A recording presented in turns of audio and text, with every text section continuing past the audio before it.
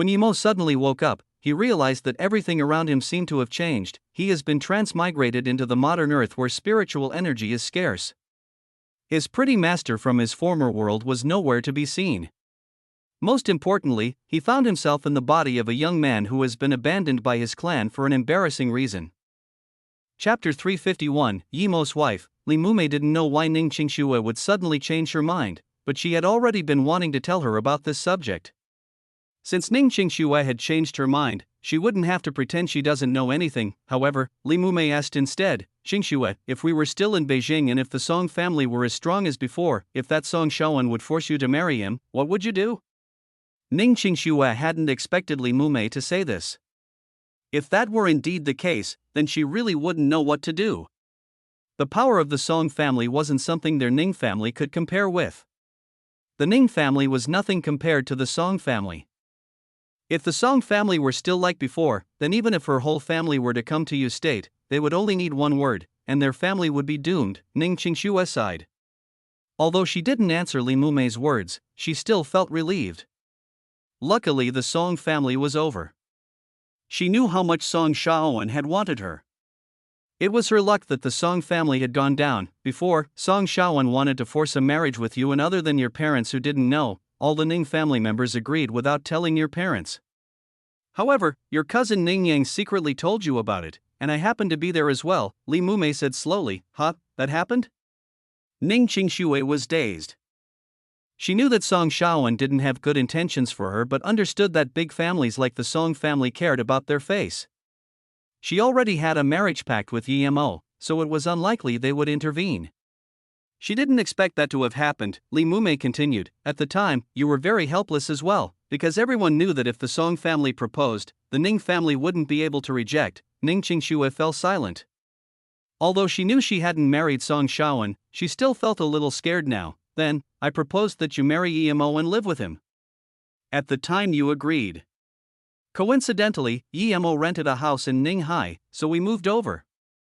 Li Mume continued. Ning Qingxue said slowly, so that's how I met him, but wouldn't the Song family exact their revenge on him? At the time, I was also afraid that Yimo would be targeted by the Song family, but I still persuaded you, saying that the Song family wouldn't do such a shameless thing, Li Mume sighed. She knew that even if the Song family didn't take action against Yimo, Song Shaoan would. Yet, she didn't mention that at the time. She didn't know how Yimo had resolved the situation nor how Song Shaoan had suddenly died. Li Mume looked at Ning Qingxue, who was still in disbelief, and said, later on, I spread your photos with Yimo online and made a marriage certificate for you too. Then, you moved in with Yimo. As for what happened between you two, I don't know, but 20 or so days later, Song Shaoan suddenly crashed and died at midnight. I went to Ninghai to pick you up and was planning for you to divorce Yimo, but before you left, you saw a small medical case. When you opened it, you rushed into the room and closed the door.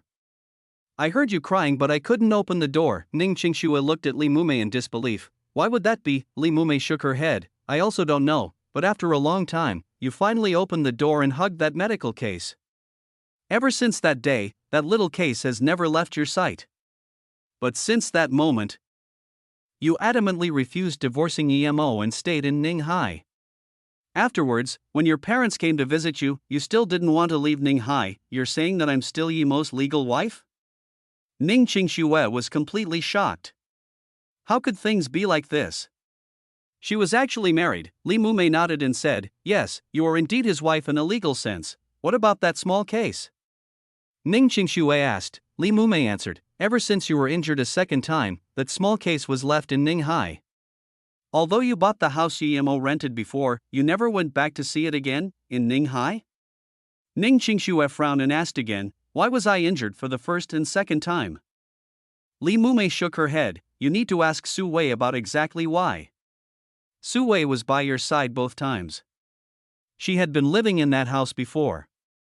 She was renting with Yimo, Su Wei? Ning Qingxue thought of this name but couldn't remember anything. Li Mume saw that Ning Qingxue really couldn't remember anything, so she could only continue. After Song Shaoan died, the Song family hunted Yimo. You even went to Flowing Snake to search for him and went to the desert with Qi Wanqing. I also know that you went to Shenongjia, but I don't know if that was related to Yimo, who is Qi Wanqing.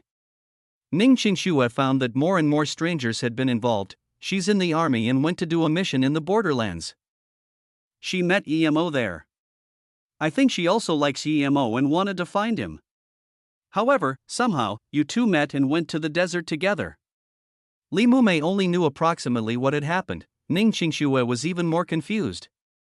Someone like that liked EMO. As though noticing Ning Qingxue's confusion, Li Mumei breathed calmly and said, "No matter what decision you make, I feel much better after getting it off my chest. At least my heart can rest easy. Otherwise, I would feel I'm doing you wrong. Qingxue, no matter what, I think the past is in the past. If you still want to find those memories, you can go to Ninghai and ask Su Wei and Su Jingguan. They know some things. If you don't want to continue wondering, then stop thinking about it." Ning Qingxue nodded and said, "Mumei, I know you wouldn't lie to me. I feel very indifferent in terms of emotions. Perhaps Master Wu Guang is right. The moment before I almost died, I really must have sealed all my emotions in my soul. No matter what, I will go to Ninghai once." "Maybe you're right." "No, Qingxue, you're not indifferent because you sealed your memories. I understand you. For some time, I felt you were more stubborn than anyone when it comes to feelings. When you didn't like someone, you tended to be very cold, but if you did like someone, that person would be your everything. You would be willing to give them anything, including your life. Perhaps you're such an emotional extremist. That's why your mom doesn't want you to remember that past." Li Mumei shook her head. Hearing Li Mumei's words, Ning Qingxue sunk into silence. She felt Li Mumei was right. She was that sort of person. What had really happened between her and EMO? She remembered that time EMO spat blood in her mother's office. If there really was nothing between the two of them, why would he be like that? Despite how real all of this sounded, Ning Qingxue still didn't dare believe that there had been something between her and EMO or that she might have fallen in love with him. That sounded impossible. She believed that she had been using EMO and that's why she had married him. It had nothing to do with love, no to mention, it had been less than a month. Even if EMO was suave and had written 100 love letters to her each day, she wouldn't have had any good impression of such a young master, much less loved him. "Mumei, thanks for telling me this. Although I know you wouldn't lie to me, I will still go ask Su Wei." Ning Qingxue had made up her mind. No matter whether this was real or fake, she had to face it. She had never expected that she would be EMO's wife. If Li Mumei hadn't told her today, she wouldn't have known about it at all. So, after she had clearly investigated things, she would still divorce. However, she felt a little regretful for having made EMO spit blood. Whether or not she used him, she was still his legal wife. Li Mumei's face showed happiness and she quickly asked, "Then, Qingxue, are you going to Ninghai or Flowing Snake first?" Chapter 352, Luo Yu looking for partnership. Let's go to Flowing Snake first. But before I go, I heard that the Luoyu Corporation is going to announce some very significant news, so let's have a look at their official website later. Let's not miss anything. The beauty pill is also very important to our corporation. Even now our sales continue to slip. If we go on like this, our corporation will face extreme difficulties, so even if we can't cooperate with Luoyu, we still need to research the recipe for the beauty pill and try to make our own product. I believe that there are a lot of people trying to do this. Ning Qingxue set aside her other thoughts and said seriously. Li Mumei nodded. Yes, however, our technology is weak. Many other pharmaceutical companies and research laboratories are already researching the beauty pill. We must hurry. Hold on, I'll have a look at their website first. Ha! Li Mumei yelled in shock at the website. Ning Qingxue immediately asked, "What's wrong?" The Feiyu Corporation was facing a difficult situation. They had no new products and the old market's competition was too big. There was no profit they could earn there. If they went on to research new products now, they would be short on money and time while taking a big risk. Therefore, the new and blooming Luoyu Corporation became the only thing that could save Feiyu. But whether it was Ning Qingxue or Li Mumei, they both knew that other companies would be thinking the same thing. More than that, many renowned companies in the world had been refused partnership. Their business was smaller in scale and far from those international big pharmaceutical companies. They only had a very thin sliver of hope, but even so, Li Mumei was still shocked. If this sliver of hope was taken away by other companies, their corporation would have no hope at all, so she was very anxious. Li Mumei said shakily, "Qingxue, in 3 days, Luoyu will be holding a conference looking for partners. But, their requirements must be satisfied, Ning Qingshui immediately asked. What requirements do they have? What are the limitations? Li Mumei answered. They're looking for partners based on location, one in Africa, one in Europe and America and two in Asia. The pharmaceutical industry of Africa isn't even developed, why is there a spot for them? Why do the two developed continents Europe and America only have one? This is odd. Looking at the requirements, Li Mumei felt strange, but soon, both of their hearts sunk. Luo Yu was looking into the partnership in Asia and there were only 2 spots. And amongst all the corporations, Feiyu could barely make it into the top 200 in Asia. It could be seen that their chances were very slim. What do we do? Qingshui, are we still going to Beijing? Li Mumei asked disappointedly, and Ning Qingshui bit her lips, her beautiful face having a persevering look. If she missed this opportunity, their corporation wouldn't last much longer. Her parents had already been staying in an American pharmaceutical company for almost half a month for their business, but they didn't seem very interested at all. We go, why wouldn't we go? Although our chances are very slim, this is still an opportunity. If we miss it, our future will be even dimmer. Perhaps we won't get a spot, but maybe we can contact a company that gets a spot and then work under them. Ning Qingshui said confidently. Just when she had finished talking, the phone in the room rang. Ning Qingshui quickly picked it up. It was a call from her mother in America, but she only spoke a few words and hung up. Qingshui's face looked bad. Qingshui, did the business negotiations in America not go too well? Li Mumei could judge the situation by the look on Ning Qingshui's face. She nodded despondently. Yes, we went to have serious negotiations with them, but they just sent a random person to deal with us. My parents will be going to Beijing in 2 days. We will go meet up with them there. Li Mumei nodded. Then I'll prepare the things for the conference. Ning Qingshui was of the opinion that their corporation could only look for an opportunity at the conference.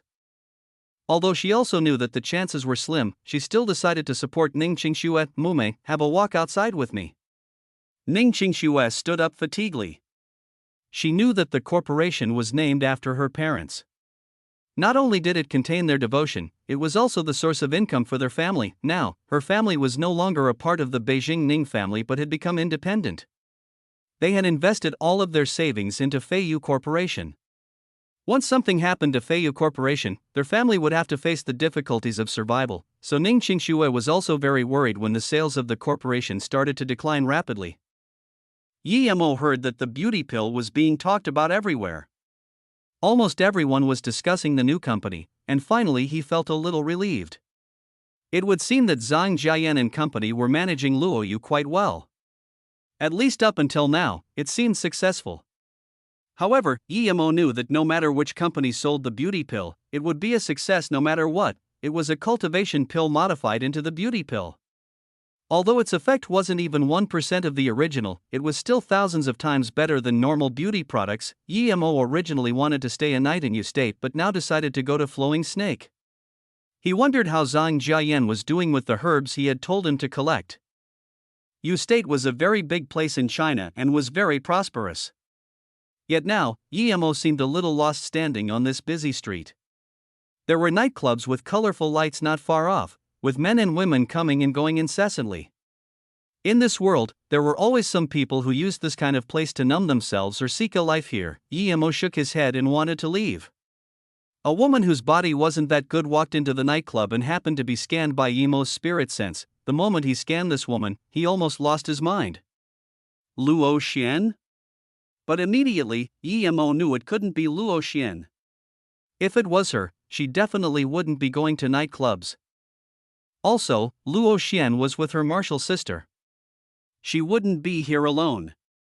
Besides, Luo Xian's body was countless times better than this woman's, but then why did he get the feeling that this woman was Luo Xian? Yi Mo's spirit sense turned back.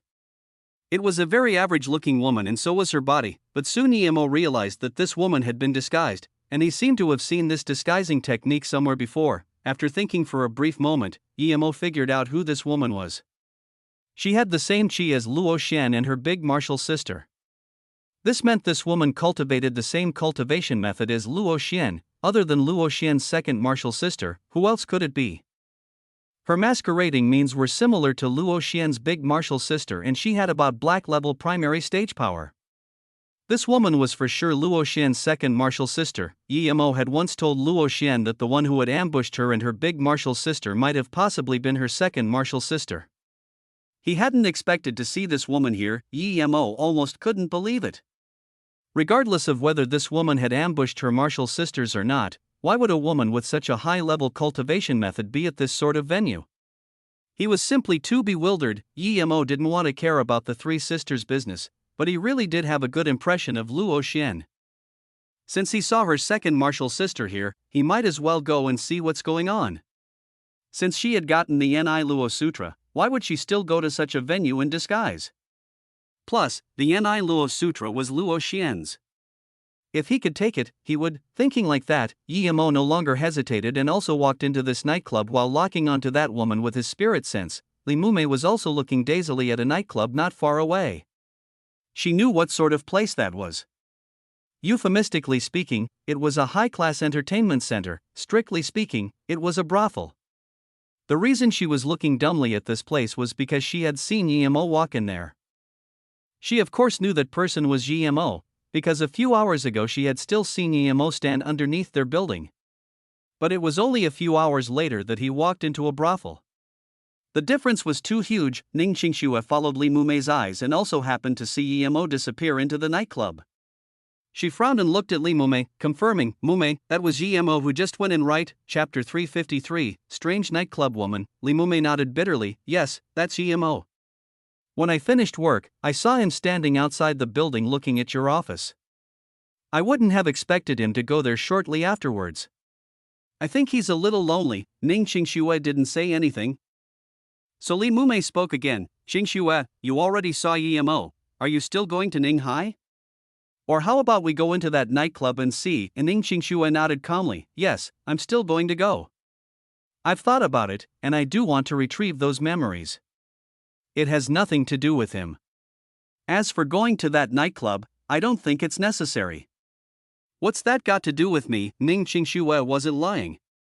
When she saw Yimo go into the nightclub, she really felt very calm, because in her heart Yimo was that sort of person. The only strange thing was that according to her impression of him, Yimo shouldn't be the type to go in there, although she didn't care, thinking about how she was legally his wife. She no longer had the mood to continue strolling. Instead, she said to Li Mume, "Mume, I'm a bit tired, let's go back." Yimo's spirit sense was so focused on that woman that he didn't notice Ning Qingxue and Li Mume. After entering this nightclub, Yimo found a seat near the edge and sat down.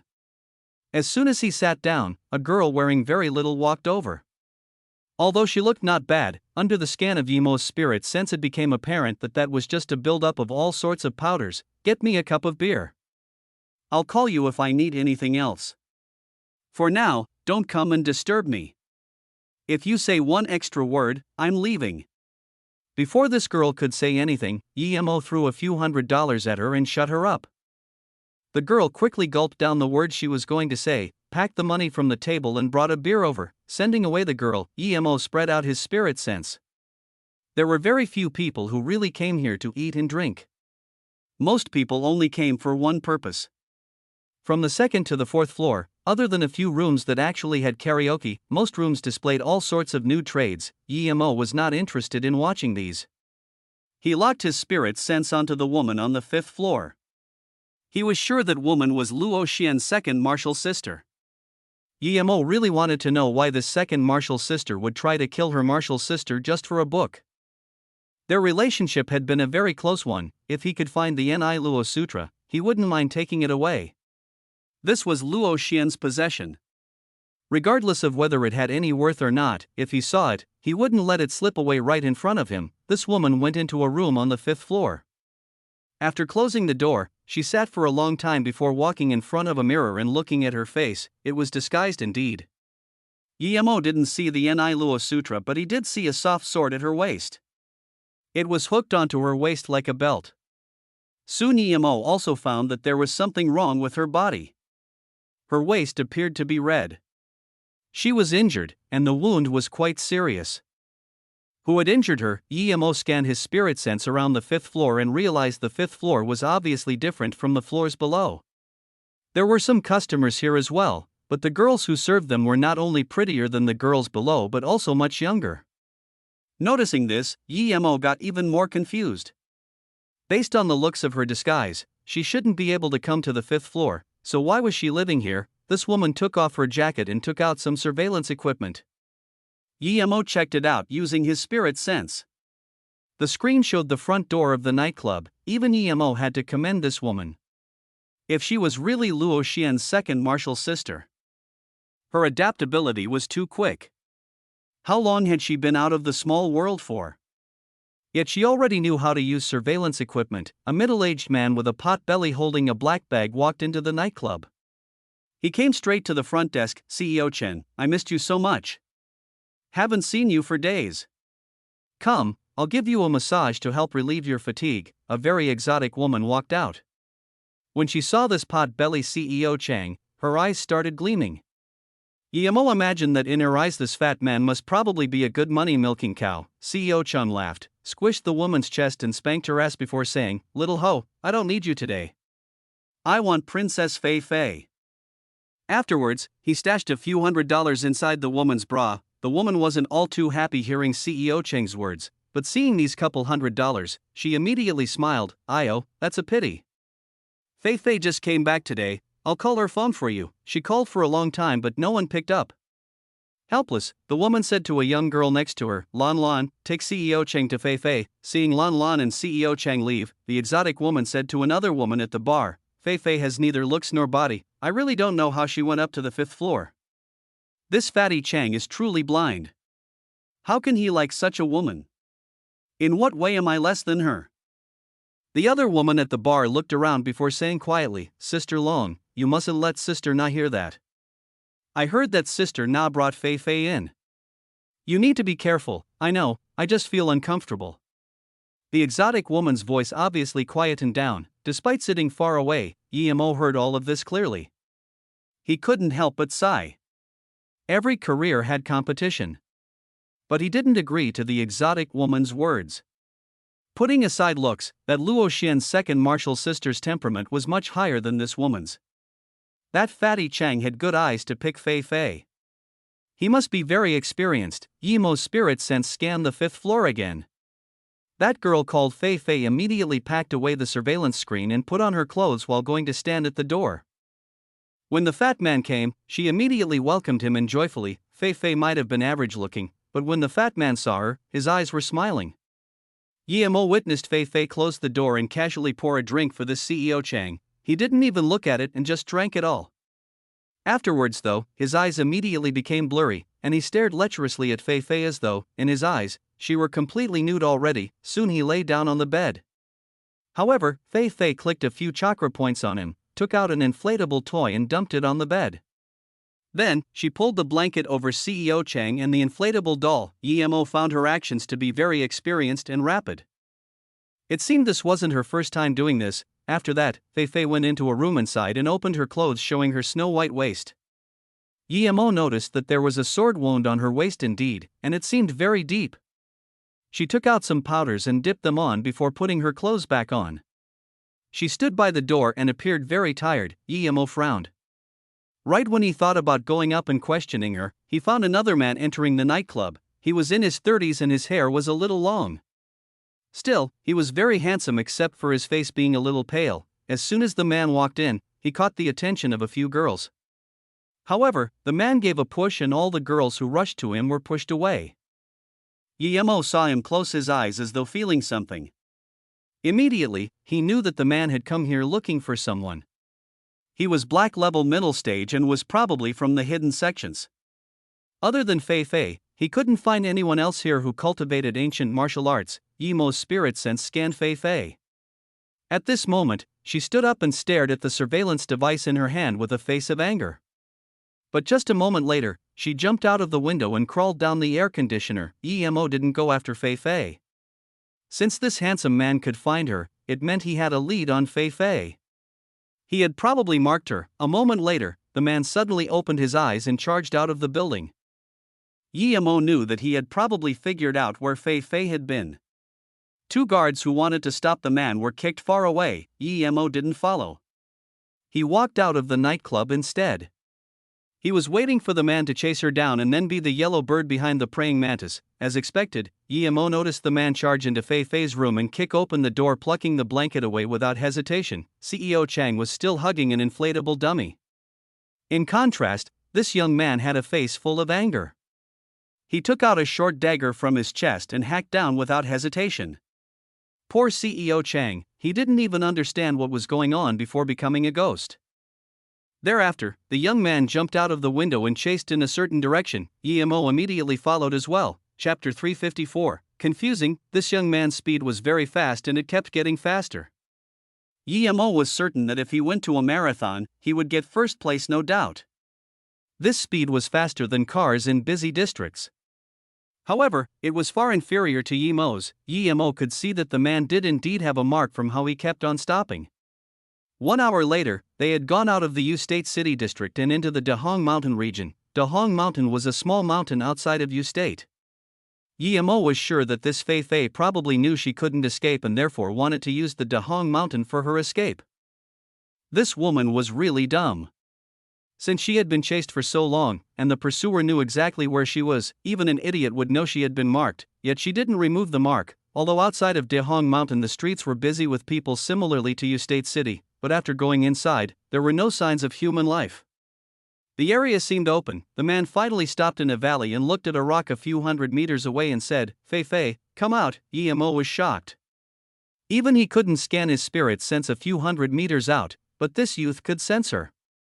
He really wondered what sort of mark he had used. It could even compare to his spirit sense mark. Indeed, a woman came out from behind the rock. It was that woman from the nightclub. From her fatigued look, however, Yemo knew that being able to run here had been her limit. "Fei Fei, what can't we talk about between the two of us? Why did you have to hide from me for months on end?" The handsome young man said helplessly when he saw the woman come out. Fei Fei sneered and just pulled out the sword from around her waist and said coldly to the young guy, "Shi Yulin, I was really blind to love a scum like you. Stop pretending. If you want to kill me then do it, but don't put on that disgusting face." So this man was called Shi Yunlin and Luo Fei was indeed Luo Xin's second martial sister. From what she said, they seemed to be lovers who ended up fighting each other. Yemo thought. Shi Yulin frowned and said, "Fei Fei, I just want you to show me the Ni Luo Sutra. I wasn't going to do anything to you, and I don't want that book either. Besides, what's the difference between what is yours and what is mine? You're already my woman, and even if you weren't, I wouldn't do anything to you. But you wouldn't even trust me about this and hid the Ni Luo Sutra instead." Luo Fei said sardonically, "Shi Yulin, stop pretending. I regret only 2 things in my life. One was to harm my sisters for a dog and the other is to like a trash like you. I was blind. I didn't take the Ni Luo Sutra, and even if I had, I wouldn't hand it over to you." "Shi Yuling, give up." Shi Yuling heard Luo Fei's words and his face turned bad. He said bleakly, "Fei Fei, I don't know why you have such a negative perception of me, but I know we won't be able to return to where we were before. We can only live outside for the rest of our lives. So, I want you to put aside those thoughts and come with me. Stop hiding around, go with you? Shi Yunlin, you wretched hypocrite. If it wasn't because you haven't gotten the Ni Luo Sutra yet, you would have killed me already. I don't know what you did to me before, but do you have the guts to swear that those who attack me have nothing to do with you? Do you dare? If I hadn't been careful, I would have been killed a few hours ago. I don't mind my life, but there are still things I care about." Luo Fei couldn't control her emotions. Shi Yulin heard this, yet his expression actually calmed down. "Fei Fei, since you want to think that way, I can't do anything about it. Yes, the people who stopped you were sent by me, but I didn't order them to kill you. It's up to you to believe it or not. Fei Fei, if you believe me, take out the Ni Luo Sutra, and we can find a peaceful place to live in for the rest of our lives." Unexpectedly, Luo Fei dropped down her head, and even her sword sunk down as though touched by Shi Yulin's proposal. Seeing this, Shi Yulin quickly went up and said, "Fei Fei, the heavens and earth can see my heart for you. I truly want to live with you for the rest of my life, but I'm afraid news would get out, so I swear I could never believe you again, so you can go die." Luo Fei suddenly jumped up and her soft sword turned into sword rays piercing towards Shi Yulin's chest. Qi Yulin didn't seem to have expected that Luo Fei would attack him and even try to kill him. In his heart, even if the heavens fell, Luo Fei would only be annoyed at him at most. He believed that Luo Fei still loved him and very deeply so, but reality turned out to be the opposite. Qi Yulin quickly sidestepped, but even so, the sword still passed through his ribs. After Qi Yulin was hurt, he became remorseless and kicked Luo Fei in the stomach. Luo Fei flew away and landed on the ground. She spat blood from her mouth, and as though realizing she wasn't going to make it, she smiled. Qi Yulin ate a pill and opened his clothes, pouring some powder on it. It didn't seem he was injured very seriously, but he just felt furious that Luo Fei had dared attack him. Luo Fei looked at Qi Yulin and jeered before murmuring, "Sorry that I attacked you, Sister Luo Xian, but I didn't go all out. I know you and Big Martial's sister suspect that I wanted to kill you, but I really did not." Qi Yulin suddenly yelled, "Bitch, you rubbed poison on your sword. Even if I don't get the Ni Luo Sutra, I will still kill you." But at this moment, Luo Fei had already fallen unconscious onto the ground. She couldn't hear a word he had said. Yi Mo was confused. From their conversation, it would appear Luo Fei didn't take the Ni Luo Sutra at all. Although she wanted to help Qi Yulin, she didn't deal killing blows to her martial sister. This meant that even if Luo Xian hadn't reached black level, Luo Fei's palm wouldn't have been able to kill her. On top of that, it also seemed that the injuries the big martial sister had sustained weren't related to Luo Fei. What was going on? If that was the case, then who took the Ni Luo Sutra? Qi Yulin struggled in front of Luo Fei and wanted to kill her. But he stopped. He saw that someone suddenly appeared in front of him. "Who are you?" Qi Yulin looked at Yi Mo with a purple face. It could be seen that he was poisoned seriously. Yi Mo said plainly, "Answer a few questions of mine, and perhaps I can give you a quick death. Firstly, did you attack Luo Xian's big martial sister? And, were you the one who poisoned her? Secondly, the Ni Luo Sutra, did you seduce Luo Fei for it?" Qi Yulin had a hideous smile and raised his sword, wanting to attack Yi Mo. Yi Mo raised his finger and pointed at his forehead. Qi Yulin's face went blank, and he soon replied, "I didn't ambush Luo Xian's big martial sister, nor did I get the Ni Luo Sutra. I made arrangements with Luo Fei to knock out Luo Yin, and I didn't even meet her before she came back to the temple.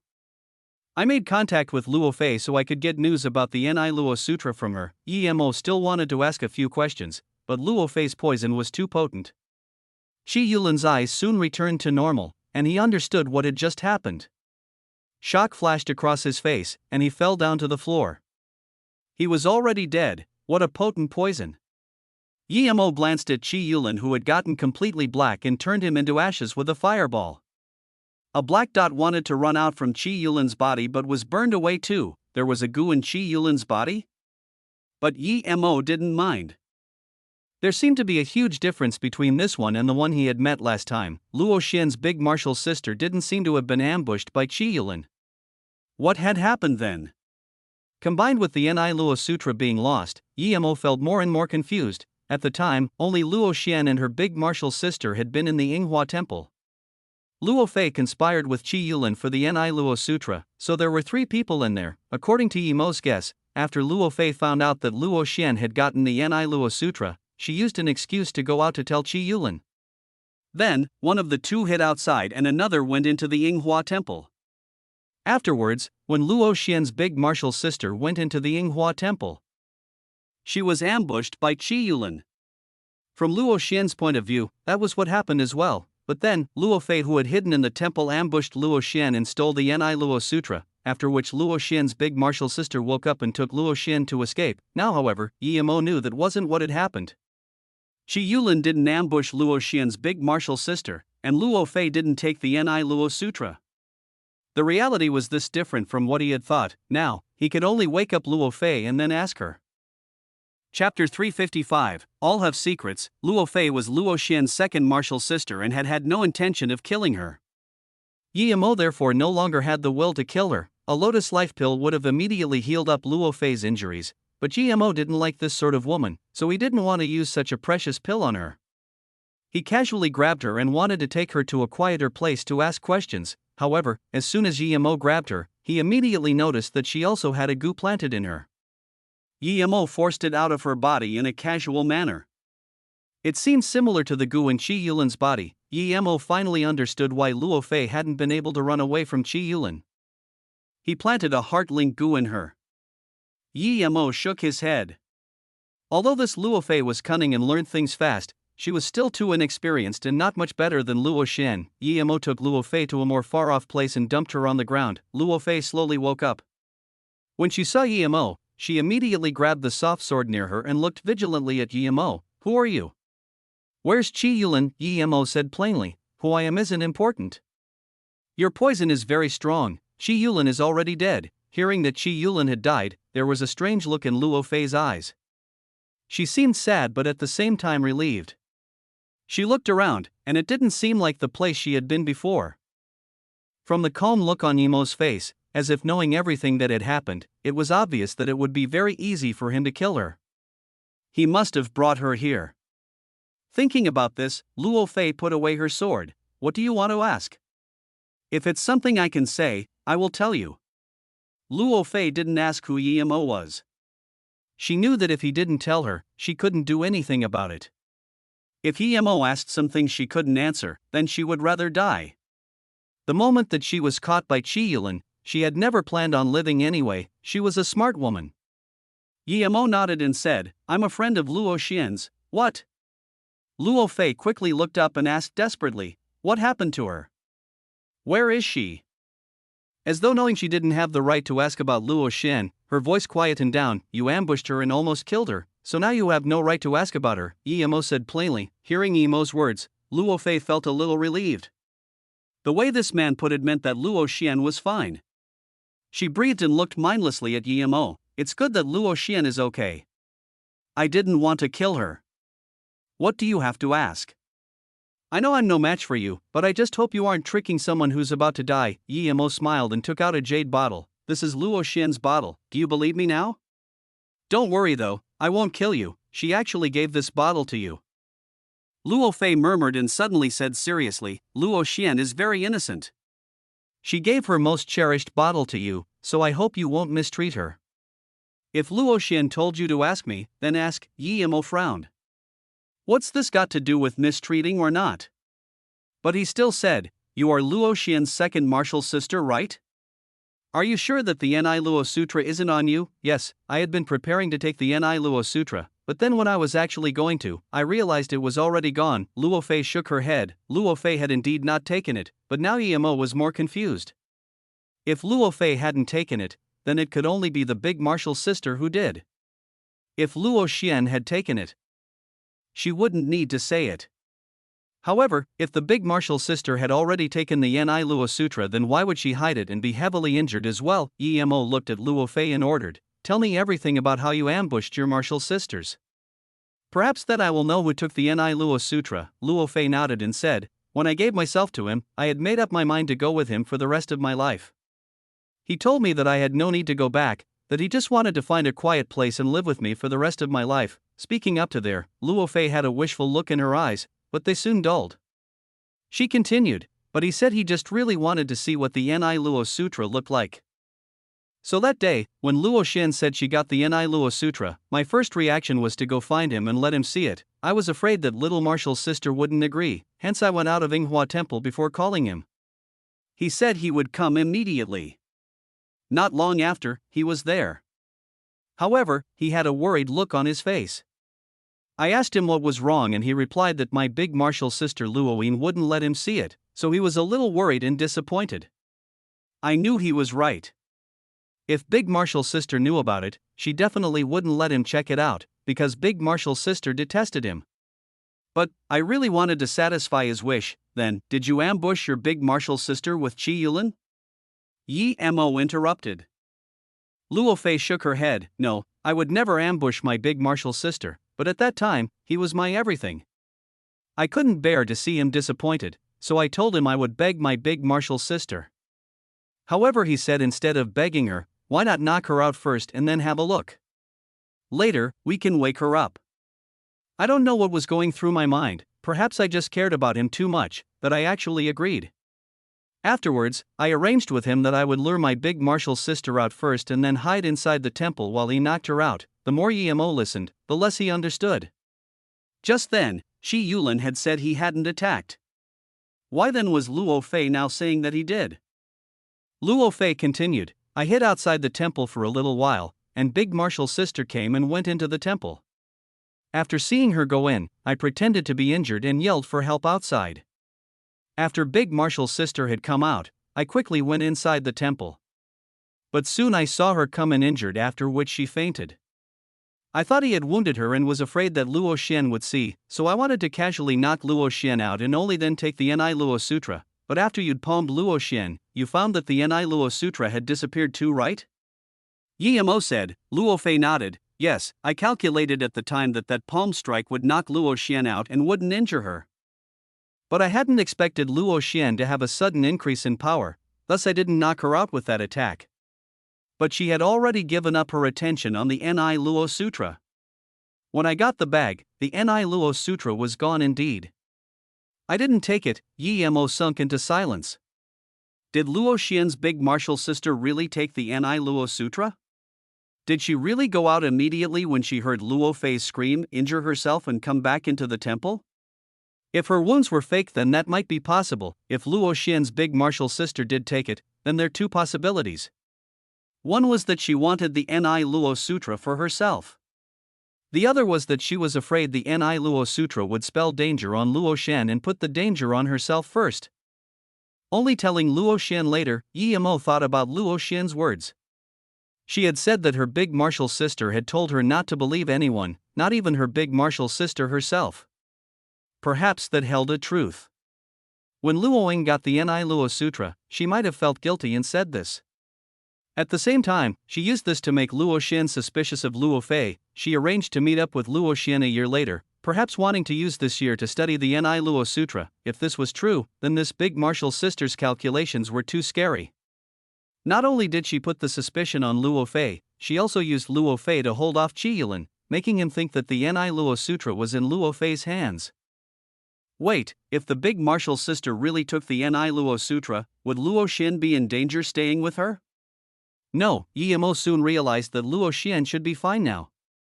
First of all, Luo Ying probably had some feelings for Luo Xian. Second of all, she had to make Luo Xian firmly believe that the Ni Luo Sutra was with her second martial sister. Yi Mo shook his head. Even he had been tricked. The first time when he met Luo Fei and Qi Yulin, he also believed that the Ni Luo Sutra was on Luo Fei.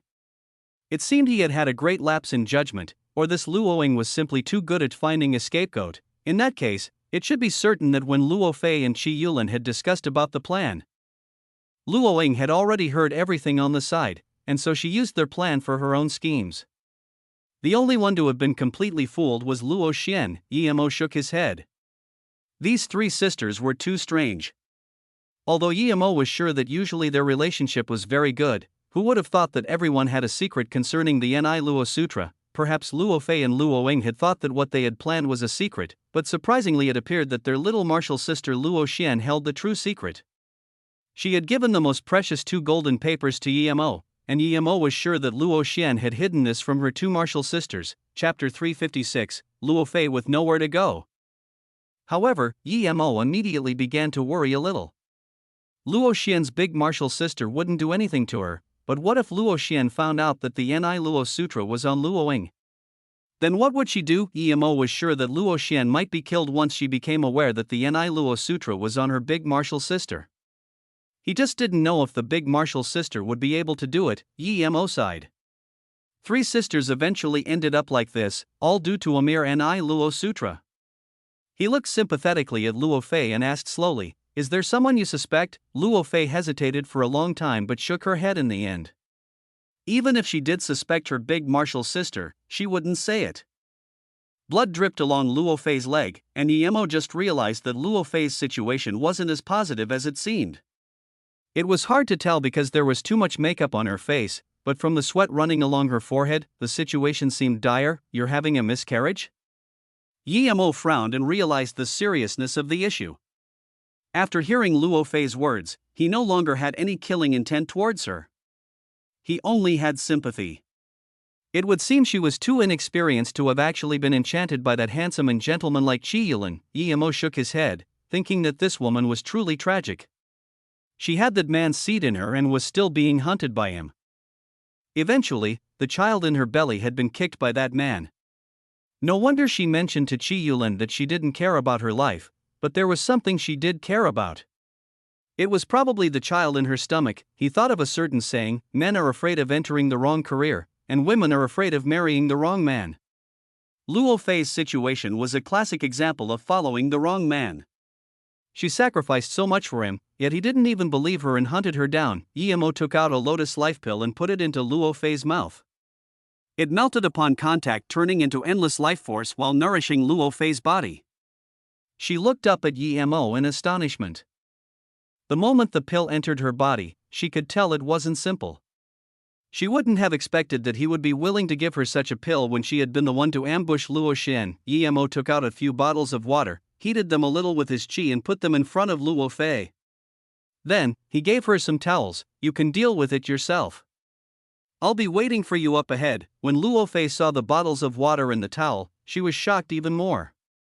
She clearly saw that GMO didn't have any bags on him, so where did the water come from? This person was too mysterious. Compared to this, the hot water didn't mean much, because anyone who cultivated inner qi would be able to heat the water. When she came to her senses, Yemo had walked a long distance away. Yemo shook his head. He knew his heart had gone soft. This Luo Fei's encounters were too pitiful. Not only was she tricked and hunted by the man she loved, she was also completely used by her big martial sister. She didn't even dare go back now. Yemo sat on a rock. He was waiting for Luo Fei. Luo Fei definitely wasn't going to go back to the small world. She owed him, hence if he asked her some things now, she probably wouldn't reject. Luo Fei did things really slowly. Yemo waited for an hour but still didn't see her come out. However, Yemo couldn't really use his spirit sense to check. She was having a miscarriage after all. Yemo didn't worry that anything would happen though. His lotus life pill was enough to cure something 10 times more serious. In his boredom, Yemo took out his phone and was about to call Zhang Jiayan. Luo Yu was developing and its fame was rising rapidly. This made Yemo very happy. The first step of his plan was already working. Now, he just needed to continue working, and it wouldn't be a problem to establish a commercial empire in the pharmaceutical industry. As long as he became the #1 commercial empire in the world, he believed he would be able to collect all the spirit herbs very easily. When Yemo took out the phone, he realized that phones also needed charging. The battery was out despite it having been turned off. Yemo put down the phone in disappointment. He had already noticed Luo Fei walk over, so he stood up. Luo Fei had removed her masquerade and seemed like a completely different person. She was a very beautiful woman. Her leaf-like brows were very enjoyable to look at. Although she was a little lesser than Su Jingwen in looks, her cultivation method made her have a more aristocratic and royal temperament. Yemo suddenly thought cheekily that if she were to go like this to the nightclub as a prostitute, she might cause a full-on craze in Ustate. The lotus life seed was indeed a good thing. One couldn't tell what she had gone through at all. Even her face was ruddy. However, there was still a little sadness and despondency in her eyes, forming a stark contrast with her face. Seeing that her body was completely clean, Yemo praised her in his head. She seemed to have taken a shower with that little amount of water. Women were really unimaginable creatures. He suddenly thought of Luo Ying. In the desert he had given her a pond, and at that time, Luo Ying had used the little amount of water to wash herself completely clean like the purest of goddesses. Luo Ying. Longing flashed across Yemo's eyes. He had been searching for a few months, but there was still no news of her. Luo Fei walked in front of Yemo and bowed respectfully before saying, "I don't know what Qianbei is called. But thank you for saving my life. I know that Qianbei must have something to ask me. I will tell you everything I know." Yemo applauded this woman's intelligence. He waved his hand and said, "No need to call me Qianbei. I'm friends with Luo Xian. Luo Xian calls me Brother Yi, thus you can call me that too, or Yemo is fine as well." Hearing about Luo Xian, Luo Fei got a little absent-minded again but immediately came back to her senses. She looked at the powerless phone in Yemo's hand and knew that Yemo wasn't able to make a call. So, she passed over her phone and said, "Brother Yi, here is my phone. You can use it." Yemo took it and gave Zhang Jiayan a call. Receiving a call from Yemo, Zhang Jiayan was very excited. He had simply admired Yemo's character before and followed him to Flowing Snake impulsively. But in this short time, they actually became hugely successful. Countless CEOs and managers came to Flowing Snake in person for no other reason but to see him. Zhang Jiayan reported the sales of Luoyu Corporation in detail, but there wasn't much progress with the herbs GMO had asked them to collect. They didn't even collect some of the rare herbs, much less the spirit herbs. GMO was very disappointed. It seemed that Zhang Jiayan understood this problem as well, therefore Luoyu was prepared to look for a partnership in Beijing in 2 days. According to their plan, they would look for 4 partners around the globe. Luoyu would provide them with some ingredients to make the beauty pill, while they would in return help Luoyu Corporation look for those materials. Of course, all the partners could develop and contract subsidiary companies, thus spreading the mission of the Luoyu Corporation around the world. Yemo was rather happy about this method and told Zhang Jiayan that he would be leaving his phone on in the near future, so if there was any problem, he could call Yemo. If he finds the time, he might go to Beijing too. Yemo then hung up the phone and returned it to Luo Fei. Luo Fei took the phone and looked at Yemo in shock. "You are the big boss behind the Luoyu Corporation?" Yemo smiled. "You don't need to make me sound so mysterious. The reason I don't show myself is because I've got other things to do. Luoyu Corporation is indeed mine. But who would have thought that someone like you would care about such things?" There was some struggle in Luo Fei's eyes as though she wanted to say something but couldn't make up her mind to say it. Yemo could tell and said, "If there is something, just say it. If I hadn't saved you, you would have already been dead. What do you still need to hesitate about?" Yemo was very straightforward, but in her mind, Luo Fei felt Yemo was right. If Yemo hadn't saved her, she really would have been dead. Taking this into account, she bit her lips and said, "I don't have anywhere to go now. I heard that beauty pill is very nice and I would like to buy it too. But I don't have any money. After finding out that you're the big boss of Luoyu, I wanted to go to your company, but then I realized that I can't, so, oh, how come?" Yemo asked. Luo Fei fell silent and replied after a while, "Because my origin is very mysterious. That Qi Yulin came from the same place as me, but his status is higher than mine. Now that he disappeared, the first one they would be looking for is me. Besides, due to the Ni Luo Sutra, I become a target of a lot of people. Once news gets out, everyone would think the Ni Luo Sutra is in my hands. If I get caught by myself, I just die. But if I join your company, then I could perhaps bring disaster to it. Plus, even without these things, as long as I don't go back, I might be found by them, and they would kill me without hesitation, so that's the reason." Yemo smiled. "So mysterious how? It's just an inner hidden sect. Bring disaster to my company? Although I didn't agree for you to join my company, it's not because I was afraid of you bringing them to me. I really don't care about your hidden sections. If they don't mess with me, it's fine, but if they do, I can be a very vengeful person." Chapter 357, The Secret of the Inner Hidden Sects. You actually know about the inner hidden sects?" Luo Fei looked at Yemo in shock. She really didn't dare believe it and subconsciously looked around carefully before saying in a quiet voice, "Sister Luo Xian even told you this?" You guys, quite obviously, she thought that Luo Xian and Yemo had already broken through that last barrier. Yemo sneered and couldn't be bothered to say anything, so he just asked, "If you're at the entrance to the small world, how do you go in and out? Sister Luo Xian didn't tell you." Luo Fei was confused as to why Luo Xian would leave these things out. Yemo said plainly, "I know the gist of it, but I didn't ask specifically." "But you're different. You owe me, so I want you to tell me." Luo Fei felt a little sour in her heart. He could have asked Luo Xian, but he just had to ask her. This meant that he cared about whether Luo Xian was willing to answer or not but didn't care about what she thought. Seeing Luo Fei hesitate, Yemo sneered, "I saved you just for this purpose, but if you don't want to answer, I can't be bothered to force you. Just take it as me having done a good deed." Thereafter, Yemo turned and left. He really didn't want to interrogate a poor woman like her. He believed that even if Luo Fei didn't say anything, he would still be able to find the entrance to the small world. Not to mention, Luo Xian had hinted some things. "I'll tell you. I almost lost my life, why would I care about other things? But you mustn't try your luck and find the entrance, nor should you try to offend the people of the inner hidden sections.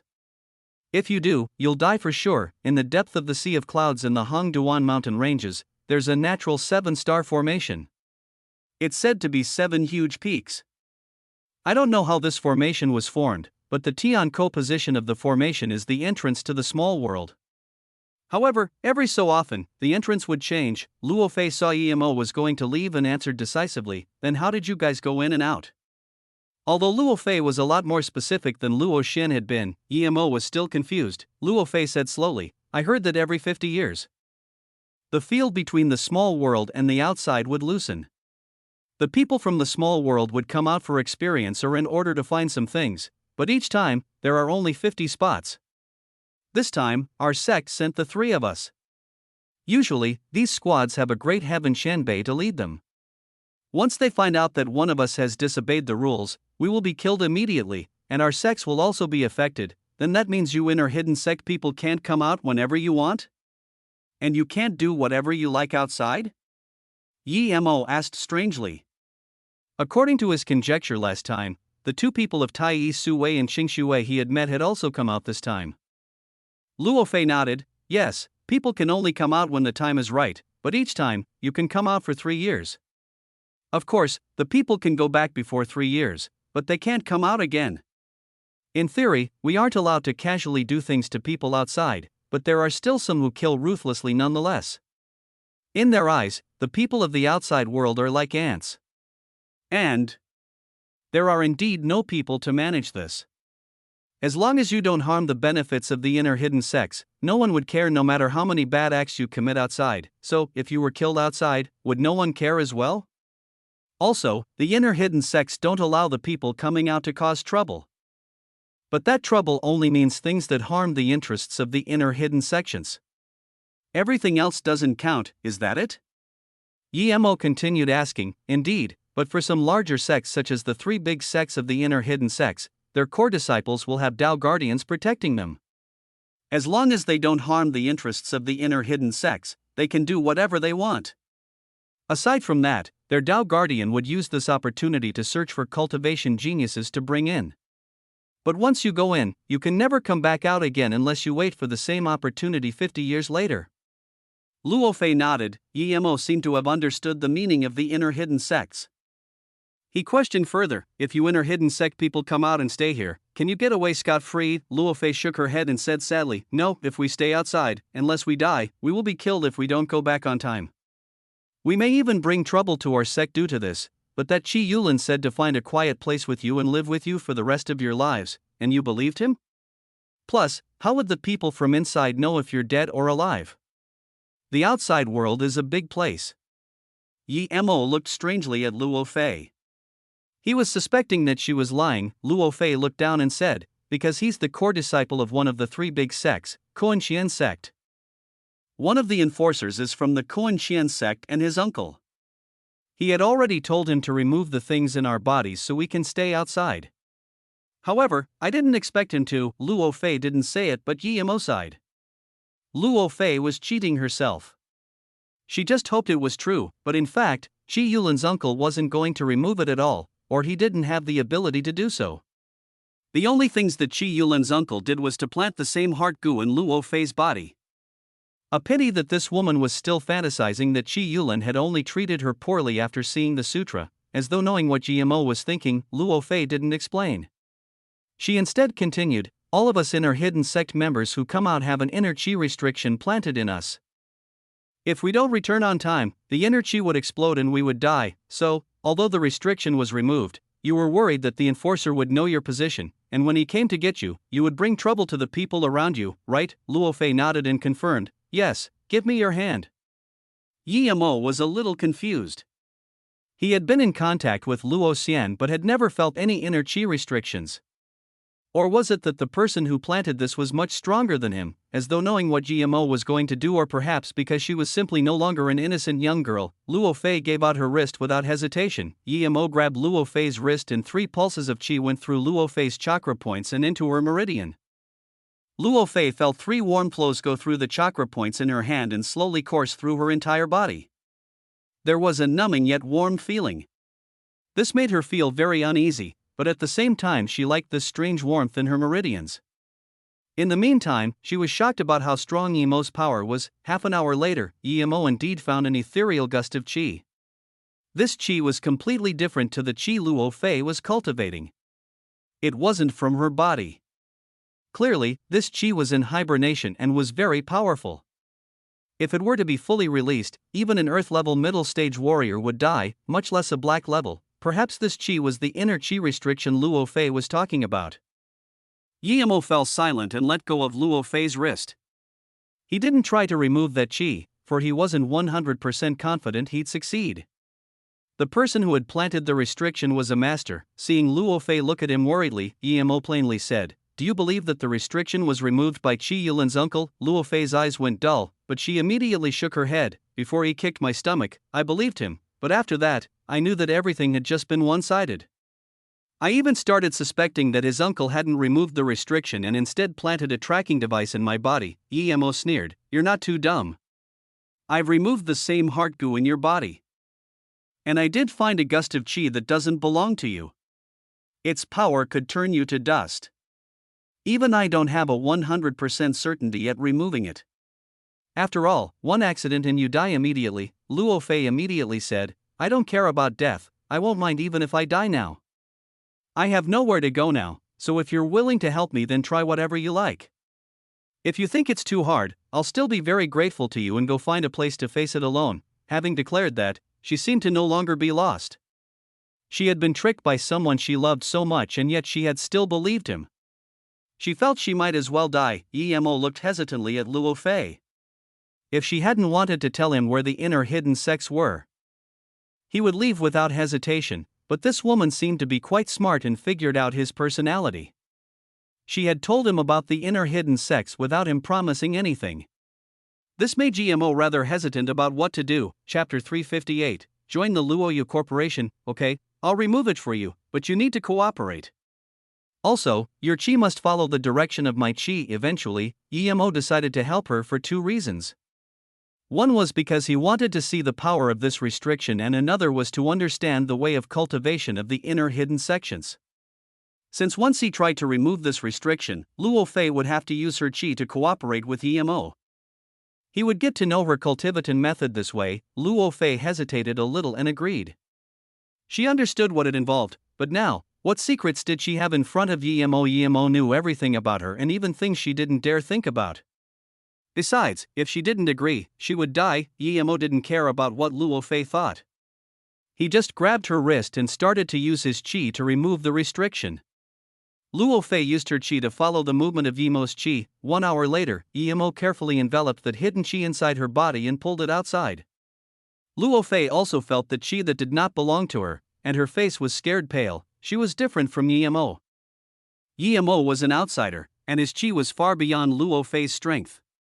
When Luo Fei felt that chi, she immediately knew that if this chi were to go berserk, she would be blown to dust. Such a heartless man, Luo Fei thought of Qi Yulin. That man didn't even care if she lived or died. He was prepared to dump her somewhere outside by herself after he'd finished using her. As though feeling the nefarious intent of Yemo's chi, the chi inside of Luo Fei's body started to rustle. Yemo suddenly used his chi to kick this chi out of her body. Luo Fei didn't even have time to think before feeling this lacerating pain in her dantian. She immediately spat out blood. By then Yemo had already enveloped that chi and condensed his chi fire. He was going to burn away this chi. Even though if the chi dissipated, the owner wouldn't know it was forced out by someone, Yemo really didn't have the time yet to fight these guys, so he might as well be careful. Rumble. The chi made a huge sound under Yemo's chi fire. Yemo retreated a few meters, and the place he had stood at became a huge ditch. Luo Fei looked at that huge ditch in shock. If that chi had exploded inside of her, what would have happened? She looked gratefully at Yemo and felt more envious of her little martial sister. Why was her life so much better than hers? Even the man she found was countless times better than hers. Envy? Luo Fei quickly stopped her thoughts. The reason Yemo saved her other than her telling him about the inner hidden sex was primarily thanks to her little martial sister. She should be thanking Luo Xian. How could she envy her? Yemo turned back and looked at Luo Fei saying, "Luo Fei, I believe you are fine now. All I want now is for you to find a place with no one else and hide. I believe the inner hidden sex won't be able to find you." Luo Fei hesitated for a moment and said, "I don't know where to go now either. Although I haven't been out for long, I do have some expertise in herbs. If you agree, I can join your Luoyu Corporation. I believe there are few people who know more about herbs than me." Yemo felt moved. Yeah, she came from the inner hidden sects and the ancient martial arts system. She isn't someone that Su Ping can compare with. If she could help, it would be of great assistance to him. Yemo wasn't someone who did things with fear. Since he agreed, he wouldn't care about the revenge of the inner hidden sections. The 3 years' time was almost up, and even if it wasn't, he wouldn't be afraid of the inner hidden sections. Moreover, he had a feud with Tai Yi. Okay, in that case come to Luoyu Corporation with me. There's still 2 days before our company will hold a conference in Beijing. You can come with me to have a look at that time. Follow me to U State first. It's about to be daylight. Let's not stay here. Hearing Emo agree to her request, Luo Fei rejoiced. If Emo hadn't agreed, she really wouldn't have known where to go. She didn't have any survival skills. Although she knew a little bit, it was very hard to survive in this society, much less earn enough money to buy the beauty pill. Ma Yuan Building, Room 808. The office of the CEO of the Feiyu Corporation Ning Qingxue. It was Monday, and usually there would be a discussion about the new plan for the week. Qingxue would usually participate in this meeting, but today, she didn't tell her secretary to have a meeting. Instead, she dozed off in her seat. Li Mumei walked over bringing some data and looked at Ning Qingxue in contemplation. She said worriedly, "Qingxue, this is the data I compiled last night for the conference. Have a look and see if there have to be any additions." Ning Qingxue rubbed her forehead but didn't answer to Li Mumei's words. Instead, she asked, "Was the nightclub we saw last night Yuan Gu World?" Li Mumei nodded. "Yeah, what's wrong, Qingxue?" She didn't think Ning Qingxue had changed her view of Yemo after her words. Not to mention, Ning Qingxue had also stated that what Yemo did had nothing to do with her. Ning Qingxue frowned and said, "I went by there in the morning and found that it was under lockdown. Can you go over and check what happened?" Li Mumei was shocked. She didn't believe that Ning Qingxue would walk past there accidentally. Because she didn't need to go that way from her house to the company. Since she went there, it meant she did so intentionally. Ning Qingxue had clearly said she had nothing to do with Yemo, so why did she still go there? Now, she wanted her to scout information about it. Clearly, she wanted to be aware of Yemo's things. Had she remembered something? Thinking about this, Li Mumei asked, "Qingxue, did you remember something?" Ning Qingxue shook her head. "No, I just heard that there was a murder case there." Li Mumei immediately understood. She knew Ning Qingxue too well. Even if the entire nightclub exploded into rubble, she wouldn't care about it. Yet now, she was sitting here in contemplation. She was obviously thinking about whether the murder case was related to Yemo. Okay, I'll get someone to ask about it later. Li Mumei realized that Ning Qingxue wasn't as indifferent as she claimed to be. Did she really not care about what happened last night at all, Mumei? Ning Qingxue seemed to want to ask Li Mumei something, but in the end she shook her head. "Nothing, go ask. I'll have a look at the data." Afterwards, Ning Qingxue picked up the data Li Mumei had put on the table. However, although her eyes were on the data, the pages were turned upside down. Li Mumei saw that Ning Qingxue was absent-minded inside as she walked out of the office. She saw the secretary waiting outside and told him, "Cancel this week's meeting. I will give out notice when we have another one." After Li Mumei had left for a long while, Ning Qingxue took out the necklace and looked at it before muttering, "Does he really have something to do with this necklace? How can that be?" Master Wu Guang said this necklace was related to a Qianbei he knew, and Master Wu Guang was in his 70s. His Qianbei would have to be over 100, knock knock.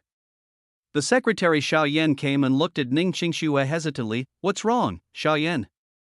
Ning Qingxue came back to herself and asked. Xiao Yan said carefully, "Just now, the T-Phone Corporation of U State came. Manager Tang believes they are here to cancel the agreement they just made with us." Manager Tang is having negotiations with them at this moment, T-Phone Corporation?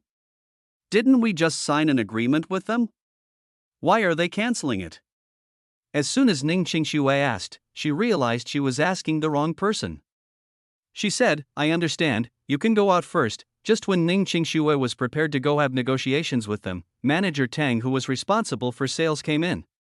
Manager Tang was called Tang Lianxue, a past worker of Ning Zhongfei's. CEO Ning. Tang Lianxue's face was full of guilt. Ning Qingxue said indifferently, "Take a seat first. Did they already revoke the agreement with us?"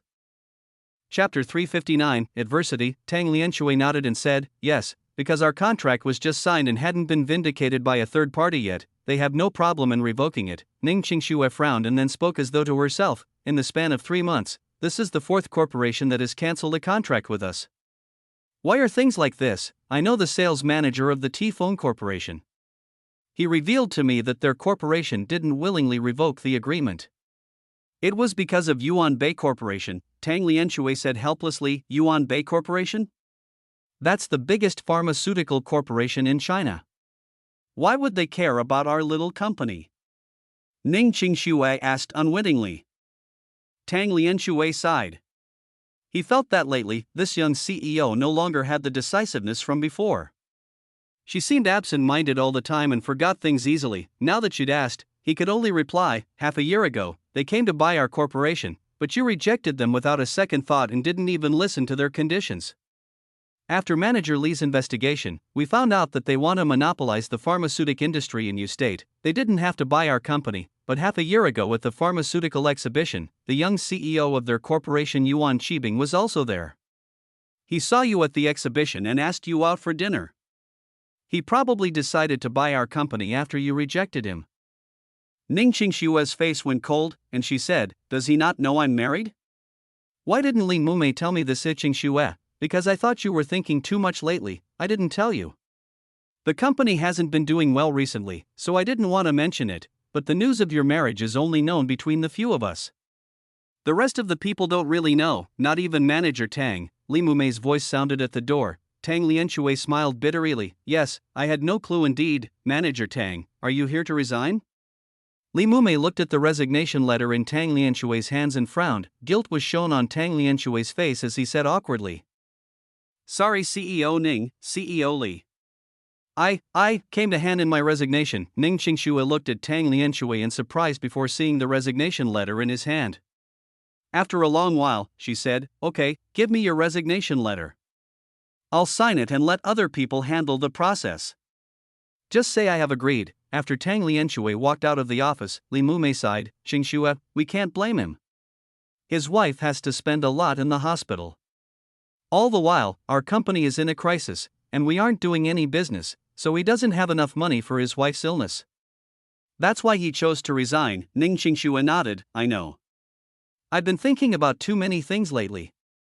Thus I hadn't realized some matters. Manager Tang is a capable man, but no matter how capable he is, if he doesn't have a good platform to operate on, he can't do anything. This is a problem of our company. Li Mumei nodded. That young CEO of Yuan Bei Corporation is forcing you, and his means are disgusting, shameless. But they're the biggest pharmaceutical corporation of China, and no one is willing to annoy them. Also, in 2 days at the Beijing Luoyu Corporation Conference, they just might perhaps get the spot for Asia. Therefore other pharmaceutical companies are afraid of offending them. Even if you're only connected to Luoyu the slightest bit, you will still be earning big. Are they so sure that they will be chosen by Luoyu? Ning Qingxue frowned and said. Li Mumei smiled bitterly. Yuan Bei is the biggest pharmaceutical company in Asia, and globally they're ranked in the top 5. Although the beauty pill's interestingness is completely unimaginable, it's merely a single product. Hence the power of Yuan Bei is still far greater than Luoyu's. This is why I don't even think it's them asking to cooperate with Luoyu but the other way around. Ning Qingxue rubbed her forehead. She knew Li Mumei was right, but she didn't have any way to stop this from happening. Mumei, even if our company dies I won't sell it to them, Ning Qingxue said coldly. Li Mumei nodded. I know this company is the blood of your parents. I don't feel comfortable selling it to Yuan Bei either. Still, if they continue to suppress us, we will be forced to shut down. Ning Qingxue nodded. No matter what, we still need to go to the Beijing conference. We need to try our luck. Luoyu is looking for 2 partners in Asia. We can work hard and be the other one they choose. Li Mumei nodded but didn't speak. She knew that the possibility of that was too low. Also, if Yuan Bei let out news that they don't like Feiyu, then other companies wouldn't cooperate with Feiyu either. Yuan Bei Corporation had some status even in the international market. Their heart safety serum was renowned all over the world and earned huge profits for the company. Knock Manager Yu of the Human Resources Department came in. She saw that Li Mumei and Ning Qingxue were both here and spoke worriedly. CEO Ning, CEO Li, there have been quite a lot of people resigning the past few days. Do you think we should do something? Lee Mume said straight up. There's no need. If they want to resign, they can. If we become the partner chosen by Luo Yu in 2 days, then that will be more convincing than anything. Seeing the manager of human resources leave, Lee Mume also felt helpless. Other people worked to be the chosen partner, but they worked hard to become the underling of the chosen one. The difference was too huge. However, Lee Mume knew in the depth of her heart that there were around a few hundred companies in Asia wanting to partner with Luo Yu or even more. And their company could only be ranked towards the end. Ning Qingxue didn't talk at first. Only after seeing that the human resources manager had left did she ask, Mume, how was it? Lee Mume nodded and said, last night, there was indeed a murder case at Yuangu World. A counterfeiting boss was killed and nothing else, but what? Ning Qingxue quickly asked. I looked at the police footage and copied one over. Yemo indeed went there last night and asked for a beer, but he didn't even drink. He just sat for a while and left. He also gave a few $100s as a tip to a waitress. I went and questioned that girl, Lee Mume said. What did she say? Ning Qingxue didn't seem to notice that she was a little desperate.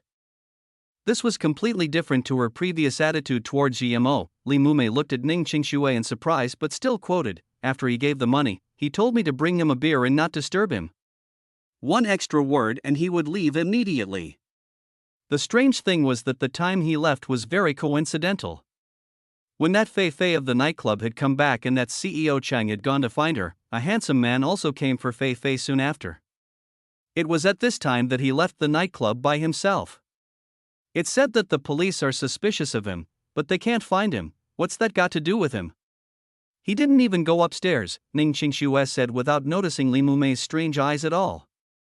By the way, Mume, let's not care about such things. For now we still need to prepare for our trip to Beijing. My dad will go there tomorrow, and we can go there the day after. If we don't try, we have no hopes at all, but if we do, we will feel better even if we fail. Ning Qingxue finally focused her attention on the company. Lee Mume smiled bitterly. From the beginning to the end, it was you who told me to investigate. I really didn't want to care about this, but still, she felt Ning Qingxue was a little different now. To be exact, after she had told Ning Qingxue that she was married to EMO, her attitude seemed to have taken a peculiar change. Perhaps she didn't even notice it herself.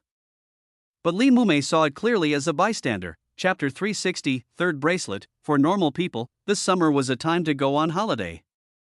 But for all pharmaceutical companies around the globe, it was a very anxious time. This was for no other reason than the sudden appearance of the flowing snake Luoyu Corporation. Compared to any other pharmaceutical company, the earnings of Luoyu were thousands of times more lucrative, and this had upset the interest rules of any and every industry. It could be said that since the beginning of history, there hasn't been a single product that was this lucrative. And even though everyone knows it, they are still willing to buy it. One could imagine that if any pharmaceutical company had the slightest relationship with Luoyu, then the profit this company earned would increase exponentially. But Luoyu didn't need any partners. Anyone who wanted a partnership with Luoyu was rejected. Even those who offered to help sell the Luoyu products were rejected. Just when all the pharmaceutical companies in the world were watching this huge slice of cake in admiration, Luoyu Corporation announced that they would be holding a conference and looking for partners. This news shocked the entire pharmaceutical industry. In this moment, Beijing became the focal point of the world. Why? It wasn't only because of the conference. There were also going to be large amounts of beauty pills sold there. They will also use this opportunity to push their new health pill.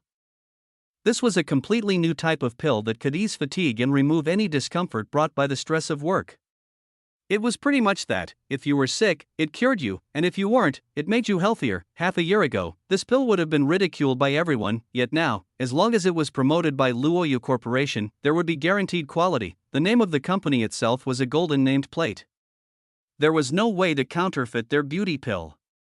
There were a lot of attempts, but these counterfeits were easily discernible. Firstly, there was only one distribution point, and that was the designated Luoyu store. Secondly, the pill would melt as soon as it entered the mouth. There were no impurities at all, which was already a hot scientific research subject. Thirdly, upon first opening the bottle, there would be a holographic title saying beauty pill. Before you ate the pill, you would eat the two words and the effects would be better. No one could counterfeit that. So, there were actually no fake imitations of such a lucrative product. No one could counterfeit it. EMO was sure that the two essence chi words he had made with the spirit gathering formation were uncopyable, therefore, this time, a lot of people didn't come for the conference at Beijing. They came to buy the beauty pill and the health pill. On the black market, one beauty pill cost more than 200K. This was completely due to the lack of production from the Luoyu Corporation. One could see the large business opportunities in this. If you bought even 1 or 2 bottles, you would be earning big. Now, the most popular investment amongst the citizens wasn't buying stocks or houses, but buying beauty pills. Hence, there was not a single pharmaceutical company that didn't take this conference seriously. Many of them sent their most powerful squad to Beijing. There were companies from all over the world. In the short day after announcing the conference, Beijing was already full of people. All of them had come to get rich. If the pharmaceutical companies didn't have many offices, a lot of them wouldn't even be able to find a place to stay. Beijing became more strict in security, and there were much more police on the streets as well. Originally, EMO had planned to let Luo Fei go meet up with Zhang Jiayan and company in Beijing by herself, but he figured that he hadn't gone to visit Yi Ling and Zifeng for a long time, so he might as well take this opportunity to see them. EMO and Luo Fei got to Beijing on the second day. Since EMO was with her, he didn't use the flying sword and took the plane instead. At the same time, EMO taught some names and features of spirit herbs to Luo Fei. Compared to other people, her learning abilities were much better. When EMO arrived at the Luoyu Corporation's location in Beijing, the Yumao Hotel, Zhang Jiayan and Yu Miaodan and others were already waiting for him. This time, it was Yang Jiao and Han Zai in charge of security. There were 2 henchmen of Fong Nan who also came. Since their martial arts progress had been good, Su Ping had to stay in Flowing Snake to look after production, so he didn't come. If EMO hadn't told him not to, Fong Nan would have come personally, but EMO had brought Luo Fei, who was enough to ensure safety. Luo Fei was far stronger than Fong Nan, and Zhang Jiayan was a yellow-level master himself. Although Luo Fei was from the inner hidden sects, she had been living in the city longer than EMO and wasn't very rich. Because of that, she knew clearly how Luoyu rose to fame and knew how powerful the CEO of the company was. Although she knew that EMO was the real boss, she was still shocked when she saw how reverent Zhang Jiayan and company were to EMO. This is. EMO looked at Luo Fei, unsure whether to introduce her full name. Luo Fei quickly intervened. I'm Louis Fei. EMO nodded and continued. From now on, Louis Fei will be responsible for the importing of materials and inspection thereof. Luo Fei will be responsible for all the rare herbs we are looking for. Miaodan, help her arrange things. Yes, CEO Yi. After 2 years, Yu Miaodan had recovered from the trauma from before. Currently, her life was very fulfilling. She was truly grateful to EMO. She no longer had to worry about being stabbed in the back every day. She liked this quiet yet busy life, not the walking on sword life every day. CEO Yi. What standards do we have for looking for collaboration partners? Zhang Jiayan also loved his current life. After he left the military, he had finally for the first time found a goal in life. He was very reverent towards EMO, who could create the beauty pill. EMO hummed and said, look at their capability of dealing with herbs. Of course, their technological skills must also be satisfactory. We can tell from the material they've prepared, but we don't need those pharmaceutical companies who don't really take value in searching and storing rare herbs. Actually, those larger companies such as the Yuan Bei Corporation and Lian Feng Corporation do take collecting herbs seriously, and I've seen a couple of their stores. There are indeed some that we need. The heart safety serum from Yuan Bei is purely made from herbs. Zhang Jiayan replied, okay, you guys can arrange these things. I'm going to visit my brother and sister. If I have time, I will come over. EMO didn't care about the specifics and let the others handle it. Beijing was still densely populated. This wouldn't change because of the Song family being kicked away. EMO felt a little sad after passing by Drunk Eye Bar. He remembered that Nie Shuang last time. He had given her a Lotus Life pill, so he wondered how she was now. I've already arrived at Beijing. Xingxue, you and Mumei should come quickly. There isn't even a place to stay in Beijing now. Your mother is still in America. She will be back later, a middle-aged man spoke on the phone. Xingxue? Yi Mo immediately noticed this middle-aged man. Just when he was confused as to who this person was and how he knew someone called Xingxue, his next words let him understand completely. Xingxue, our Feiyu Corporation's success all depends on this. If we can't get connected to Luoyu Corporation, we will be living a tough life indeed. But you shouldn't worry too much. When we first moved to Yu State, didn't we have nothing as well? So what if we have nothing? Yuan Bei, they can be dominant, we won't mess with them. The middle-aged man's tone was rather helpless, so he was Ning Qingshue's father. He seemed quite shaggy. This was Yi Mo's first time seeing Ning Zhongfei. He seemed like a man with temperament, but at the moment, he was very tired. However, when Yi Mo scanned the man's black handbag with his spirit sense, he was shocked. There was also a bracelet in his bag, and it was the exact same one as his sister Tang Beiwei's. What was this? Normally, there should only be a single pair of that bracelet. Why was there three now? Chapter 361, The Talk Between Father and Son-in-Law. Ning Zhongfei put the phone down feeling worried. He and his wife hadn't accomplished anything in America. If it wasn't because there was no other way for the company, he wouldn't have stayed in the States for so long when they had no intention of collaborating with them. This couple found a sliver of hope when they heard Luoyu was looking for collaboration partners. Although they knew that their company had no hope of succeeding, they thought the same as Ning Qingshui. If a company was chosen, they could then become a branch of that company. That would still be a huge success. Who are you? Ning Zhongfei stopped his random thoughts and looked at Yi Mo, who was standing in front of him with a smile. Yi Mo had suddenly halted right there. If he weren't on the street with so many people, he would have thought it was a robbery. Yi Mo smiled. Older brother, can we talk somewhere more private? I have some things to ask you about. Yi Mo was going to call him something else, but by the time it got to his mouth, it became older brother. Ning Zhongfei looked strangely at this young man who suddenly invited him. He was a bit vigilant, but he had been everywhere and seen all sorts of people. He didn't sense any ill will from Yi Mo's eyes. May I ask what you want me for? I don't seem to know you, Ning Zhongfei replied hesitantly. Yi Mo could only say, here's the thing, when you opened your bag and put your phone in, I saw a bracelet in there. That bracelet is related to me, so I wish to invite you to the cafe up ahead and have a talk. Although there were a lot of people present, Ning Zhongfei rejected without hesitation. The guy said he had instantaneously seen what was in his bag when he had opened it. This made him suspicious. It was hard to see from outside, and even if he could, how could he know it was related to him? Furthermore, why did he look at his bag for no reason? Yi Mo knew his approach had been too sudden. Of course he hadn't seen it with his eyes. He scanned it with his spirit sense, but he couldn't say that. Now that Ning Zhongfei rejected, he could only take out his bracelet and pass it to Ning Zhongfei. Friend, what I said was true. I really did see a bracelet like this one in your bag. This bracelet is very important to me. If you don't mind, I want to know where it came from. Ning Zhongfei took the bracelet, being confused, and looked at it casually. He immediately knew that what Yi Mo was saying had to be true, because the bracelet Yi Mo gave him was exactly the same as the one he had bought in America. He had just come down from the plane and hadn't even found a place to live. Yi Mo couldn't have made a counterfeit this quick. Also, one could tell there was some history to the bracelet. Although he didn't know why Yi Mo's eyes were so good, he understood that Yi Mo was no ordinary person. How could an ordinary person have such acute perceptions? In that case, please. Although he wasn't too willing, Ning Zhongfei still agreed to Yi Mo's request. Yi Mo and Ning Zhongfei found a place to sit. Seeing that Ning Zhongfei was still absent-minded, Yi Mo wanted to ask, but Ning Zhongfei came back to his senses. He took out the bracelet and handed it to Yi Mo. I bought this in America.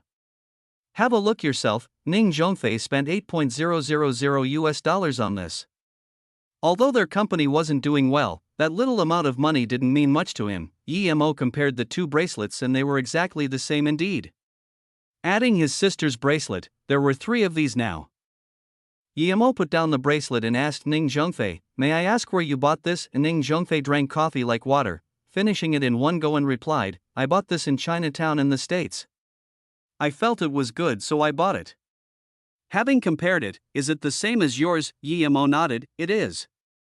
Also, this bracelet was left behind by my mother, so could you please tell me exactly where you bought it?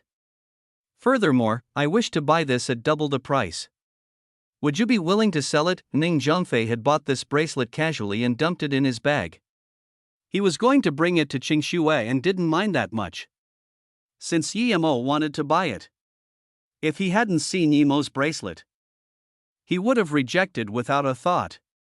But now, after seeing Yimo's and knowing that what Yimo said was probably true, it would be immoral to hold back someone looking for his kin for a bracelet, Ning Zhongfei said without hesitation. In that case, take it. Just reimburse me according to the original price. I bought it at Mingyu Balcony in Chinatown, you can go ask for it there. Ning Zhongfei didn't care too much about a few $1,000s, Yimo sighed. Ning Zhongfei was a good person. At least in Yimo's view, he was much easier to talk to than Ning Qingshue's mother Lan Yu. He wanted to help Ning Zhongfei a bit and said casually, in that case, thank you older brother. I also came to Luoyu conference this time, but finding this bracelet was unexpected. I'm truly grateful. Please tell me your card number, I'll get someone to transfer to you now. You also came for the conference this time? May I ask which company you are from?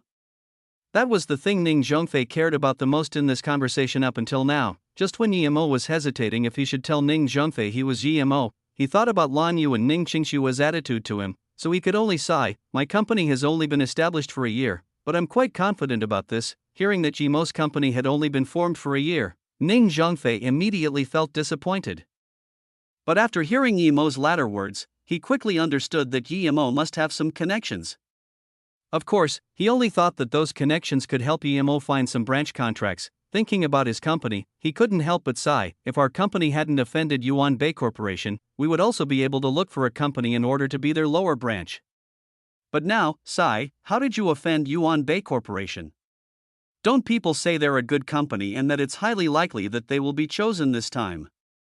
Yimo had heard this from Zhang Jian, but now that Ning Zhongfei told him this, he got confused. No matter what, Feiyu being a third-grade pharmaceutical company, it wouldn't offend an overlord like Yuan Bei of their own will. Ning Zhongfei sighed and didn't speak. How could he not know that Yuan Bei was the most likely one to be chosen? Yet now, if they were chosen, the situation would only be worse for Feiyu. Yimo saw that Ning Zhongfei didn't speak and figured he didn't want to talk about it. Even what he had muttered before had been unintentional. Yimo thought of the other company that Zhang Jian had mentioned, Lianfeng, and immediately said, in fact, I have some connections with Yuan Feng. Even if you've offended Yuan Bei, that doesn't mean you won't have any cooperation opportunities. Perhaps if I speak with the person responsible for Lianfeng, they could collaborate with you. What? Are you really familiar with the people over at Lianfeng? This is great. I'm called Ning Zhongfei, what's your name? Ning Zhongfei stood up excitedly. Finally, he thought of asking for Yimo's name. Yimo smiled and said, Brother Ning, don't be hasty. Let's talk about how you got into a conflict with Yuan Bei. Perhaps I can help. Yimo thought that if the conflict wasn't big he would let Zhang Jian mediate between the two. After all, their Luoyu Corporation had some status now. Ning Zhongfei sat down and sighed. He even forgot to keep asking about Yimo's name and said, the young CEO of Yuan Bei invited my daughter to dinner at an exhibition half a year ago. Then, his father told people to tell me that his son liked my daughter and wanted our two families to become one. I rejected. I didn't even tell my daughter. Yimo's eyes went cold.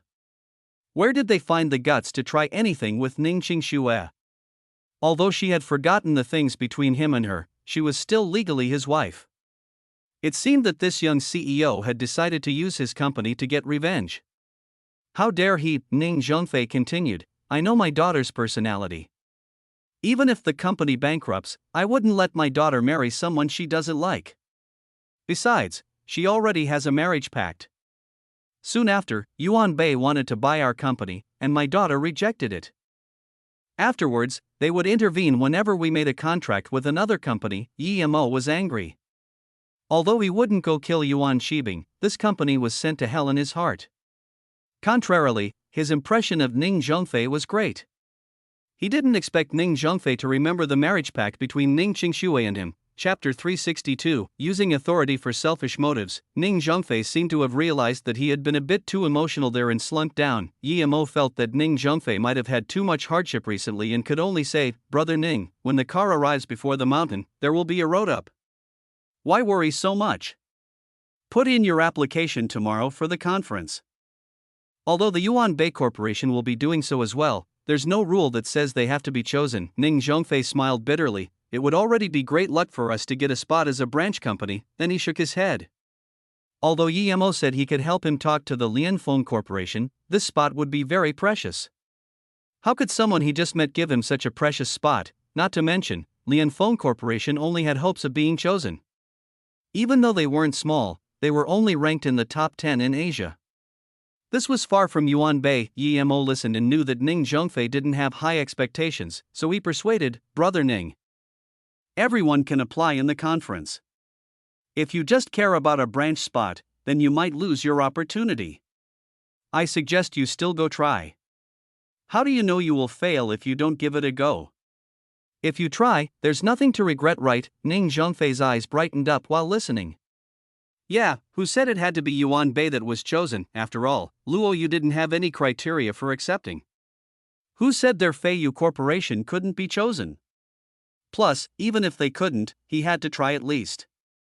If he did and it still didn't work out, he would accept fate." Considering this, Ning Zhengfei patted the table and stood up. "Yeah, how do I know I can't get it if I don't try? Okay. I'll do my best." "Thank you, brother." Then, Ning Zhengfei turned and left. He was going to organize their profile again during the night. He had experienced all sorts of hardships, how could he lose the will to fight now? Yi Mo smiled. Okay, so he was being brothers with Ning Qingshue's dad. What was this? But he still called out, "Wait, brother Ning, give me your bank details. I'll transfer the money later." Ning Zhengfei's ecstatic voice sounded, "A few thousand is nothing, you can pay for the coffee today. I'll go back to prepare my profile. Regardless whether I succeed or fail, after the conference, I will come looking for you. If it doesn't work out, I might need your help with business in the future." After declaring this, he walked out of the cafe and chose to believe Yi Mo's words without hesitation. Yi Mo sat down helplessly. He hadn't been sure whether Ning Zhengfei had seen him before, but now it was obvious he didn't know him.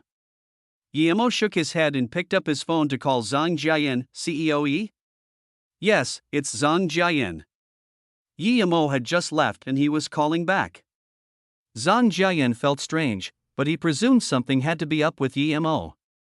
He rarely called if there wasn't. "Brother Zhang, there's a Yuan Bei Corporation that will be coming to the conference. I investigated them, and they really aren't up to standard. Leave them out of this. Also, we'd planned to choose 2 from Asia. But now, change that to 1 and give it to the Feiyu Corporation of Yu State. Their CEO, Ning Zhengfei, is a good and very capable person. As for their branch companies, leave that up to them." Yi Mo thought that it was the same no matter who collected herbs for him. Since his father-in-law was interested, he might as well give it to him. That Yuan Bei Corporation Yuan Qibing dared scheme for Qingxue. This made him very angry. If it wasn't because he wanted to go to America and look around, he'd like to go teach him a lesson right now. "I understand. Aside from that, Manager Yu has transferred 10 million into your card," Zhang Jiayan mentioned. Seeing Zhang Jiayan had hung up, Yu Miaodong looked at him strangely and asked, "CEO Zhang, didn't Big Boss just leave?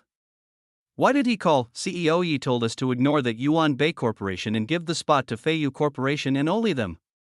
He said he'd investigated that Yuan Bei Corporation and didn't like them," Zhang Jiayan replied. Yu Miaodong wondered out loud, CEO Yi usually doesn't even care about such little things. He was just here and he didn't care. Why would he suddenly think of this? Also, he couldn't have gone to investigate Yuan Bei Corporation. Although they are the biggest corporation in Asia, I don't think he even considers them to be significant. "Yang Jiao, what are you laughing at? Tell me." Yu Miaodong suddenly saw Yang Jiao snickering on the side and immediately asked. Yang Jiao and Han Zai have been living a very comfortable life now. They had nothing to worry about and their salary was absurdly high. They've already bought houses in Flowing Snake.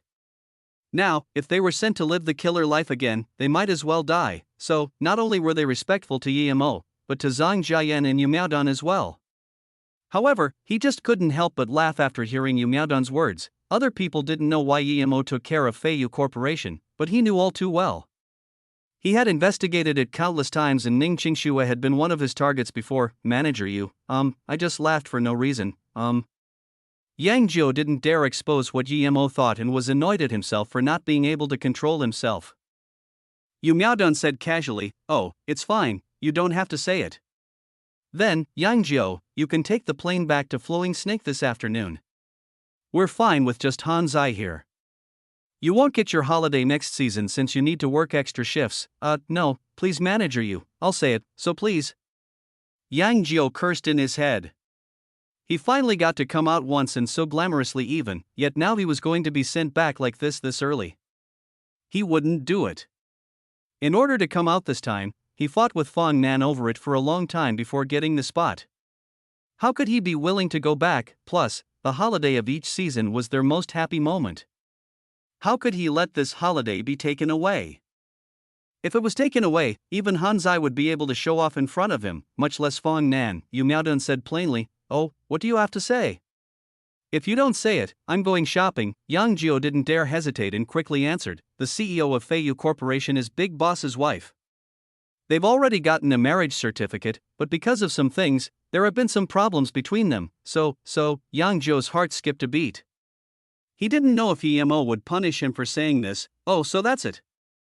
Zhang Jiayan and Yu Miaodan looked at each other and came to a sudden realization: if Ning Qingxue was Emo's wife, then she would be the future CEO of the corporation. They had to take this seriously. "Yang Jiu, tell me why CEO Yi dislikes Yuan Bei Corporation?" Yu Miaodan immediately grasped the focal point of the issue. Yang Jiu wiped the sweat from his head and said, "This I really don't know." Yang Jiu didn't lie. Ever since he quit and started following Emo, he didn't investigate such things anymore. "Oh. In fact, you might know, but if you really don't, then I might have to tell what you just said to CEO Yi." Yu Miaodan grabbed some tea and said. Yang Jiu looked at this woman and said bitterly, "Okay, give me some time. I can find this out." Seeing Yang Jiu leave like that, everyone in the room laughed. However, only one person didn't laugh, and that was Luo Fei. Not only did she not laugh, but her heart had sunk. She didn't expect Emo to be married, and he seemed to be taking care of his wife a lot. For some reason though, there was some conflict between the two for now. If Emo was married, what would Luo Xian do? Had she guessed wrongly, or did Emo not like Luo Xian at all? But if her guess had been wrong, how could Luo Xian tell Emo about the inner hidden sex? Emo could remove the qi restriction, meaning that Luo Xian's restriction must have also been removed. If Luo Xian was out by herself, wouldn't she be off worse than her? Although she didn't know why Luo Fei was unhappy, Yu Miaodan had a superb perception. Other people didn't know what was the most important aspect of Luo Yu. They would think it's prediction and sales, but Yu Miaodan knew that the most important part was to collect herbs and find new ones to provide for Emo, and now all of that would be managed by Luo Fei. Since Emo invited Luo Fei to take care of the most important part of the company, it meant that Luo Fei was a very important person. Yu Miaodan didn't dare overlook such a person. Thinking about this, Yu Miaodan walked in front of Luo Fei and grabbed her hand, saying, "Luo Fei, let's go out and have a walk. Beijing is one of the most prosperous cities in China. I haven't seen it yet, so since we're here, we need to go have a look." Luo Fei looked at Yu Miaodan in disbelief. Strictly speaking, Yu Miaodan was above her, but meeting her for the first time, this higher-up seemed to be intentionally getting close to her. Chapter 363, Like Water, Big Brother, Why Are You Here? Yi Zifeng was very happy to see Emo had come to visit him. Emo usually disappeared for a year or half, and you could rarely ever meet him. He didn't expect Emo to come see him now. Emo smiled. "I came to see you in Yiling." "Where is Yiling?" Yi Zifeng said helplessly. She had arranged to go mountain hiking with friends. "Should I call her?" Emo stopped him. "No need, let her go play. If Yiling knew that you came back, and she didn't see you, she'd be sad. She's been hoping for you to visit every day, and when you finally came, she went hiking." Yi Zifeng smiled. Emo saw Yi Zifeng's state and knew he had been living quite well recently. So he asked casually, "Zifeng, how's life for you here?" Yi Zifeng nodded. "It's quite good, probably all because of Grandpa. No one is trying to trouble me, and I've also entered the political scene. Grandpa is starting to transfer things to me, both big and small. In that case I can rest easy, Emo nodded and said. He was worried about Yi Ling and Yi Zifeng the most. Since Yi Zifeng had found what he wanted to do now, he could rest assured. Otherwise, he might have brought Yi Zifeng to Flowing Snake. Big brother, don't worry. Although our Yi family isn't the biggest family in China now, no one can attack us in the dark. Not only is Grandpa close with a few international leaders, but Elder Tan and Feng also come frequently to chat with Grandpa. Still, Grandpa said that it's mainly because of you standing behind the Yi family. If it wasn't for you, then we wouldn't have such glory, Yi Zifeng declared without any concern. Yi Mo nodded. He could tell what Yi Beirong was trying to do, but he didn't mind. After all, Zifeng and Yi Ling were also here. It was fine if they borrowed his name. However, Yi Mo didn't think that they were afraid of him. Ever since Elder Tan and Feng appeared, he would never underestimate the power of a country again. He was only going to be concerned though, he wouldn't be afraid. The thing was, if he didn't reach stage 4 in time, facing the revenge of Tan Zhao, his entire family would perish. He had no chance of victory against Tan Zhao at level 3. He wouldn't even be able to get away. And Yi Mo believed that if he was no match for Tan Zhao, then even if Han Zixin and company wanted to help him, they wouldn't do it directly. These people were very realistic. But he wouldn't look down on them due to this. It was already very great that Elder Han spoke up for him when Tan Zhao was looking for trouble, so he was very careful. Since there was a Tan Zhao, who knew if there wouldn't be a Li Jiao or a Zhang Jia? Would a country not have any backup? Was the government really being suppressed by the hidden sects? Yi Mo doubted this, but he wouldn't go investigate. His principle was to not mess with those who didn't mess with him. Plus, he was more unwilling to act against a country. Elder Han said if you came back, you should have a chat in his house if you had the time. Aside from that, Zhang Ju and Brother Li who have come for you many times.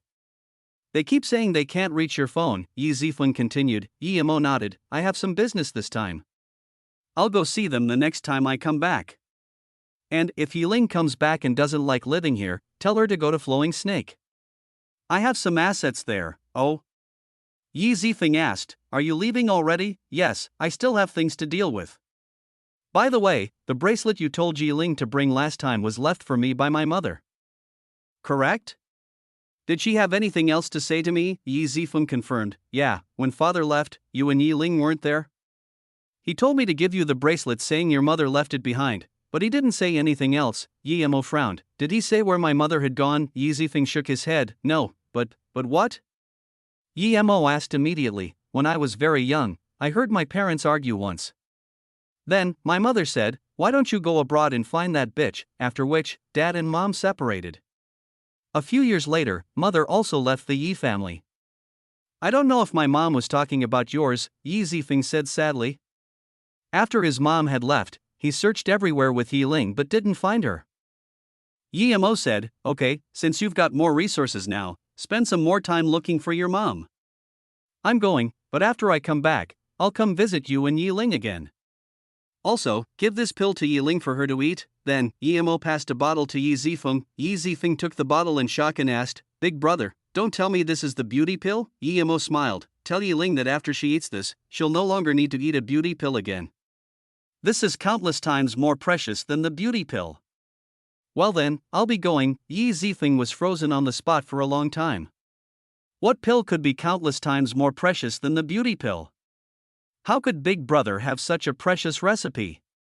He suddenly thought of the pill Yi Ling gave him to eat last time. After he ate it, his wounds recovered very quickly. Where did Big Brother get these pills from? Zifeng, did your Big Brother come back just then? Yi Beirong's voice sounded outside. Yi Zifeng came back to his senses and quickly walked to the door. Yes, Grandpa, Big Brother came to visit me and Yi Ling, but Yi Ling has gone hiking. Big Brother said he's busy and would come again. However, he said if Yi Ling didn't like staying in Beijing, then she should go to his place in Flowing Snake. Apparently he has some assets there. Flowing Snake. At this moment, Yi Zifeng reacted. Wasn't the HQ of Luoyu Corporation at Flowing Snake? That was the home of beauty pill production. Yi Zifeng looked at the jade bottle in his hands and seemed to understand. He almost screamed, "Is Luoyu Corporation Big Brother's Yi Beirong side?" He was sure that Yi Zifeng was right. YMO had created such huge success in such a short time. How astounding this was! Luckily he stopped his schemes on YMO in time. Otherwise, there wouldn't be the current Yi family now. Perhaps they would be gone like the Song family. Everyone in the upper class knew why the Song family was shattered and why the Yi family was prosperous. It was all because of YMO. Yi Beirong was in a daze. "Grandpa, did Big Brother really create Luoyu Corporation?"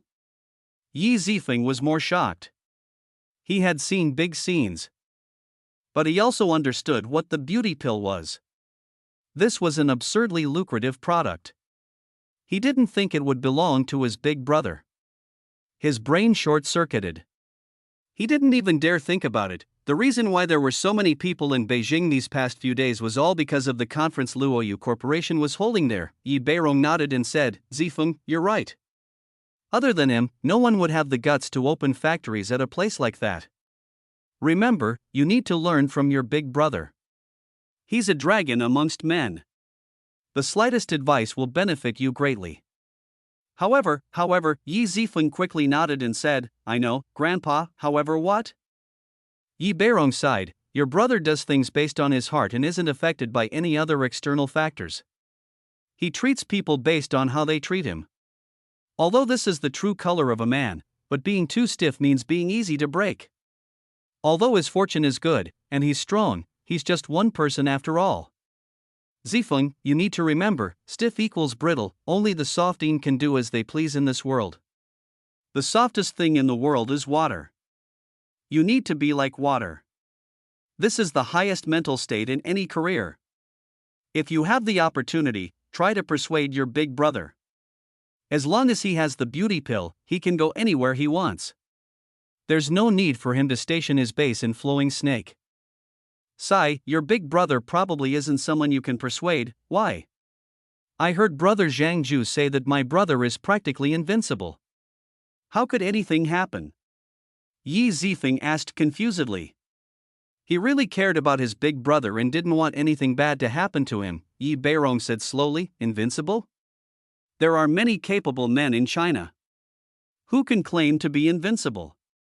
Not to mention, Flowing Snake is on the border between China, Vietnam, and Luo.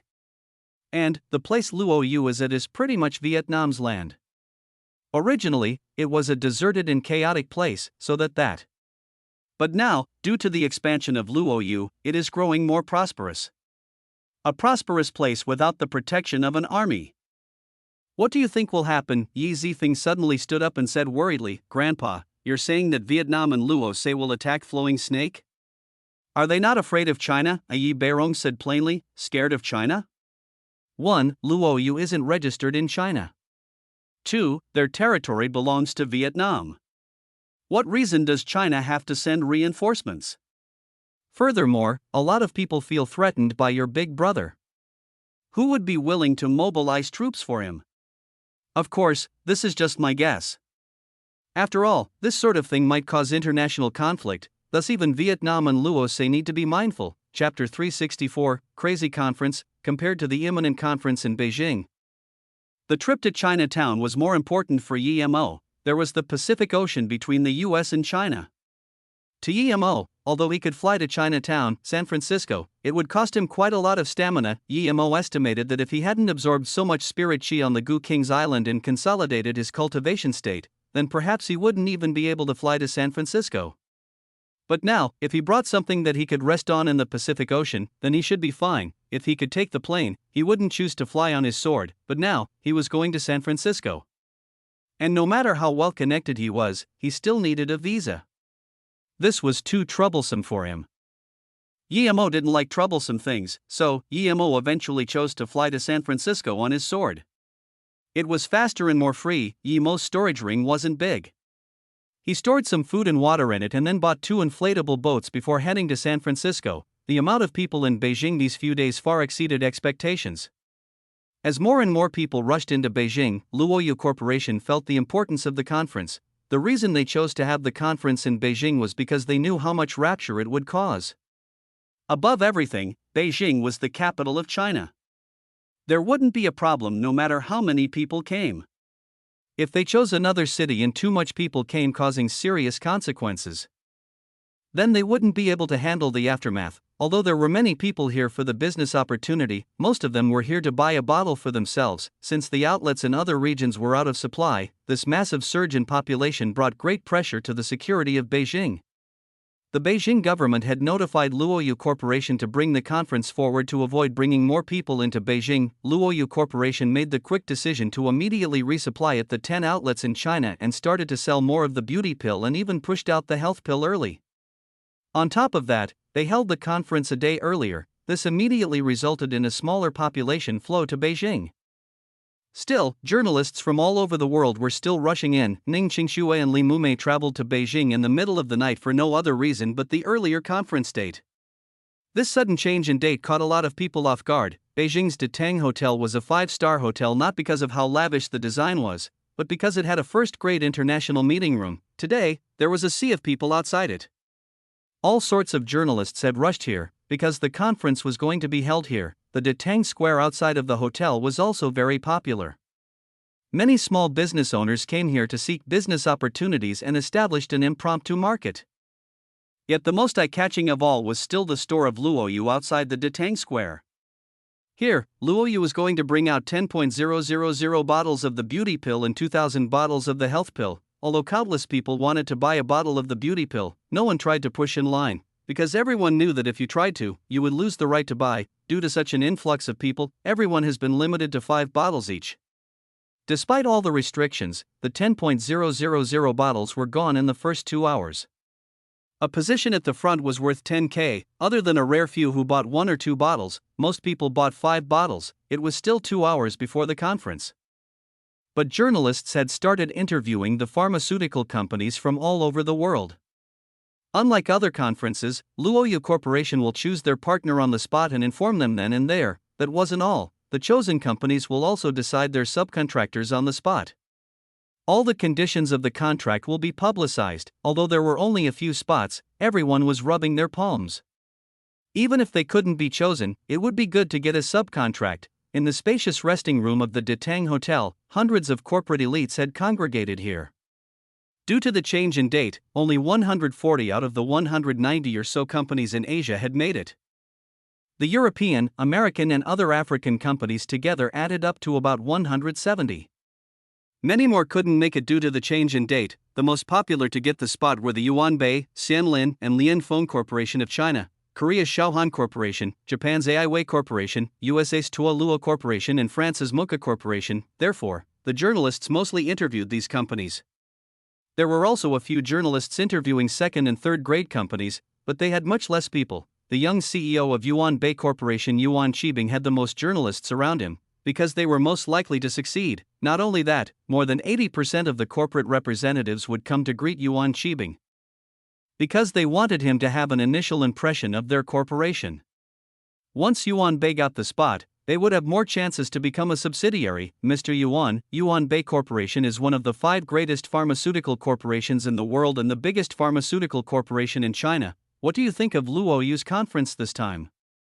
Do you think your corporation has hope of being one of the 2 companies in Asia to be partnered with them? A very sweet-looking female journalist winked at Yuan Qibing and asked what everyone wanted to ask. With the question of this female journalist, all the microphones were pointed at Yuan Qibing. Yuan Qibing was a young CEO who wasn't even 30 yet. Not only was he good-looking, he was one of the most successful young people in China. Many admired him. Yuan Qibing smiled elegantly at the journalist's question. Despite Yuanbei Corporation being the leading goat of Asian pharmaceutical companies, we still have many inadequacies and many corporations are on par with us. But being a company that focuses on traditional Chinese herbal medicine, we share many common attributes with Luoyu Corporation. Of course, Luoyu is a new corporation, but their achievements are being witnessed by the world. The beauty pill they created is superbly astounding, just like the heart safety serum we have made. We produce it purely based on herbs, with no side effects at all. I believe we are quite similar in that way. If we can work together, it would be the strong working together. As soon as he finished, another journalist asked, Mr. Yuan, you just said that Luoyu was a new corporation. Does this mean that their power is far less than Yuanbei? And, you compared the heart safety serum with the beauty pill. Does this mean their values are equivalent? Yuan Shibing's face sunk. Although he believed that their company would have no problem being selected by a small company like Luoyu, he was very unhappy faced with such a sharp question before the conference even began. However, he couldn't just not answer. Perhaps the entire world was watching him right now. One wrong word and his Yuan Bei Corporation would be pushed to the tip of the wave. Even though in his mind, the Luoyu Corporation wasn't even suited to carry their shoes, he couldn't say this. The profit of the beauty pill was too crazy after all. Not a single corporation could ignore it. Yuan Shibing removed his smile and said, Luoyu Corporation have proved their power being able to produce the beauty pill. As for the beauty pill and the heart safety serum, they can't be compared because they have different target audiences. Mr. Yuan, if your company succeeds, how many subcontracts will you be choosing in China? Mr. Yuan, the Luoyu Corporation is developing rapidly. Would they soon rise to be the new leading goat in pharmaceutics in China? Chapter 365, Danger at Sea. Dad, who are you looking for? Is it Big Uncle and company? Ning Qingxue saw her father looking for something in the guest hall and asked curiously. She saw that the Ning family corporation from Beijing had also come, which is why she thought her father was looking for them. Big Uncle? I don't know those brothers who tried to push my daughter into the fire pit, Ning Zhongfei sneered. Then he rubbed his eyes and said, Last night, I met a very good young man at a cafe. He said that his company was also coming to the conference today and it was he who strengthened my will to come. I'm looking for him but I can't seem to find him. Uncle, what's their company called? Li Mumei asked. Ning Zhongfei patted his head. Look at me, I actually forgot to ask what their company was called, and I forgot to ask what his name was. At the time, I also gave him a bracelet that I bought in America for 8K. I think he might just be a fraud, Li Mumei scorned. Ning Zhongfei was dazed. Right, was that person a fraud? But he didn't seem like it. He had the exact same bracelet as him. How could there be such a coincidental thing in the world? But the fact was that he gave his bracelet to him without asking for money. As though sensing her father's worry, Ning Qingxue asked, Dad, didn't you say he strengthened your will to come? A few thousand for your confidence is a worthy buy. Ning Zhongfei knew that his daughter didn't want him to lose the will to fight before the conference and thought, yeah, it was only a few $1,000. Io, CEO Ning, you came here personally. My father isn't as diligent as you, but I believe your Feiyu Corporation stands quite a good chance. Your team is far superior than our Yuan Bei Corporations. To be honest, I'd really like to work with your Feiyu Corporation, but it's a pity. Yuan Shibing shook away the journalists and came between Ning Zhongfei and the others. His tone was rather sardonic. Li Mumei spoke coldly. That wouldn't be of your concern, CEO Yuan. No matter whether we succeed or not, it has nothing to do with your Yuan Bei Corporation. Yuan Shibing looked at Ning Qingxue. This otherworldly beauty made him dream about her countless times, and now that she appeared before his eyes, his heart was very itchy. He just realized that when he saw Ning Qingxue, she was prettier than he'd imagined. He had seen quite a lot of beautiful women but none as perfect as Ning Qingxue. Yuan Shibing smiled and didn't seem to care about what Li Mumei said. Instead, he spoke, CEO Ning, I really wish to cooperate with Feiyu Corporation. If, CEO Yuan, you may leave. We still have things to discuss, and there's a lot of journalists waiting for you. You don't need to waste your time here. Ning Qingxue coldly stopped his words. Yuan Shibing's smile receded. Although Yuan Bei Corporation isn't overly big, our words still carry some weight. I believe your situation hasn't been well recently? Otherwise, you wouldn't be at a conference you obviously have no hope for. Why still reject me, Yuan? We don't welcome you here.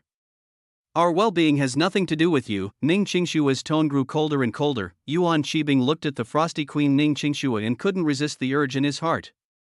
He had made up his mind, no matter the cost, he was going to get his hands on this woman. It seemed hearing the loud noise over here and seeing one of the sources was Yuan Shibing of Yuan Bei Corporation made many journalists rush over.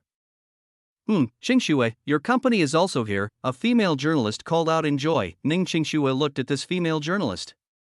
She knew who this journalist was, Xiao Lei, a very famous journalist in Beijing. But they weren't even familiar, so why did she act like she was acquainted with her? By the way, I saw your husband Yimo in Beijing the other day. Are you guys Xiao Lei finished and felt she shouldn't have said that. How could she bring up EMO for no reason and ask something like that? She clearly knew that they weren't doing well, yet she asked a question like that. However, she didn't expect Ning Qingxue to smile and say, "We're good, thank you for your concern." You're already married? Yuan Qibing frowned. That was horrible for him. He didn't even think before asking that question. Ning Qingxue sneered, "CEO Yuan, please leave. What's my marriage status got to do with you?" Having declared so, she couldn't even be bothered to look at Yuan Qibing. Yuan Qibing looked at Ning Qingxue and had a very strange smile on his face, because he immediately understood what was going on. To him, he had to get Ning Qingxue regardless of whether she was married or not. He had researched Ning Qingxue's history. Her father didn't get along with the Ning family and left them, establishing their Feiyu Corporation in Yu State. Other than that, Ning Qingxue was obviously still a virgin. There were no signs that she had been married. With his experience of going through the flower field, he could tell this with ease. Ning Qingxue and Yimo's story might have created quite the news in Beijing before it was locked down quickly with the power of the Song family. Therefore, other than the people in their circle, rarely anyone knew about it. Although Yuan Qibing was the young master of the biggest pharmaceutical company in China, he didn't know either. Even though the Yuan family could be called decent, they were far from enough from the 5 big families of China. They couldn't even step foot in that circle. Although Ning Qingxue had lost some memories, her long-time experience being the decision-maker of the company meant that she was good at observing facial expressions.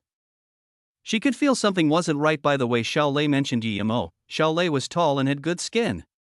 Being a beautiful journalist in China, she had her advantages.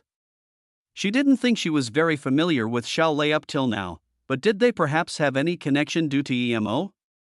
Thinking about this, Ning Qingxue wanted to ask Xiao Lei afterwards. The conference is about to begin. May all the corporate representatives please enter. Journalists, please remain outside. After the end of the conference, there will be a press conference. The announcement sounded, and Yuan Qibing left while looking at Ning Qingxue one more time. The reason why Yimo had prepared inflatable rafts was because he was afraid that with his current chi reserves, he wouldn't be able to fly to San Francisco in one go. Although his spirit chi was much more plenty than before, San Francisco was too far from Beijing. It was almost 10,000 kilometers away. 5 times the distance to Hong Kong. He didn't want to fall into the ocean midway due to lack of chi. Although he could stop his sword in mid-air and rest, Yimo didn't want to do that. He felt it was dangerous to rest in the air. With his current skill, he couldn't go much higher into the sky. If he were scanned by some satellite and believed to be some alien, he wouldn't be able to survive a missile barrage, so he needed to reduce the time he spent in the air and he keep up his speed in order to avoid the notice of the military. He chose to leave at night. 2 hours later, Yimo opened the inflatable raft and landed in the Pacific Ocean. Although more than half his chi had been depleted, he could still continue flying. The reason he stopped was because Yimo felt like he was being watched. He knew that his current spirit sense wasn't on the same level as radar's. He could only scan a little less than 300 meters. Yimo estimated that he had gone almost 3/4 of the way and only needed half an hour more to arrive in San Francisco. Even though he hadn't used his fastest speed, Yimo still believes the speed was much faster than a plane's. Yimo spread his sprit sense on the raft and didn't find anything. The surface of the Pacific Ocean was deadly silent. However, he remained uneasy in his heart. He knew this area was in U.S. military range, and if he got caught by the U.S. military, he really wouldn't be able to get off easily, especially considering his exhausted chi reserves. Even if he was at the chi-gathering tertiary stage, he wouldn't be able to get much of an advantage against the high technology of the U.S. Although he didn't find any danger, his life experience in the cultivation realm made him stay vigilant. Just when Yimo stood up on the raft, he felt like an extreme danger was charging at him. Yimo didn't hesitate even a bit before jumping into the ocean and leaving the raft. As soon as Yimo flew into the ocean, an underwater missile hit the raft with rapid speed, creating a huge explosion. Then, the raft disappeared. Yimo was stunned. Had he not dodged that, then he really would have been in danger? This thing wasn't some bullet or the like. His body wouldn't be able to take an underwater missile head-on. He was stunned. His conjecture had come true. Yimo was pissed. He was just traveling. Even if you see some unidentified flying object from the sky, you can't just bomb it for no reason. Chapter 366, Reject. Analogous with Yimo's worry, the conference was also an anxious place. Yu Miaodong, who had this certain mature lady temperament, stood up and said with a smile, "First of all, I would like to thank everyone on behalf of Luoyu Corporation for attending this conference." After a round of applause, Yu Miaodong continued, "Due to the will of our CEO, the 4 spots have been changed to 3. One each from Asia, Europe/America, and Africa." As soon as Yu Miaodong's voice stopped, the Asian pharmaceutical representatives started to argue. This meant their chances of being chosen were now halved. After the audience quietened down a bit, Yu Miaodong smiled and continued, "Please calm down everyone. Although we reduced 1 spot for partners, we also increased the authority for those who get it. Every partner except for the African one can have 20 subcontractors. All those subcontractors may also enjoy the profit of Luoyu products." Yu Miaodong's words started another uproar. The atmosphere in the room intensified again. At this moment, one pharmaceutical representative stood up and asked, "May I ask CEO Yu what the benefits of subcontractors are?" Yu Miaodong smiled and said, "Partners and subcontractors may get a free copy of our herb refining technology and may also buy refinery machines from Luoyu. I believe everyone knows how precious that is." Yu Miaodong's words created another uproar. Up until now, no one could crack how the beauty pill was made nor the process. Although people have analyzed most of the constituents, no one could produce it yet. No one understood why the beauty pill had no impurities.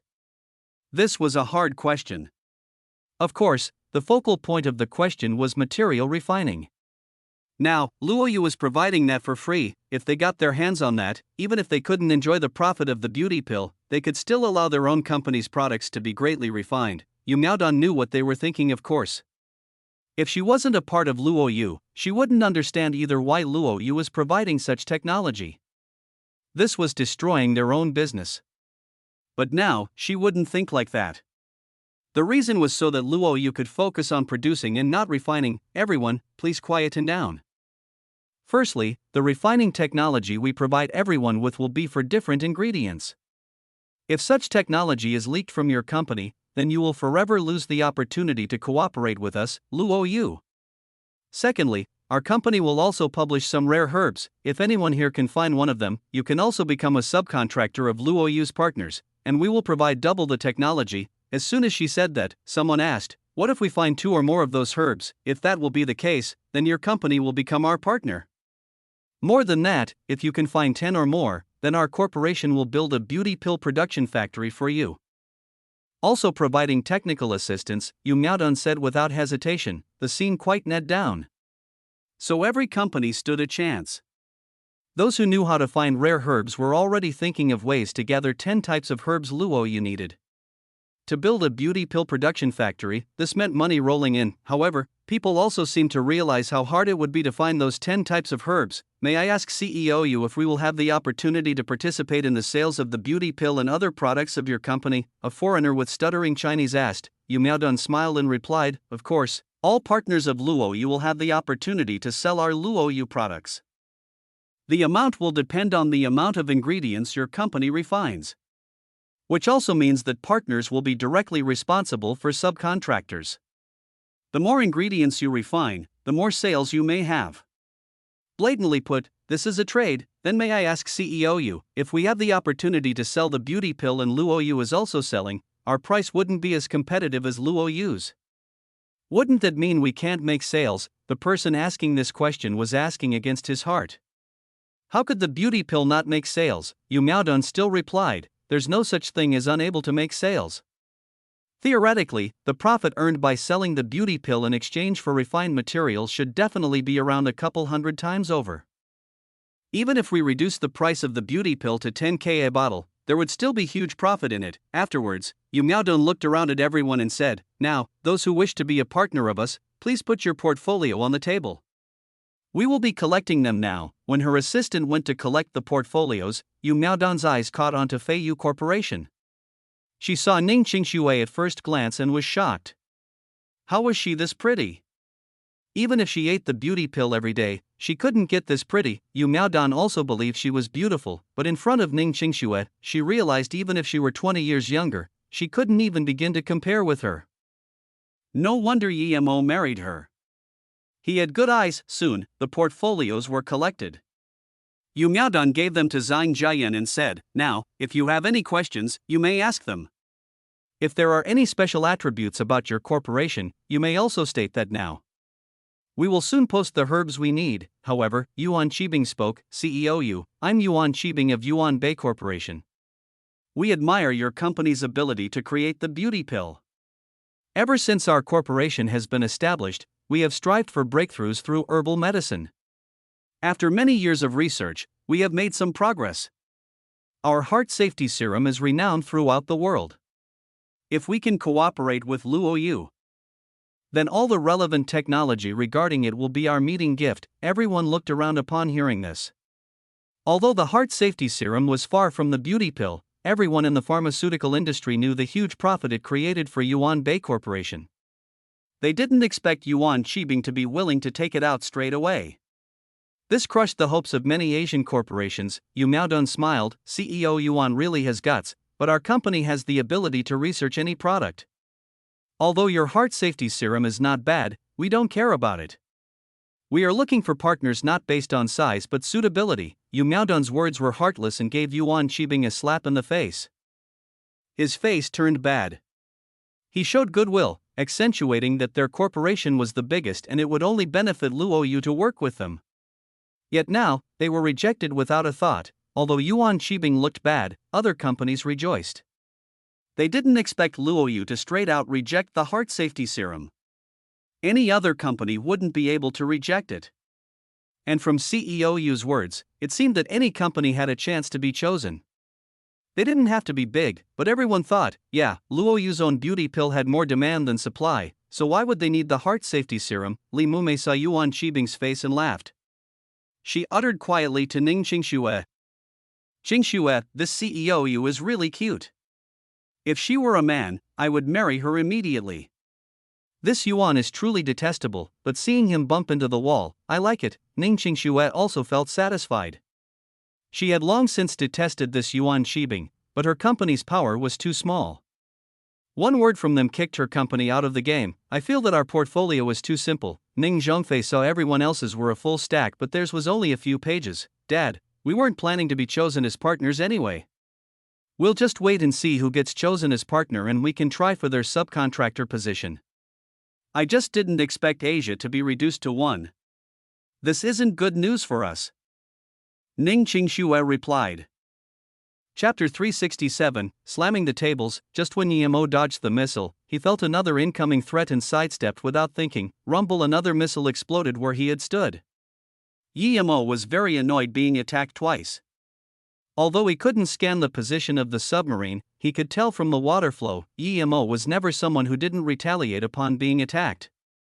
Two missiles pissed him off completely. Yemo went along the direction the missile had come from. Missiles shot past him constantly, and Yemo soon found the submarine 100 meters away. Yemo took out his flying sword without hesitation and shot it out. Even though its power was affected due to the water, it was enough for the submarine. Rumble, even in the water, the speed of the flying sword wasn't something missiles could compare with. Just when Yemo dodged another missile, the sword sliced open the outer shell of the submarine. If Yemo weren't concerned about his chi reserves, he would cut this sub in half, a few hundred meters under the water. If the sub was sliced open, the soldiers inside would be in danger. But Yemo didn't care about their lives. Since they had tried to kill him, he would be merciless. Yemo sighed. It was finally quiet.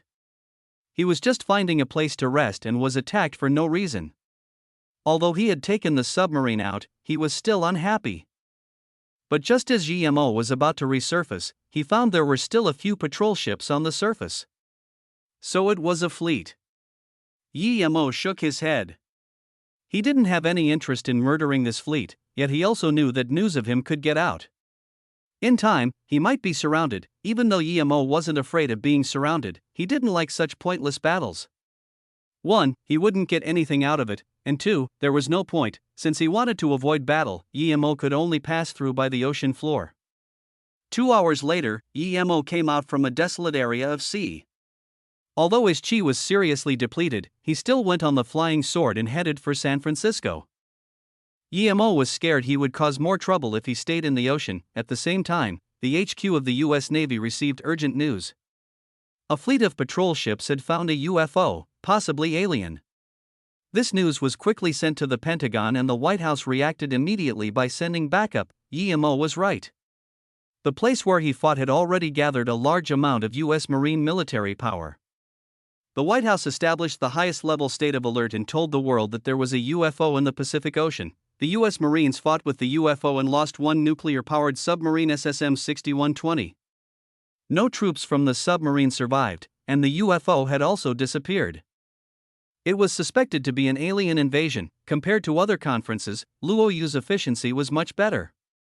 It took only 2 hours for the companies to be selected. Unlike other conferences where it would take a whole month, everyone felt anxious waiting for the announcement. Qingxue, I feel the Asian spot won't necessarily be for Yuan Bay Corporation. Did you notice that Luoyu's CEO Yu doesn't really like that Yuan Qibing? Who does he think he is? Li Mumei whispered by Ning Qingshue's ear. At this moment, Wu Chang walked in front of Fei Yu's position and took out a letter for Ning Qingshue. CEO Ning, I am sorry. I have come to Fei Yu Corporation's area, because I have no choice. Our CEO Yuan gave this for you, Wu Chang, don't call me CEO Ning. Take your things and leave, Ning Qingshue said coldly. Li Mumei also sneered. Wu Chang, you traitor? Piss off. But CEO Ning, CEO Yuan is also doing this for the benefit of Fei Yu Corporation. He wants to invite you tonight. Wu Chang didn't dare answer Li Mumei and just continued talking. Before Wu Chang had finished, Ning Qingshue slammed the table and stood up, throwing the letter on the table before saying coldly to Yuan Qibing, who wasn't far away, Yuan, stop it with your lecherous acts. I'm already married, and even if I weren't, I wouldn't want a scum like you. Using this partnership to threaten me? So what if your corporation gets chosen? Not to mention, you might not even get it. Of course, Ning Qingshue knew what Yuan Qibing was trying to do. This was the moment that the partner was going to be announced and the time people were most anxious. Perhaps with Fei Yu Corporation's current state, she might agree to Yuan Qibing's suggestion. Yuan Qibing's use of psychology was good, but he used it on the wrong person. Ning Qingshue was cute and extremist. He didn't expect Ning Qingshue to slam the table and stand up at such an important event. This humiliated him greatly. There were almost 700 or 800 people at the scene. Ning Qingshue slamming the table caught the attention of almost everyone. Everyone was quiet and scared to annoy Luoyu Corporation, but now Fei Yu just slammed the table. This way, no matter how good Fei Yu was, they wouldn't get chosen, especially since they were only a third-grade company. Those closer to Fei Yu subtly moved away, fearing to be thought of as companions of theirs. Seeing his daughter slam the table in anger, Ning Zhongfei also sighed. He didn't say anything, nor did he reproach her. They had very little hope anyways, and now, this little bit of hope just disappeared. It was nothing. Sorry Dad, Ning Qingshue sat down and said to Ning Zhongfei. She really detested this Yuan Qibing who kept annoying her. Ning Zhongfei smiled. There's nothing to be sorry for. Although Dad likes the pharmaceutical industry, if we can't do things here, we can do other things. Yeah, Qingshue, don't give a scum like him any face, Li Mumei added. Yuan Qibing's face went green. He didn't expect Ning Qingshue to act out like this. How could the #1 pharmaceutical CEO in China take something like this? Bitch, if I don't play you to death, I was raised by a dog. Yuan Qibing grinded his teeth. He had made up his mind to completely destroy the Fei Yu Corporation. Even if their family changed to another industry, he wouldn't let them go either. Yu Miaodong looked strangely at Ning Qingshue, thinking that although her boss's wife was pretty, she had quite some character. Did she have some conflict with the Yuan Bay Corporation? Seeing Yu Miaodong walk over, Ning Zhongfei quickly stood up and said, my apologies, CEO Yu. We interrupted everyone just then. Yu Miaodong and smiled. Mr. Ning, please have a seat. It's fine. Then, Yu Miaodong turned around and said to Han Zai, how are the results for the investigation Yang Jiu is holding? How come there is still no report? Han Zai heard Yu Miaodong's question and quickly said, Ninth Uncle has come back, but it was because the conference is still in progress that he didn't report. Call him in. Soon, Yang Jiu came in. Yang Jiu knew what Yu Miaodong wanted and said before she asked anything, CEO Yu, I've done the investigation. The young CEO of Yuan Bay Corporation lusts for boss's wife. After that, he went on to explain all the trouble Yuan Qibing had caused for Fei Yu Corporation and how he had tried to coerce her. Yu Miaodong slammed the table in anger. No wonder Big Boss wanted Yuan Bay out completely. How dare they scheme for the boss's wife? This Yuan Qibing doesn't want to live. Out of the game? That's too easy on you. Too bad you encountered me. If I don't send your Yuan Bay Corporation to the 18th level of hell, I would have wasted all those years in the mafia. Yuan Miaodon's fierce attitude came up. When she controlled Metal River with Wu Shueming before, she had seen and heard too much. If Wu Shueming hadn't suddenly died, she would still be the big boss lady of the mafia. How dare a mere Yuan Qibing be so cocky? Now that Yu Miaodon also slammed the table, this once again caught the attention of everyone. Everyone looked at Yu Miaodon strangely. Was she unhappy with what Ning Qingxue did, or was there some other reason? Why did these pretty ladies love slamming the table? Chapter 368, Unexpected. Suddenly realizing her actions, Yu Miaodon quickly said, "Excuse me, that was an accident." Well then, now I'll read out the names of the companies who will partner with us. Everyone thought to themselves, accident? She clearly almost broke the table. How was that an accident? Of course, everyone only considered this internally. No one would come out to say it.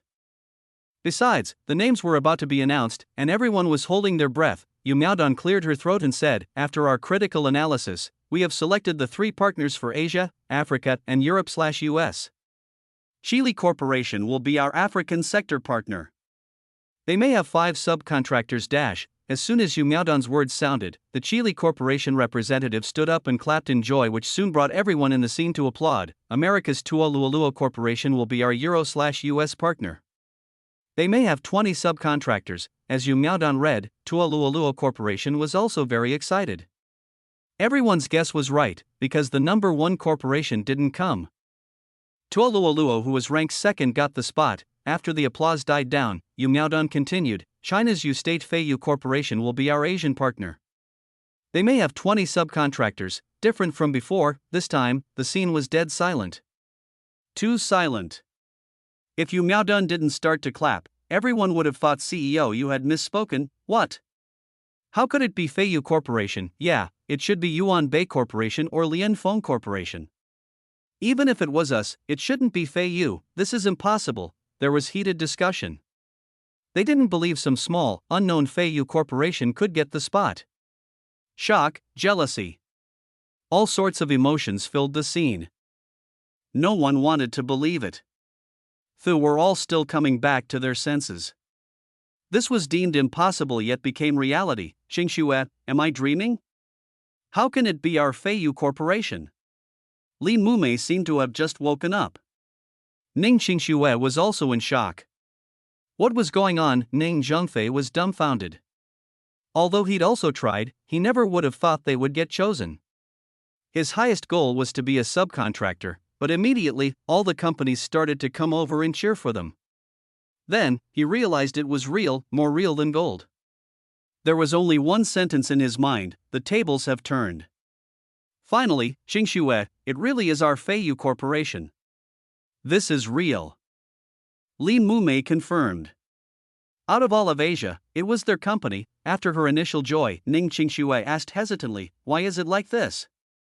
How can it be our company? CEO Ning, I'm the representative for Donggu Corporation. Shen Shi, this is my name card. I'm the representative for Lianfeng Corporation. Hello, CEO Ning. Ning Zhengfei looked at the representatives rushing in at him in disbelief. His hands were sore from all the name cards he took. Yuan Bay Corporation was in even greater disbelief. Even if it wasn't their corporation, it shouldn't be Feiyu. This is impossible. CEO Yu, our Yuan Bay Corporation is ranked first in Asia. Why is the spot taken by a tiny company like Feiyu? Why? Yuan Qibing looked at the boisterous scene and yelled. Unable to bear the reality, Yu Miaodon said plainly, during our selection process, every company is equal. You're the first in Asia? How come I don't know? So what if you are? That is the past. There's some backdoor agreement, some dodgy deals. I don't agree. Yuan Qibing yelled in anger. He didn't notice what Yu Miaodon meant. She meant that since there was Luoyu, other companies won't be number 1. Yu Miaodon slammed the table again. Yuan Qibing, this is our Luoyu conference. You have no right to point fingers. We don't welcome you here. Get out, you. What right do you have to tell me to get out? We're giving you face by coming. Don't think just because you have a little beauty pill you're anything great. We can still seal away a small company like you. My intention is that you should report this to your superiors. Some things aren't for a manager to decide. Don't lose out your company's interests like this. Yuan Qibing was so angry that he forgot about staying low to get the beauty pill recipe. The scene quieted down. No one expected to see this scene. People were immediately watching the good show. Yuan Qibing had some reason to his words, after all. Luoyu was only a small and new corporation. How dare they fight Yuan Bei? It wasn't impossible for Yuan Bei to seal up Luoyu. If the beauty pill recipe leaked, then Luoyu would be over, even if the recipe didn't spill.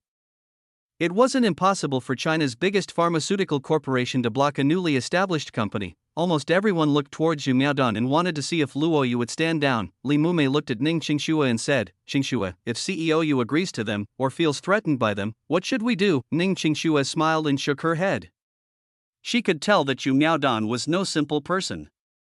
If she was so easily threatened by Yuan Qibing, then Luoyu wouldn't let her be the head manager. Yu Miaodong sneered and said in a clear voice, "From now on, Luoyu will reject any cooperation with Yuan Bei. On top of that, I will make a clear statement that any business involved with Yuan Bei will not be able to cooperate with Luoyu. If we find out, we will immediately cancel any involvement.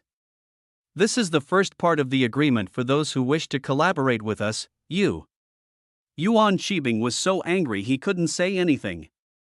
How could she be like that? She wasn't here to do business but to throw her temper around. There was no such section in agreements all over the world that if Company A had conflict with Company B, then those involved with Company B would no longer be able to collaborate with Company A, even if there was the slightest involvement. Alright, this was being childish, yet this childish statement was listed as the first and foremost part of the agreement. Everyone sighed. Although this was being childish, it was also being cruel. Yuan Qibing finally met someone more ruthless than him. Yu Miaodong had always had a smile on her face, but when she attacked, she would kill. Yuan Qibing had let out tough words, but before he could even make a move, Luoyu attacked first. People wondered what Yuan Bei would do next and who would win eventually. Han Zai. Yu Miaodong yelled, "Here, drag out irrelevant people in this room." "They are not welcomed here," Yu Miaodong said expressionlessly. "Yes." Han Zai walked ferociously towards Yuan Qibing with his 1.9 m tall figure. Yuan Qibing almost spat blood in anger. He wanted to say some tough words but was grabbed by the neck by Han Zai and dragged out like a chicken. Everyone sucked in a cold breath. Luoyu was acting like hoodlums. This wasn't like a head manager at all. Little did they know, Yu Miaodong was the boss lady of a mafia before. Li Mumei breathed out in ease and said, "This is really satisfying. Not only are we chosen, that scum even got what he deserved. I'm uncomfortable seeing his cocky face. I admire this CEO you to the bones." Ning Qingxue smiled. "Let's think about this later. Before we had nothing to do, but now, we have too much. We still need to recruit 20 subcontractors. This is a challenge for us." "Yeah, that's right, we haven't had such glory in a long time. This Luoyu Corporation is really nice. By the way, what if someone like Yuan Qibing and Luoyu also wants you?" Li Mumei questioned nervously. Ning Qingxue looked back and rolled her eyes. "You really think too much." Chapter 369, Special Care. "Alright, everyone please wait. The 3 selected partners may send out representatives to have detailed negotiations." Then, Yu Miaodong went into the smaller room. Afterwards, the 3 company representatives stood up in the admiring eyes of everyone else and sent 2 people with Yu Miaodong to go in. However, Ning Zhongfei didn't go in. He let Ning Qingxue and Li Mumei go in. When the company representatives sat down, what shocked the other 2 companies was that CEO Yu of Luoyu personally brought a chair for Ning Qingxue to sit down on. "CEO Yu, I can do this myself." Although Ning Qingxue's character didn't make her very likable, she was still shocked when this CEO Yu of Luoyu carried a chair for her personally. Li Mumei was even more astonished. Things seemed to be a bit strange. Not only was their company chosen as a partner, but CEO Yu of Luoyu seemed to be too polite to Ning Qingxue. Was it really what she had guessed? Li Mumei started to worry. The specifics were very simple to negotiate as most had already been preset by Luoyu. There weren't much problems. After seeing the strong temperament of Yu Miaodong, the other 3 companies didn't fuss over the minor errors. compared to the profit they would be earning. This was nothing. After the negotiation, the other two companies left, yet Yu Miaodong had Ning Qingxue stay behind. This made Ning Qingxue feel uncertain. Was it really like what Li Mumei had said? If that was the case, she would rather not have the spot. Seeing Ning Qingxue's confusion, Yu Miaodong quickly said, CEO Ning, it's like this. We have very sophisticated technology and there'll be a lot of things for your company to learn, so I want our tech people to help you and stay in your Feiyu Corporation for now. Ning Qingxue's heart sunk. It was that indeed. Was the person coming to help someone like Li Mumei had suggested? But CEO, you didn't mention anything of the sort. The person was just coming to help. Perhaps she was overthinking. Not to mention that now, if Luo Yu didn't help Feiyu, they would be closing down for sure. Thinking about this, Ning Qingxue nodded. That's good, thank you CEO Yu. Yu Miaodong smiled and said, not a problem, CEO Ning. If you don't mind, just call me Sister Yu. I really like your name, of course, Sister Yu. Please take care of me. If Ning Qingxue still didn't get that Yu Miaodong was purposely trying to be nice to her, then she would be an idiot. Yu Miaodong smiled sweetly. Don't say that. Of course I will take care of you, Qingxue. You will also be helping me in the future. Then, Yu Miaodong pointed to Luo Fei and said, Qingxue, she's Louis Fei, our company's master at recognizing herbs. Yifei, Qingxue just started collaborating with us, there'll be many places they need help with. Can you go with them for a while and help them? Louis Fei smiled and said, of course. Qingxue, I'll be freeloading off of you from now on. Ning Qingxue quickly greeted and thought, this woman is such a beauty. Funny how she was thinking about other random things. Luo Yu is so glorious now, why would they use underhanded means? Although Ning Qingxue thought like that, Li Mumei thought different. She thought that this CEO Yu was too nice to Qingxue. This seemed eerie. They weren't the only partner chosen, so why did the other two companies not get this treatment? This wasn't the main thing. The main thing was that CEO Yu asked to be sisters with Qingxue. And her last words were rather intriguing. CEO Yu would be needing Qingxue's help in the future? What did this mean? Li Mumei as a bystander didn't think this was a polite thing to say. After a greeting with Louis Fei, Ning Qingxue turned around and asked Yu Miaodong, Sister Yu, you are the big boss of Luo Yu, but there's one thing I don't understand. Our company isn't that competitive. Why did you choose to give the spot to us? Yu Miaodong was dazed and had a strange look on her face, though she quickly reacted and said, our true boss likes your father and says your father can make big decisions. He told us to give the Asian spot to Feiyu. Yu Miaodong wouldn't spill things since Emo didn't say anything. And from what Yang Zhou said, there seems to be some misunderstanding between Ning Qingxue and Emo. If she spoke of Emo, perhaps Ning Qingxue would refuse to collaborate, and how would she relay this back to Emo? Ning Qingxue questioned hesitantly, Sister Yu, do I need to see your big boss? Yu Miaodong quickly answered, no need, no need. Our boss will go to your company to find you. He knows your father. You just need to know that you were selected due to the relationship between our big boss and your father. There's not really much more to it other than that. Hearing that, Ning Qingxue couldn't really say anything else.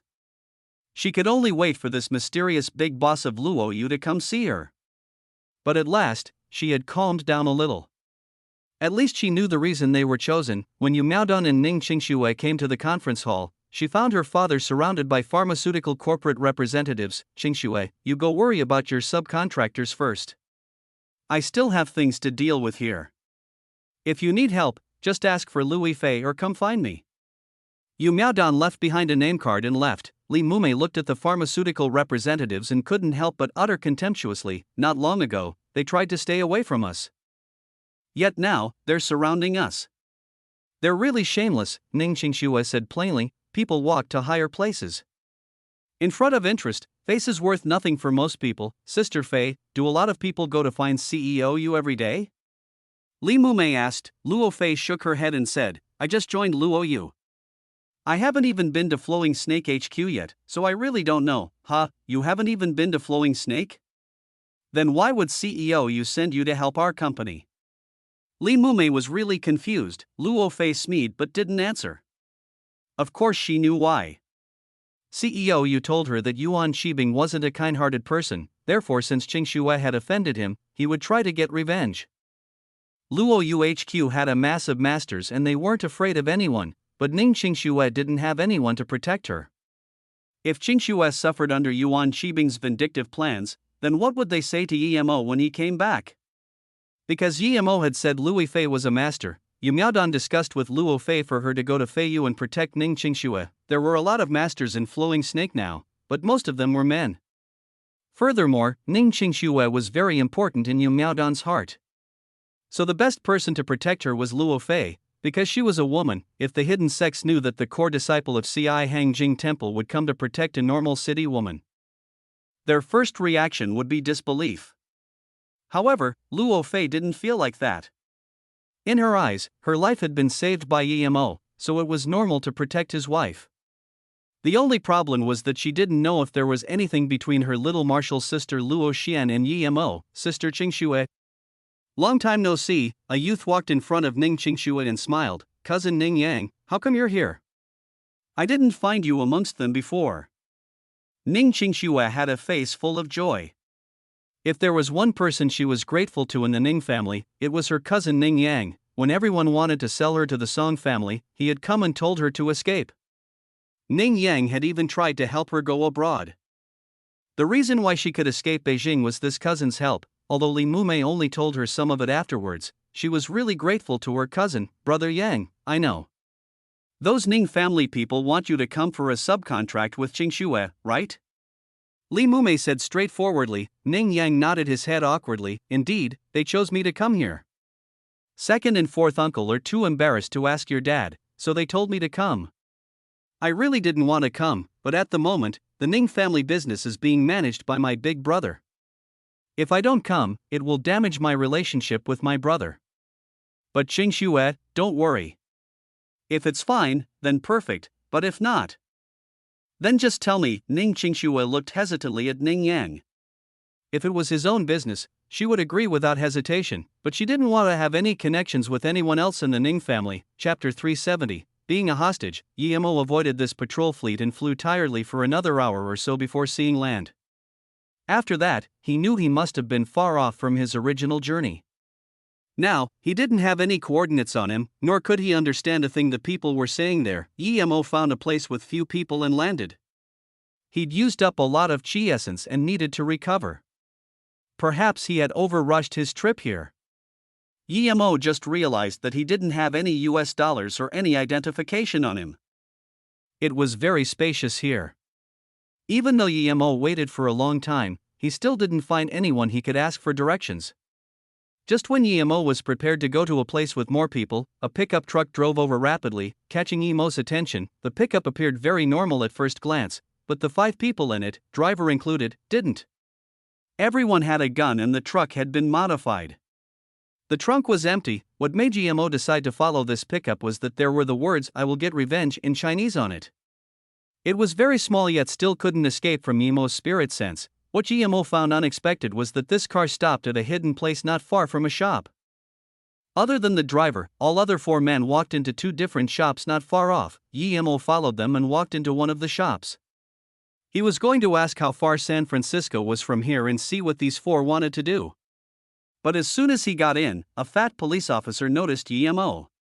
He immediately looked vigilant and walked over. Yemo noticed this policeman and frowned. If he asked him about his origins, then he would have no choice but to attack.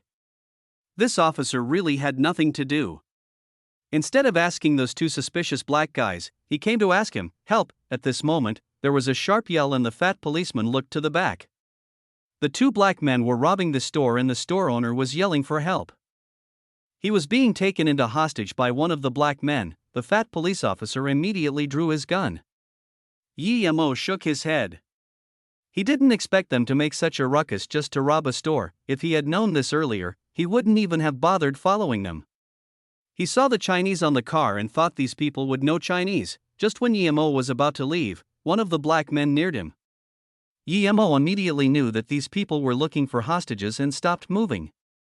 He thought, it's good to have a free driver. As expected, the black robber controlled Yemo and knocked out the store owner, after which he started to look for things. What made Yemo confused was that they were dumping the spare change all over the place. Were these people not here for a robbery? Why didn't they want money? Soon, Yemo knew that these people weren't here for money. He didn't know what they were looking for, but from how they were flipping over everything, Yemo knew it had to be in either one of the two stores. Yemo saw that robust-looking store owner and realized why they took him as the hostage. It was obvious he was easy to bully. Although Yemo was also around 1.8 m, he was still shaggy compared to the 1.9 m tall store owner. Not to mention, this store owner had bulky muscles. In the distance, a police siren sounded with 2 more policemen coming for backup. There was another yell from the other store. They probably found what they wanted. And Yemo was brought out by the 2 black men. They chose Yemo and the other store owner to be hostages. They charged onto the pickup truck and started it up. There was no more space in the front, so the 2 black men dumped him along with the store owner into the modified trunk. By the time the police cars arrived, they had already disappeared. Yemo noticed that they had a small black case in their possession. That case was probably what they had been looking for. Yemo sent his spirit sense in. It turned out to be bags of cocaine, so they were drug dealers? Yemo immediately understood, but how did they know the drugs were hidden in the store? The pickup went very fast and merged into the traffic. Half an hour later, the vehicle drove onto some open land. The big bearded black man called out, and the car slowed down. Soon afterwards, 2 men came and dumped the store owner off the road. The other 2 were coming to throw Yemo away. Yemo grabbed the 2 instead, shattered their arteries and dumped them outside the car. The 3 people in front heard the ensuing sound and thought Yemo had also been thrown out. They didn't even turn back, just going onto a small road as they continued driving the car. An hour later, the truck stopped outside a private mansion. The 2 black men and the driver came out. Yemo thought, they really went a great distance just to commit one crime. When the bearded black man saw Yemo, he was stunned and immediately yelled out. Yemo didn't understand what these guys were saying, probably asking who he was and stuff. He just walked up and held the bearded man in the air. Take me to someone who can understand my words. The 2 black men on the side would be turning to fire. Yemo didn't even look and just threw 2 fireballs. Like this, they immediately turned into flying dust. The big bearded guy looked at Yemo dumbfounded. He muttered something with a face full of fear.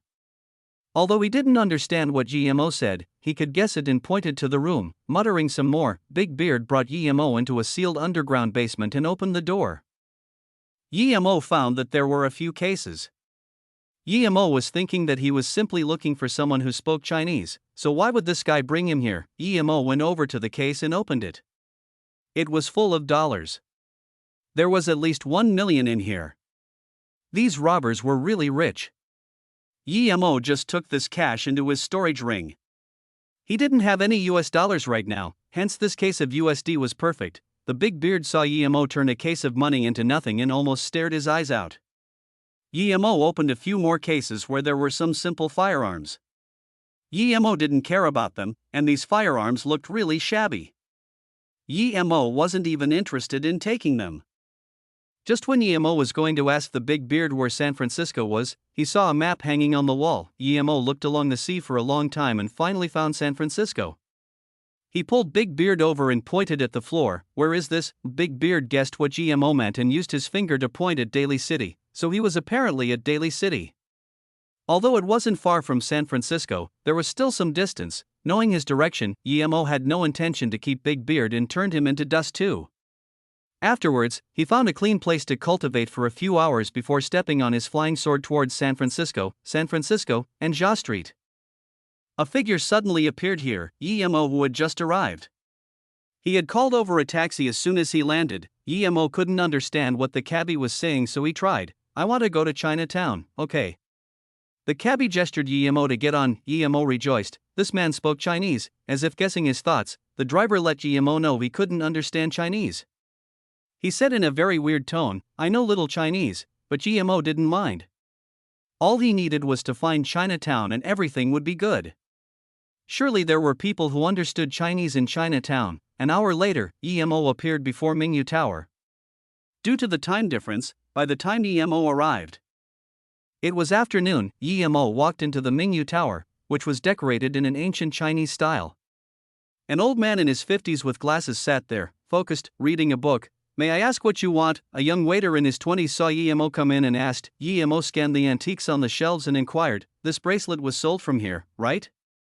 Yemo passed the bracelet to that waiter. the man took it and replied, "Yeah, we sold this a few days ago. I guess is there some problem with it?" Grandpa, the old man reading the book, put it down and walked over. He took the bracelet and looked at it a few times before nodding. "Indeed, this was sold from our place. Do you have any questions?" Yemo smiled. "I'd just like to know where it came from, this." The old man took off his glasses and looked troubled. It was usually taboo to ask where things came from, yet Yemo asked it without second thought. Yemo took out a stack of dollars around 10K's worth and put it on the table. "Boss, this is your payment, take it." Chapter 371, Chinese Gang. Just from looking at the thickness of the stack, the old man knew there had to be at least 10.000 in it. One question for 10K, this young man was too rich even if he didn't seem all that well dressed. "I am the one who gave the bracelet to old he. Don't trouble him. If there's anything, just ask me." A deep voice sounded at the door. A middle-aged man with a scar on his Adam's apple came in. It looked like a bullet scar. Although it was blocked by his hair, Yemo could see it with his spirit sense. If the bullet had gone just a little more to the side, this man would be dead. He had calluses all over his hands. Yemo didn't know what he did for a living. But the man had some killing chi on him. It was obvious he had killed, and not just once. He was a tough guy, yet no matter how tough he was, it was just like floating clouds in front of Yemo. Yemo said plainly, "Tell me where the bracelet came from, and the money is yours." The middle-aged man sneered and took the money without a shred of hesitation before saying, "A friend of mine in the US asked me to sell this for him. This friend was having it tough, so he sold the only valuable possession he had. Take me to see this friend of yours," Yemo demanded without beating around the bush. The middle-aged man suddenly smiled. "I've already told you where the bracelet came from." "Sorry, but I can't help you with anything else." Then a knife suddenly appeared in his hands, and it spun like a flower. Yemo glanced at the knife and said again, "I'll give you another 10 grand. Lead the way." The middle-aged man shook his head. "I won't show you the way. There's nothing good about you finding the owner of the bracelet. San Francisco isn't a happy place, brother." Afterwards, the man sliced in the air with the knife. "That's my business. You don't need to worry about me, so just lead the way." Yemo's tone went cold as though not seeing the knife in the man's hands. "What if I don't want to?" The middle-aged man also heard the change in tone. His tone grew stiff as well. "I believe you will." After saying this, Yemo took out a gun and pointed it at the man. Han Zixin had given him this gun. To Yemo, it was really useless, however it could be used to threaten people. If he needed to kill, he wouldn't use a gun. The middle-aged man stared at the pistol, and his face suddenly changed. He went silent for some time, not rebuking Yemo. He packed away his knife and nodded. "Okay, I'll lead the way. But before I do, I want to talk with you alone." Yemo looked strangely at the middle-aged man and thought, from the looks of this man, he doesn't seem like someone to succumb so easily. So why did he? Yemo still reminded him, "There's no need for you to take out the knife you packed away. And neither will you need to take out the gun on you. Otherwise, my gun might fire accidentally. As for a talk alone, I'm not particularly interested, but since you want it, let's go." The man didn't seem to notice Yemo's gun and turned to the store owner saying, "Old he, I'll borrow your room for a moment." Old he nodded and didn't talk. He picked up that book again and continued reading. It was as though nothing had happened just then. Mingyu Tower wasn't big, but it was very quiet. The middle-aged man was obviously someone who came here frequently. He just opened the door and waited for Yemo to come in before closing it. Before Yemo sat down, he suddenly took out a gun and at the same time shot at Yemo's wrist. Yemo had been threatened by many people, and he had seen many people fire. None were as fast as this man taking out a gun. It had taken less than half a second, such a short time, such a short distance. It could be said no one would be capable of dodging this bullet, except for Yemo. Yemo didn't even have to dodge. The gun in his hands disappeared. What took its place was a golden bullet caught between his two fingers. The middle-aged man realized that Yemo had caught his bullet with 2 fingers and could no longer stay indifferent like before. Yemo squeezed his fingers and this bullet turned into a V shape. Then, he stared coldly at the middle-aged man and said, "This is your first and last warning. If you dare shoot again, I will turn you into a corpse. If you hadn't shot at my wrist just then, you would have already been dead." "Who the hell are you?" The man finally woke up from the extreme shock. His tone was still shaky. He had seen too many masters, but none as strong as Yemo catching a bullet with his mere hands, no, a mere 2 fingers, and from such a short distance? And he could even bend the bullets with his fingers. This wasn't something he could comprehend. He was in extreme terror and shock. Yemo pronounced coldly, "Who I am is not important. What's important is that I'm asking you, not you asking me." The man wiped the sweat from his forehead and took away the gun. He wasn't afraid of dying, rather simply shocked by Yemo's power. "I'm sure Kaijen, people also call me Fly on Grass. Xianbei, if you have anything to ask, just ask." There was respect in his eyes. Yemo wouldn't even need a gun to kill him. It would take only a few seconds with nothing but his bare hands. Without a doubt, Yemo was one of those legendary Chinese ancient martial artists. "I don't have anything to ask. I'm not interested in who you are either. I just need you to take me to see the owner of this bracelet," Yemo said plainly. Sure, Kaijen smiled bitterly. If it was someone else who had the guts to talk to him like this, he would have slapped them already, but he didn't dare do that to Yemo. He carefully made some tea for Yemo before saying, "In Chinatown, San Francisco, there are many gangs. Us Chinese usually belong to Tang Gang and Hong Martial Gang. Other than these two, there's also a Vietnamese gang, and some other native gangs." Yemo didn't interrupt Sure Kaijen. Since he was talking about these gangs, it meant that it was related to the bracelet. 20 years ago, there was a Chinese man called Peng Wenhan who illegally migrated to San Francisco. With him at the time was also a woman. However, that woman was heavily injured. At the time, there were even more gangs than now, and the US government couldn't manage them all. There were fights and killings every day. In order to survive, Peng Wenhan established the Chinese gang and took in large amounts of Chinese brothers.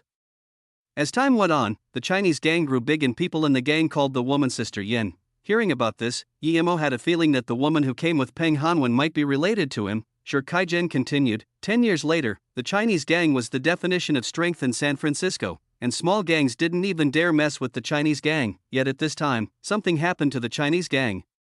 The big boss of the Southeast Asian Gang Grey Alliance, Jason, once saw the woman Peng Wenhan had brought to America and immediately wanted her.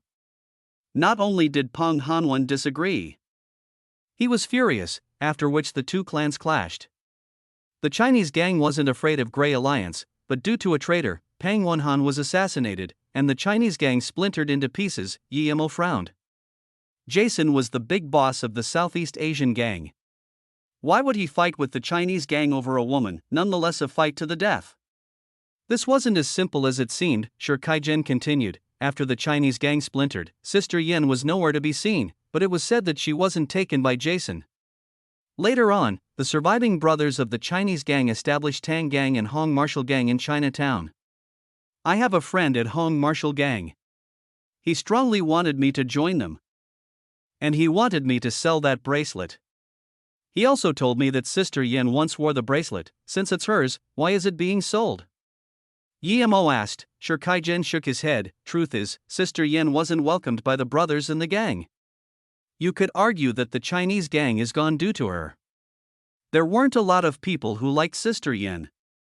Of course, the main reason is because Hong Martial Gang is about to have a big serious clash with Mountain Gang.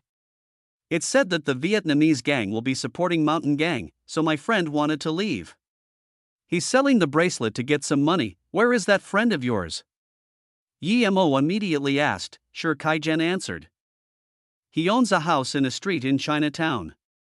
Although I know the approximate location, I don't know where exactly. But if Qianbei wants to see him, it's very simple. I can arrange to meet him tomorrow. Yemo sneered. I want to see him now. Take me there immediately. Chapter 372, Kicking the Door. Sure Kaijen looked at Yemo in shock. How could we do that? If we go to Hong Martial Gang's HQ now, wouldn't that be dash? As though realizing his tone wasn't right, Sure Kaijen quickly said, Qianbei, I know you're very strong, the strongest I have seen actually, but you can't take on that many. More than that, there are a lot of masters in Hong Martial Gang. I heard there are some ancient martial arts cultivators.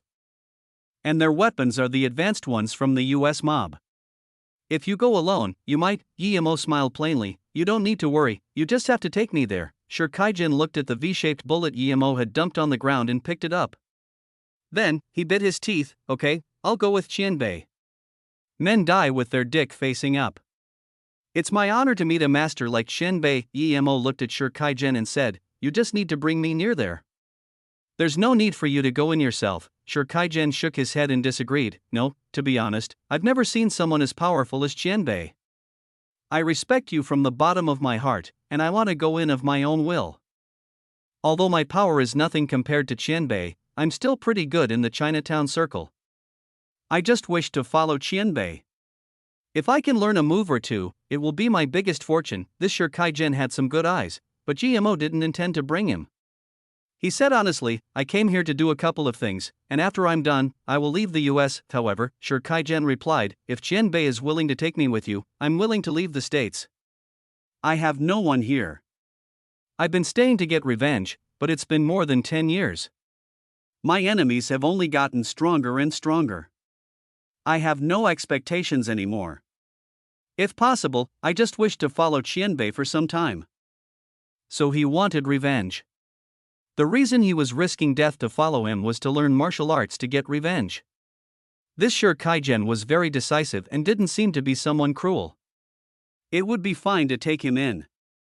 Although Shi Kaijian thought it was a fight for life going to Hong Martial Gang with Emo, but to Emo, it was just a casual stroll. Taking this into consideration, Emo nodded. "In that case, enter together with me. Now lead the way." The old man with the glasses downstairs looked on in shock as Shi Kaijian walked out with Emo. He knew Shi Kaijian brought Emo up to bash him up, yet now, he came out like a good little boy. Hong Martial Gang was renowned throughout Chinatown. Although their fame wasn't as high as the Chinese gangs from before, amidst the forest of gangs, there was a clear place for Hong Martial Gang. Qingyang Street, Hong Style 7 Kill Fist Dojo was here. The reason why Shi Kaijian knew the whereabouts of the Hong Martial Gang's HQ was because he knew this dojo was where things happened. The dojo was open to students, but little did they know this dojo was related to the Hong Martial Gang.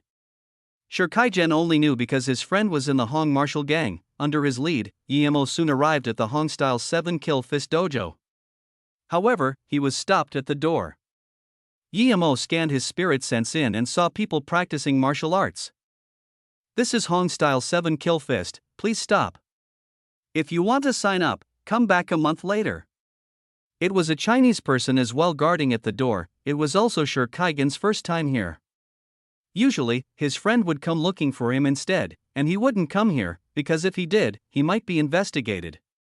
If it wasn't due to special reasons, Shi Kaijian wouldn't want to be remembered by the gangs. "Qianbei, you can probably find a lead here."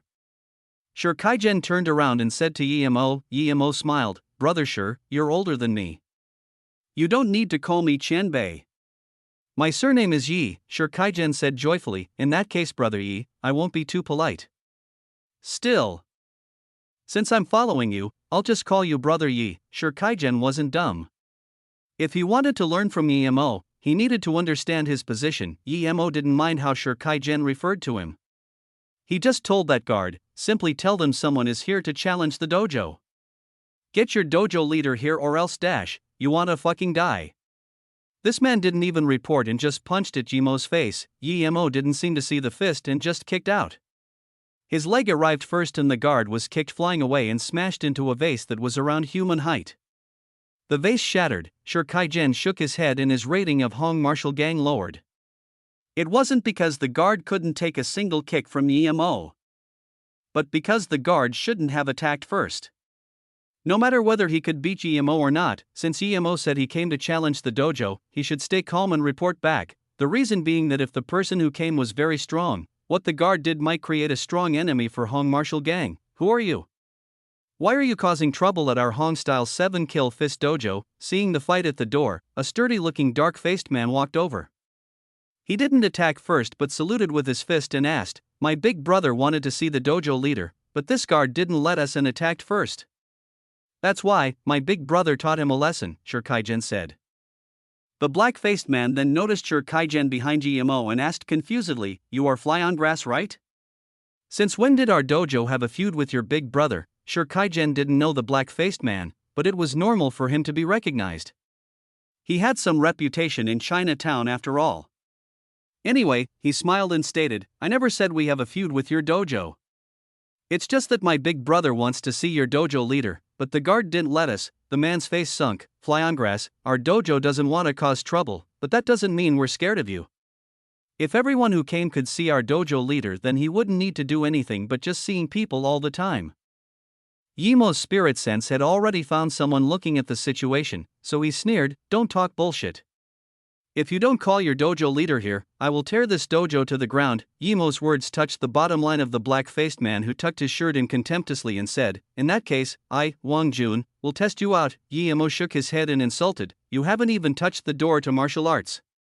You don't have to fight me, I only need one more kick to break another vase." This Wang Jun wasn't even yellow level. He was at most a normal martial artist. Yimo really wasn't interested. Hearing Yimo's words, Wang Jun's face turned red in fury. Although he wasn't the strongest in Hong-style 7-kill fist dojo, he could definitely rank in the top 10. And this guy who seemed younger than him said he could kick him away with one leg to any position he chose. He wouldn't believe it no matter what. He just felt this person was too cocky. Even the dojo leader couldn't kick him away with one leg. Although Wang Jun was angry, he wasn't careless.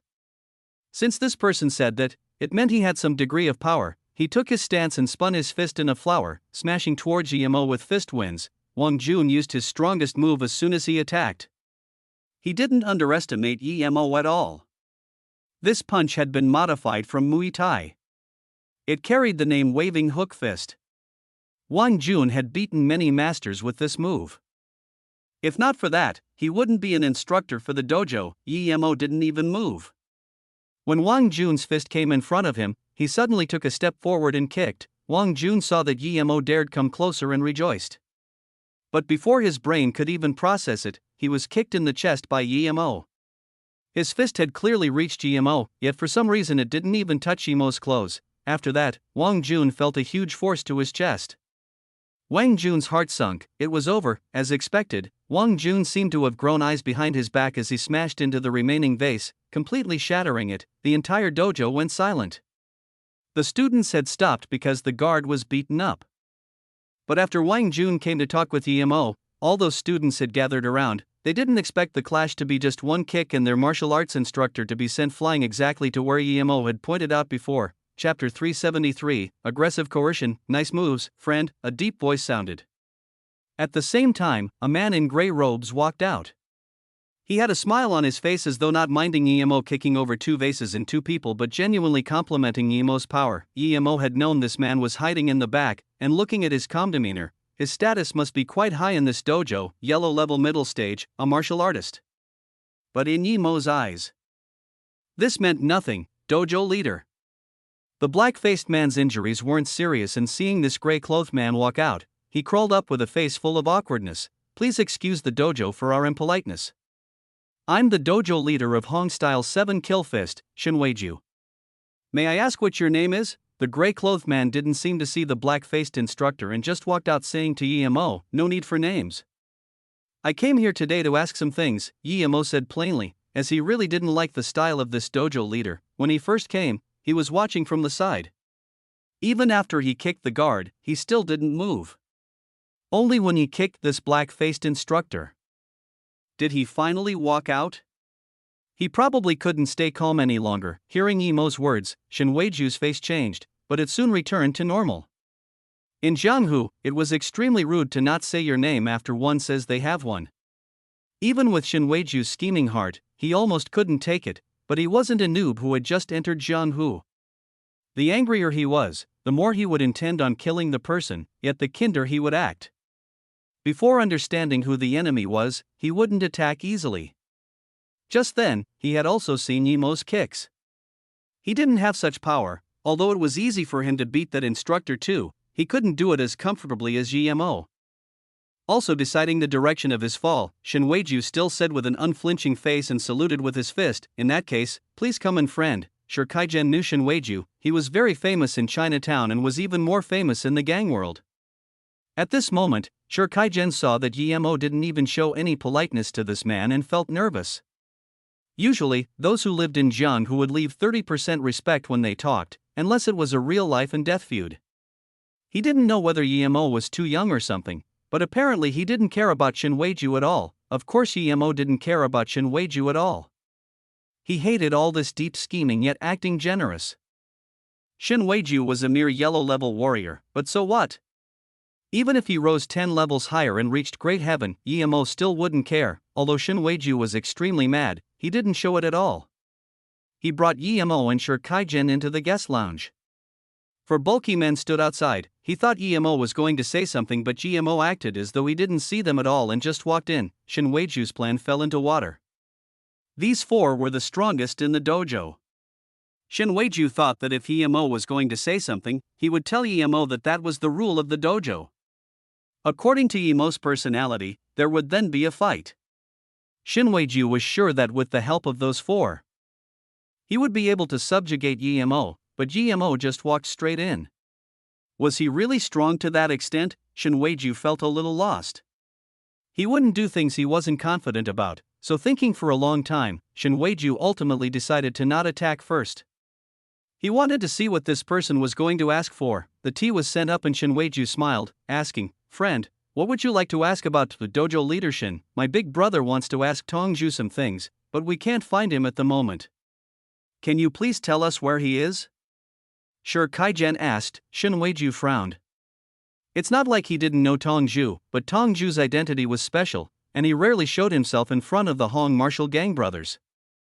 Since these two came looking in this place, it meant that they knew the Hong-style 7-kill fist dojo was related to Hong martial gang. Thinking about this, Shin Weiju saluted with his fist and said apologetically, "Sorry, friend.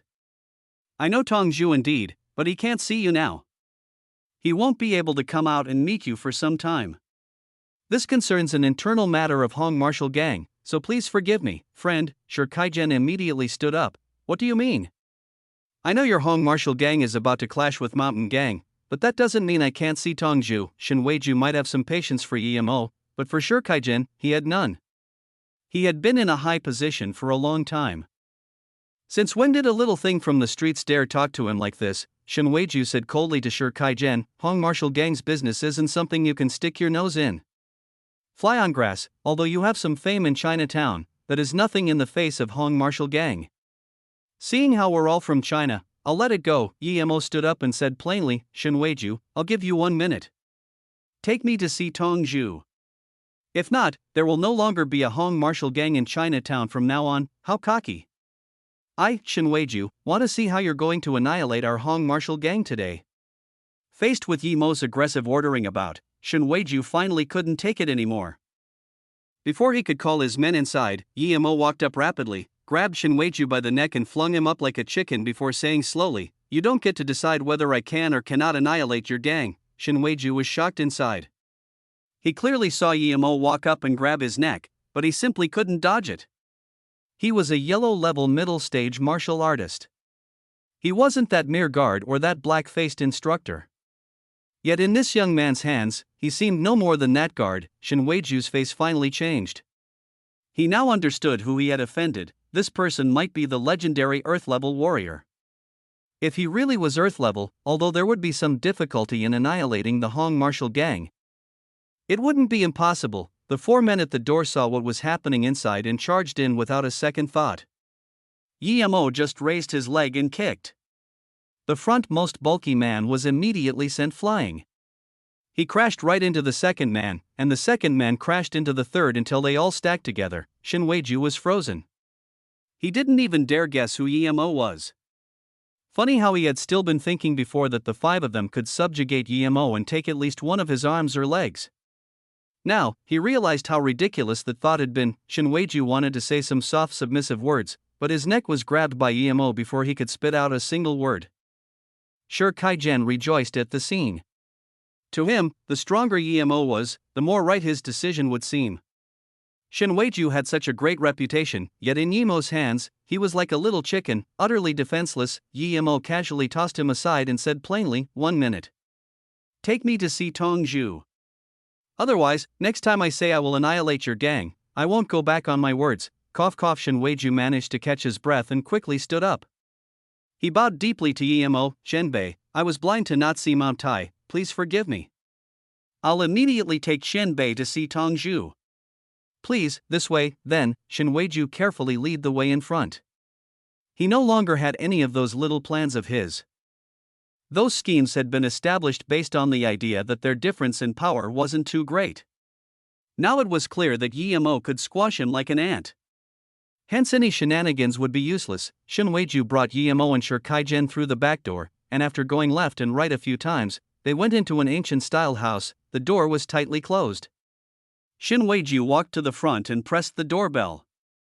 Yi Mo noticed there was a rhythm to the doorbell pressing. It seemed to be their secret code. Yi Mo scanned his spirit sense inside. The old house was very spacious and had a patch of grass as well as an artificial lake. It was quite nice to have such a place in a busy city. In a certain underground room, Yi Mo could see a few guards. When Yi Mo sent his spirit sense in, he saw 60 people gathered together seemingly discussing something. It was obvious that Shin Weiju's alarm frequency gave them a warning. The man holding the meeting just waved his hand and the 60 people went to stand to two sides. Since he was visiting, Yi Mo wasn't planning on breaking his way in. Soon, someone came to open the door. Shin Weiju brought Yi Mo in. Everyone in the underground basement looked at Yi Mo and Shi Kaijian with vigilance. No one spoke, but Shi Kaijian was very nervous. He knew that the man at the front only needed to wave and these tens of people would gang up on them. Chapter 374, Too careless. If it was just a few people, or even a bit more than 10, Shi Kaijian wouldn't be afraid. But if tens of people attacked them together, then no matter how strong Yi Mo was, he wouldn't be able to deal with all of them. If he was shot sneakily by a bullet, then everything would be over. Furthermore, this was the HQ of Hong Martial Gang. The place was full of masters. There were probably many who were stronger than Shin Weiju. Also, who knew if there were hidden traps in this house? Shi Kaijian stood nervously by Yi Mo's side. Shin Weiju just walked to the leader, who was a little skinny, and muttered something. After hearing what Shin Weiju said, the man nodded and frowned. Then, he said plainly, "An honorable guest has come. Please have a seat. Someone bring 2 chairs for these 2 friends." Yi Mo sat down calmly, but Shi Kaijian first glanced uneasily at Yi Mo, and only then did he also calm down. He had been in this place all these years, living on the brink of death. How could he still be so worried? At the same time, he admired Yi Mo's courage. "Friend, you have strong will. I'm Xu Hongshang, and as the brothers honor me, I'm the substitute gang leader." "May I ask for your name?" The leader man saw Yi Mo sit down calmly and showed approval in his eyes. From what he saw, Yi Mo didn't even care about life and death. Although he was sure that Yi Mo was at least yellow level peak or even black level. He would still die here without doubt, because he himself was already black level middle stage and surpassed Peng Hanwan of the Chinese gang. Furthermore, he had at least 3 yellow level fighters including Shin Weiju. Even if Yi Mo had black level power, he would be dead for sure. "My surname is Yi. I am sorry for disturbing you. I'm wondering if your honored gang has someone called Tongju?" Yi Mo said monotonously. This Xu Hongshang was quite polite, so he didn't have to be overly oppressive. Even though Yi Mo didn't say his full name, Xu Hongshang approved of someone like Yi Mo and didn't mind it too much. Someone who could beat Shin Weiju was no ordinary person.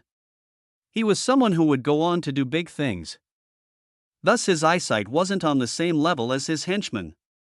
If he could take this person into the Hong Martial Gang, that would be of big help. He had created the Hong Martial Gang and wasn't a simple person. According to him, Zhu Yuanzhang, the founding emperor of the Ming dynasty, was his ancestor. That's why the gang he had created had strict rules. Although Yi Mo didn't seem like a very enthusiastic person, he didn't require his henchmen to be enthusiastic. He needed them to be capable and loyal. He believed that this young man would serve him after seeing his power. After all, his only other choice would be death. "Tongju, come out." Xu Hongsheng didn't even think and called out to Tongju. A short man stood out from the group and bowed to Xu Hongsheng first before walking to Shi Kaijian and saying, "Fei, what's wrong, Zhu Zi?" "There's nothing wrong. Brother Yi here is my big brother right now, and he has some things he wants to ask you about. Trust me, it's fine, so you can just reply honestly," Shi Kaijian reassured. He admired Yi Mo a lot right now. Tongju nodded. Obviously, he was quite close to Shi Kaijian. He saluted Yi Mo with his fist and said, "Brother Yi, what's wrong?" "I'll tell you everything I know." Yi Mo nodded, putting the bracelet on the table and asked, "You sold this bracelet recently, but where did you get it from?" The moment he saw the bracelet, His face changed, but he immediately answered, "A year ago, our gang had a clash with the Vietnamese gang. At the time, I hacked a Vietnamese guy apart and robbed this from him," Yemo continued. "In that case, do you know any history about this bracelet?" Sure, Kaijen intervened. "Zhu Zi, say everything you can say." "Brother, you won't do anything to you." He was afraid his brother would hide something and annoy Yemo. Tongju nodded. "I don't know, but we have this certain older brother in the Hong Martial gang. He was a brother of the Chinese gang before and had a picture of Sister Yen, which he showed to me. Sister Yen had a bracelet, and it was the exact same as the one I got." I wasn't sure, but when I gave it to Afei, I told him this might be Sister Yen's bracelet, so that's it?" Yemo nodded and looked around before asking, "In that case, who has the picture?" "Take it out." Zhong Hongxing didn't expect Yemo to start asking about Sister Yen. He looked at the bracelet and wanted to say something but eventually didn't. Yemo didn't ask him, but asked his gang instead. This made him a little uncomfortable, but he wanted to take Yemo in, so he had to resist it. A man in his 50s walked up. He looked very ferocious and approached Zhu Hongxing first, declaring, "Gang leader, I have the picture." Zhu Hongxing nodded and said, "Luo Xin, our friend Yi has something to ask." "Go ahead and answer him." "Yes." Luo Xin nodded and walked in front of Yemo. "You have Sister Yan's picture? How did you get it?" Yemo asked in a normal manner. Luo Xin could also tell Yemo wasn't simple, so he answered carefully. "Before gang leader Hanwen was harmed, he told me to go to the photography shop to get this picture for Sister Yan, but by the time I came back, the Chinese gang had already clashed with the Grey Alliance and gang leader had also been harmed by then. I didn't know where Sister Yan had gone, so I kept this photo with me. Could you give me this photo?" Yemo stood up and asked, "Of course, and since gang leader Hanwen was always good to me, as long as you're related to Sister Yen." "I can give you this photo," Luo Xin said. Yemo nodded. "Indeed, I am related to Sister Yen." Luo Xin didn't ask what their relationship was and just said, "In that case, please wait, and I'll go back to get the photo." Then, Luo Xin asked Zhu Hongxing and got the nod. Afterwards, he turned to leave. After Luo Xin went out, Zhu Hongxing just wanted to speak up when a member of the gang ran in a hurry and informed, "Gang leader, 3 breaths flying dagger Johnson of Grey Alliance is here with around 30 people." Zhu Hongxing suddenly stood up. "Why did he come? What's he doing here? How does he know about this place?" His tone was rapid, and he was obviously worried. Yemo shook his head. He saw that this Zhu Hongxing had some temperament yet was unable to keep his cool upon meeting his opponent. And this was his turf. What Yemo didn't know, however, was that 3 breaths flying dagger Johnson was a complete counter to Zhu Hongxing. Although he hadn't cultivated ancient martial arts, his power was strong and no lesser than Zhu Hongxing's. On top of that, he had a specialty, namely the 3 breaths flying dagger. If he wanted to kill someone with a flying dagger, anyone would die within 3 breaths after the shot. Therefore, the people of the Chinatown gangs gave him the title of 3 breaths flying dagger. He stood at the very top in Chinatown and together with this other black man called Jack who was also in the Grey Alliance. They were called the Spear Dagger Duo. Zhu Hongxing had no confidence when it came to Johnson. And at their power level, numbers no longer mattered that much. The most important thing was that this HQ was very hidden. Other than the Hong Martial gang members, rarely anyone knew about it. The reason why Zhu Hongxing was so polite to Yemo was because Yemo was strong and because he wanted to recruit him. Otherwise, he wouldn't let Yemo act so cocky in his dojo. If Yemo rejected his offer, he wouldn't be that easy to talk to. Gang leader, we haven't been out these 2 days, and the day after tomorrow we have the clash with Mountain Gang. How could the Grey Alliance know our HQ? An average-looking girl beside Zhu Hongxing asked. Zhu Hongxing frowned. He thought for a while and shook his head. "I don't know either. We'll see after they come in. Although their Grey Alliance is doing well, our gang is no pushover." Yemo heard Zhu Hongxing's words and scanned using his spirit sense. 26 men had arrived, each of them very bulky with the majority of them black, while the minority was white, and a small part of them was Asian. Yemo immediately thought of the 5 black people he had killed and scanned his body just to be sure. Soon, Yemo's face turned bad. He didn't expect to be tricked. That big bearded man had stuffed a seed-sized signal source, and he hadn't even realized. No matter how weak they were, he shouldn't have been careless and needed to stay vigilant at all times. Although he didn't fear these people, this still rang an alarm bell for Yemo. He had been too careless recently and wasn't as cautious as before. Chapter 375, You Dare Play with Flying Daggers? Seeing Emo remove a seed-sized thing from his clothes, Zhu Hongsheng immediately realized that this young man had offended the Grey Alliance and had a tracker planned on him. Zhu Hongsheng's expression turned very bad. If Johnson weren't here, he would have attacked Emo already. So it was this guy who exposed his hideout.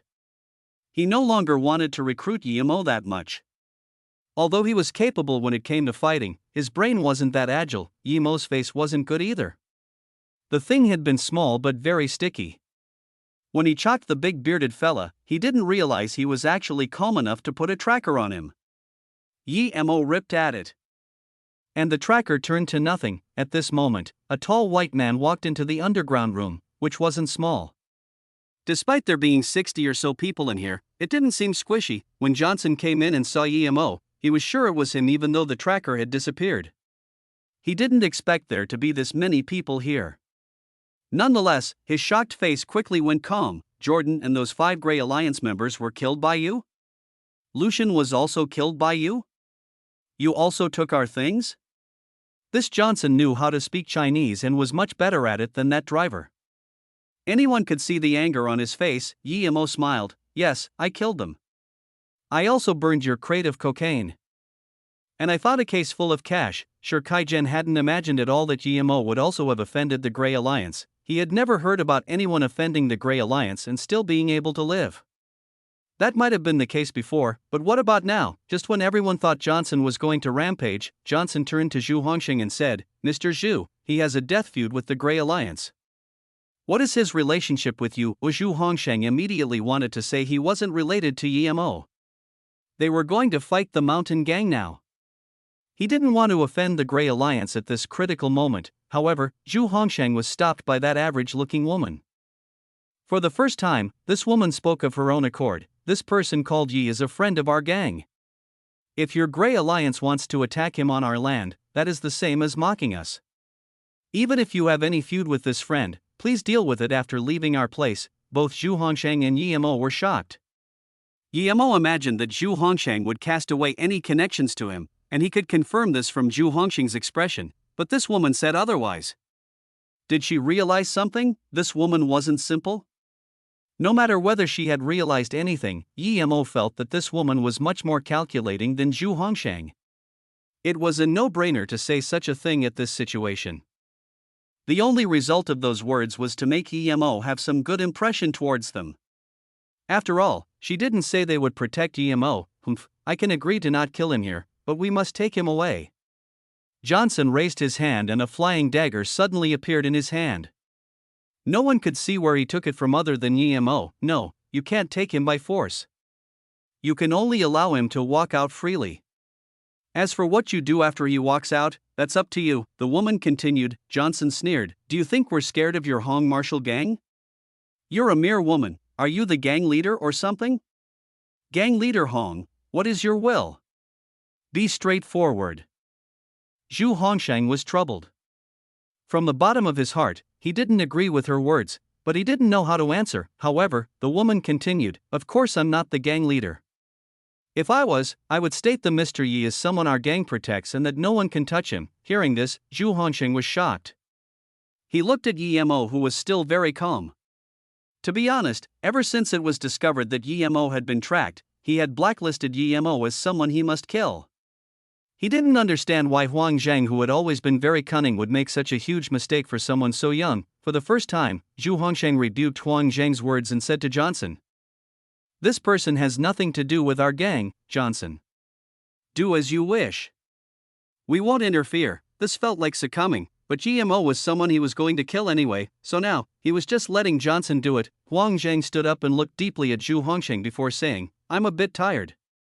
I want to go rest. Zhu Hongsheng thought Huang Zhang didn't want to see blood or wasn't too happy because of him rejecting her proposal and didn't mind. He waved his hand, Go take a break, and think before you speak next time. After Huang Zhang walked out, Johnson threw around the flying dagger in his hand and spoke in fluent Chinese. A Chinese person taught me how to use this and it has drunk the blood of countless Chinese. Today, there will be one more. Where is the one who taught you the flying dagger? Emo asked calmly. Him? Ha! The first to die to my flying dagger was that guy. Where do you think he went? Perhaps you can meet him before God. Then, Johnson waved his hand and the flying dagger disappeared. No one could see where it was. Yemo caught the flying dagger and spoke coldly. If you hadn't killed the one who taught you, I would have. Luckily, you saved me some trouble. But with your petty moves, you dare play with flying daggers in front of me. Even if Johnson hadn't killed his master, Yemo wouldn't be bored enough to go kill this person, but as someone who couldn't see the character of his disciple, he deserved to die. Johnson was dumbfounded. He clearly saw Yemo catch the dagger he just threw out with 2 fingers. Someone could catch his flying dagger with bare hands? His brain couldn't process this reality. His flying dagger was far faster than a bullet. He could even use it to take down bullets, yet today, someone caught his flying daggers with his bare hands. This was unfathomable. Everyone was shocked. Johnson's dagger was definitely faster than a bullet. If someone could catch it, did that mean bullets could no longer threaten that person? Zhu Hongxing's heart skipped a beat. He understood that he had made a mistake today. You have the guts to play with flying daggers. Ha! Your daddy will teach you how to properly play with flying daggers today. Look, I, your father, will pin you to the ground. Protect your left foot. After these words, the flying dagger pierced straight into Johnson's left foot into the ground in a beautiful arc until even the hilt was touching his foot. Arc. Johnson howled and wanted to raise his foot, but he couldn't move it at all. He was really pinned to the ground by a small dagger, not to mention, it was his own dagger. He clearly saw Yemo throw it, but he just couldn't move. Silence. The entire meeting hall was silent. The 3-breath flying sword was pinned to the ground by his own flying dagger. One could read the terror on his face. Zhu Hongxing felt his hands shaking. He was sure that if Yemo were to throw that at his throat, he wouldn't be able to dodge it. A few breaths later, Johnson's men finally realized what had happened to their boss and pulled out their guns and swords. Yemo sneered and a long sword appeared in his hand. After a round of clattering, Yemo charged into this group of people. To be exact, Yemo just walked amongst them and walked out. By the time the others had reacted, Yemo was already standing at where he had stood before. The long sword disappeared from his hand, and it was as though he never moved. At this moment, everyone started to see the people around Johnson begin to fall and spew out blood. Other than Johnson, everyone from the Grey Alliance who had come were dead. Chapter 376, Zhu Hongxing's Cold Sweat. Zhu Hongxing looked at Yemo dumbly. If the ground weren't covered in bodies, he would think he'd seen things wrong. Zhu Hongxing had seen many masters in his life, and he had even believed he was at the apex, yet now he realized that he hadn't even passed through the doors to mastery. And this young man, he was the real master. Perhaps, he was no longer even merely a master. He wasn't a normal human being. Who could possibly cultivate ancient martial arts to such a degree? A quick stroll, and more than 20 Grey Alliance members died. Such means, thinking about this, Zhu Hongxing didn't dare let his mind wander anymore. Cold sweat ran down his back. He hadn't come here out of bravery. He had simply never considered them a threat. If this man wanted to annihilate the Hong martial gang, he would at most need to take a stroll between them. Zhu Hongxing's back sweated more and more. It was drenching his clothes, but he lacked the courage to move and could only stare at Yemo in shock. He regretted so much that he had rejected Huang Zhang's proposal. A chance to be on good terms with this youth. Huang Zhang, he didn't listen to her one time and lost out big. Sure, Kaijian looked at the bloody scene. His eyes didn't contain fear but excitement instead. He had made the right decision. Brother Yi was this powerful. He was shaking with excitement, as though his bright future was already here. Yi Chen Bei dash. After a long while, Zhu Hongxing stood up shakily. He no longer dared think about recruiting this person. What a joke! Yi Mo looked coldly at Zhu Hongxing and said plainly, "Tell me everything about Sister Yan's disappearance. Do not leave out a word." Just when Zhu Hongxing wanted to speak, Luo Xian rushed in and saw this eerie scene. There were more than 20 bodies on the ground, and an old white man stood stupefied amongst them. He saw his brothers were also in shock, but after noticing that the gang leader seemed to be unharmed, he finally rested easy a bit. Although the scene was bloody, he had been in this industry for 30 years already and seen all sorts of blood and gore. Johnson? Luo Xian almost screamed. He didn't expect the one to be standing in the middle of the bloody scene to be one of the spearsword duo of Grey Alliance. Luo Xian was old and cunning. He looked at Emo, who remained there with an extremely calm demeanor, and immediately guessed the scene was related to Emo. He instantaneously took out the photo and passed it to Emo. "Mr. Yi, this is the photo you asked for." Emo nodded and passed a few stacks of cash. "This is your payment, thank you, huh?" Luo Xian looked at the stack in shock. There was at least 40 to 50k in there. Emo smiled. "This is what you deserve, then. Thank you very much, Mr. Yi." Luo Xian accepted the money. He was short on cash anyways. Emo took the photo. On it was a seemingly very quiet and well-educated woman. She was in her 30s, and her brows were like a crescent moon. However, there was a sliver of worry in her brows, making her seem melancholic. Zhu Hongsheng could only wait after being interrupted by Luo Xian. Now that Emo put the photo away and looked over, he immediately said, "When the Chinese gang was suddenly attacked by the Grey Alliance and Big Brother Pang was harmed, he sent a brother from the gang to protect Sister Yan before his death. After Sister Yan had disappeared, I found out that that brother had been killed. Ever since, Sister Yan remains nowhere to be seen." Emo scanned the Hong Martial gang members and questioned slowly, "Who else knows about what happened before?" "Come forward." No one came forward. Emo sighed. It seemed that Sister Yan really wasn't liked in the Chinese gang. If she was, then there wouldn't be no one looking for her. Thinking about this, Emo no longer wanted to stay here and said to Shi Kaijian, "Let's go, Brother Yi, where are we going now?" Shi Kaijian quickly asked, "Of course to Grey Alliance. I want to see if that old guy called Jason is dead." Emo said coldly. Little did Jason know that he and his Grey Alliance had been sentenced to death by Emo. Emo reached out his hand, and the dagger that was pinning Johnson appeared in it. Johnson was mobile again, but he no longer had the arrogance of when he had come. He just stared at Emo with a pale face and was even shaking. He had never seen a real master ever since he'd graduated. The people who everyone thought of as strong had all been killed by him, including his master. But now, he realized how pitiful his view had been. In front of Emo, he was worse than trash. "Yi Qianbei, Wanbei Johnson wishes to be Qianbei's disciple. I will stay loyal forever and be master's dog," he said, which took everyone by surprise. However, one must say this old white man's Chinese was perfect. Yet his face couldn't get any thicker. Other people thought Johnson was shameless, but he didn't think so himself. According to his impression, Chinese loved face, so if you gave them just that, everything would be easy. They would even be able to endure a tougher life in order to gift you things. Johnson had studied some Chinese history and knew that there was an emperor in China called Yang Guang. As long as those foreigners called him living for 10,000s of years, he would give them treasures. The emperors after him were also like that. Johnson was sure Emo would take him in as a disciple, because kneeling down was the most respectful thing one could do for a Chinese. Emo shook his head. This was the first time he had seen someone as shameless as Johnson. He didn't even spare a second thought and flung out a wind blade. Johnson's hand was sliced off. "I will count to 3. If you don't take me to Grey Alliance, you will lose your second arm," Emo said coldly and started counting. Johnson froze. Things didn't go as planned. This man didn't care about his respect and couldn't even be bothered to answer.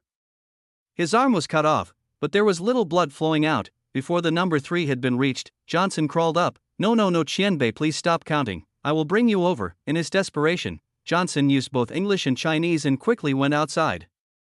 Shi Kaijian said to Tongzhu at the door, "Zhuzi, if you want to leave with me, I can beg Brother Yi to bring you along." He and Tongzhu were like blood brothers in Chinatown. Tongzhu admired Shi Kaijian's luck and saw Emo's power with his own eyes. Why wouldn't he be willing? He immediately nodded and said, "I am willing." Emo didn't wait for Shi Kaijian to speak and said, "In that case, let's go." Tongzhu looked back at Zhu Hongsheng. Zhu Hongsheng immediately said, "Since Yi Qianbei has spoken, then go with him." Seeing Emo and company leave, Zhu Hongsheng's face immediately went bleak. He didn't expect to meet someone this absurd today. If one day that Yi guy didn't like him, he could be killed at any time. Big brother, that Yi Qianbei said he would be going to Grey Alliance. Wouldn't that mean the biggest gang in San Francisco is about to disappear?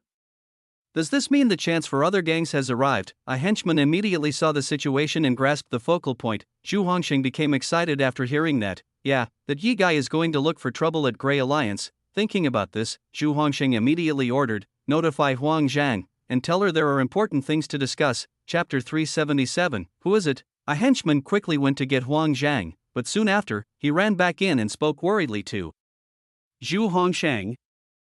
Sister Zhang is gone, she just took some simple luggage with her and left San Francisco.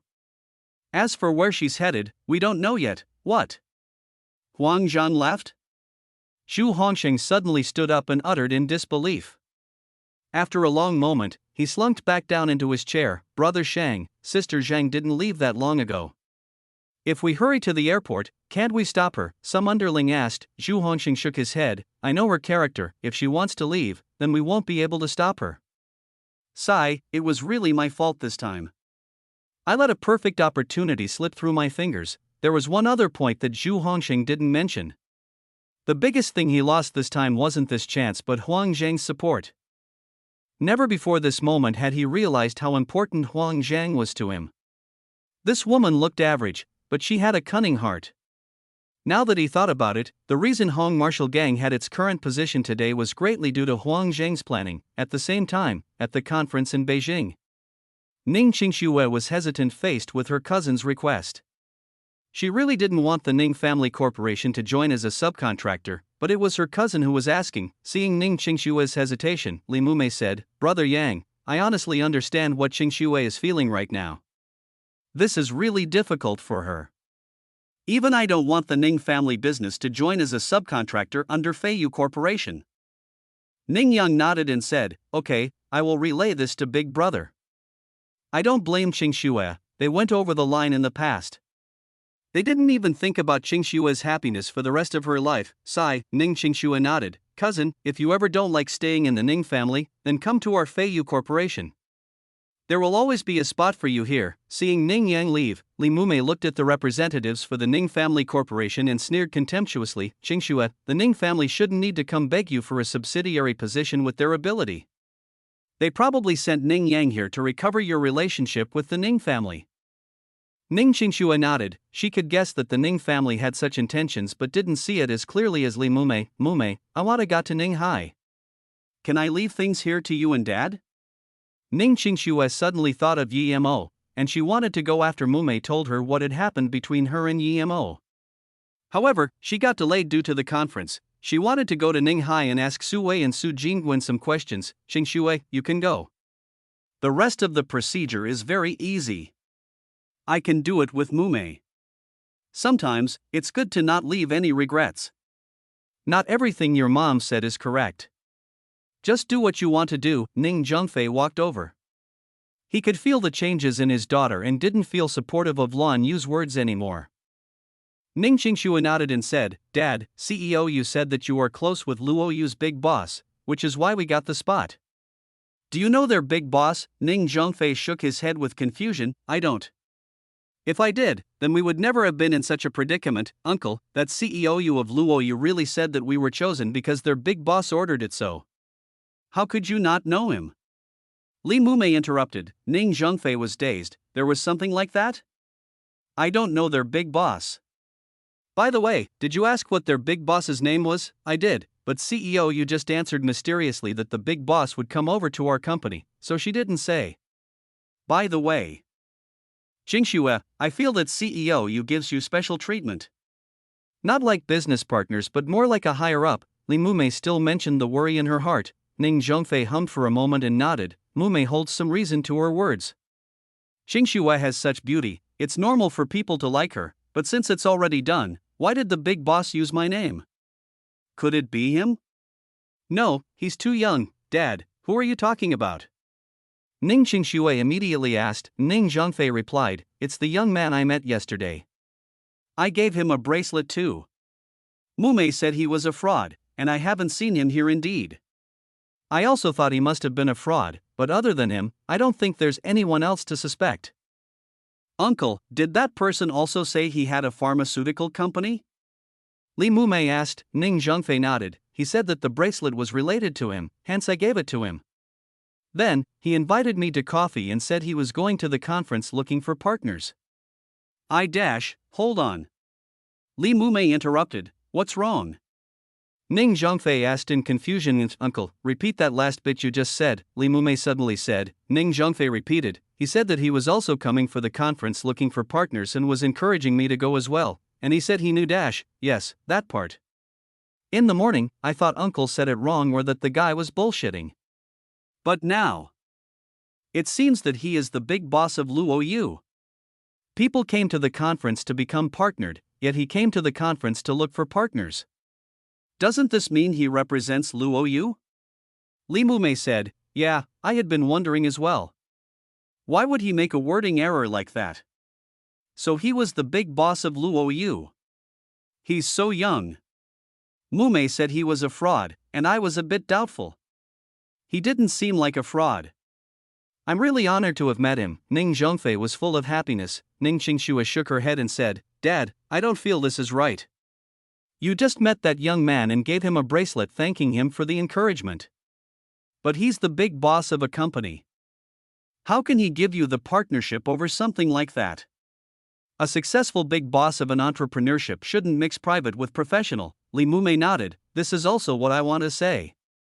Qingxue, you need to be careful, it might have something to do with you, Ning Zhongfei said slowly. No matter what, if Qingxue is going to be harmed, I would rather not have this spot, Ning Qingxue said, let's not talk about that. Everything will show in time. Louis Fei is about to come to our company. Mumei, just ask her more questions. I want to go to Ninghai once, but I may be back soon. Ning Qingxue wanted to know why she had loved GMO as much as Li Mumei put it. It felt unbelievable to her, but she knew that Li Mumei wouldn't lie to her. Also, if what Li Mumei said was false, her mother wouldn't try to stop her from remembering the past so much. Although hearing about it seemed absurd, in the depth of her heart, she actually felt like Li Mumei was right.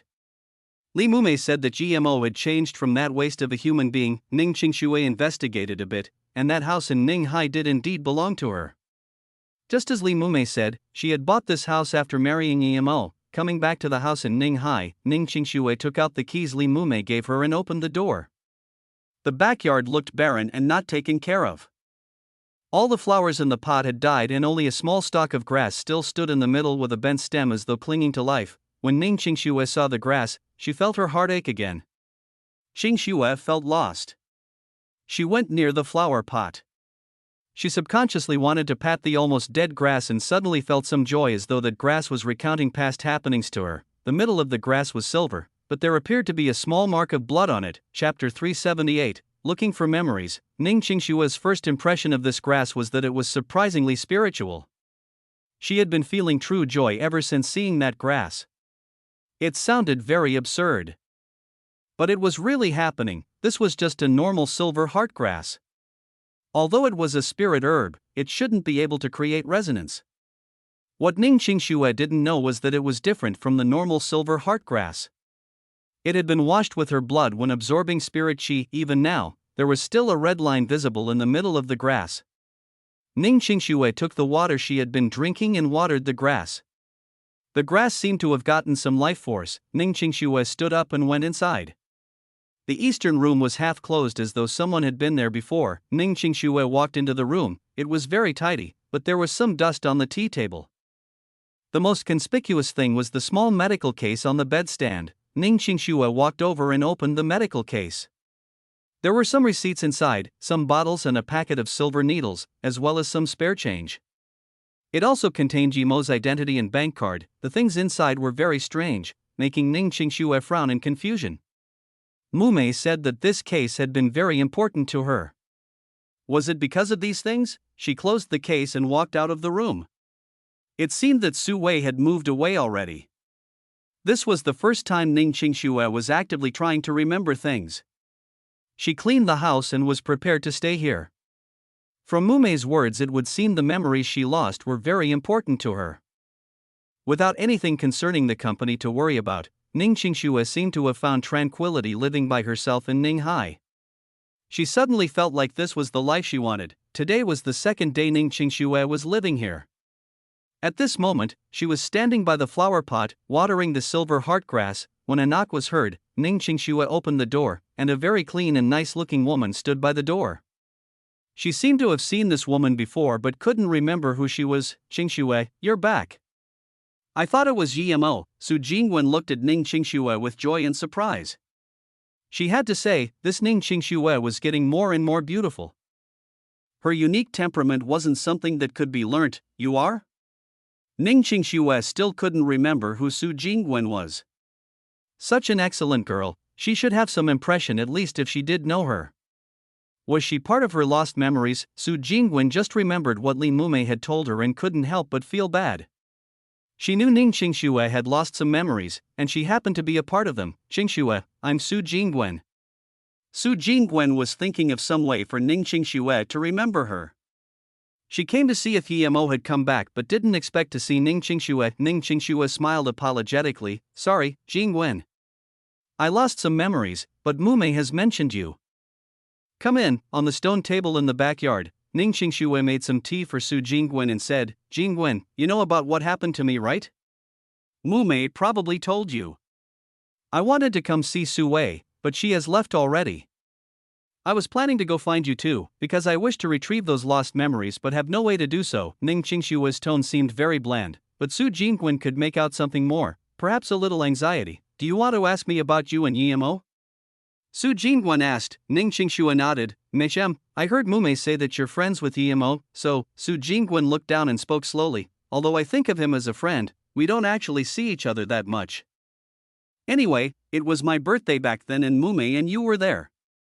I had also invited Yemo, and from Mumei I heard that was the first time you guys met each other. Su Jingwen told everything she knew about Yemo and Ning Qingxue. Ning Qingxue listened to all of this and looked at Su Jingwen in shock.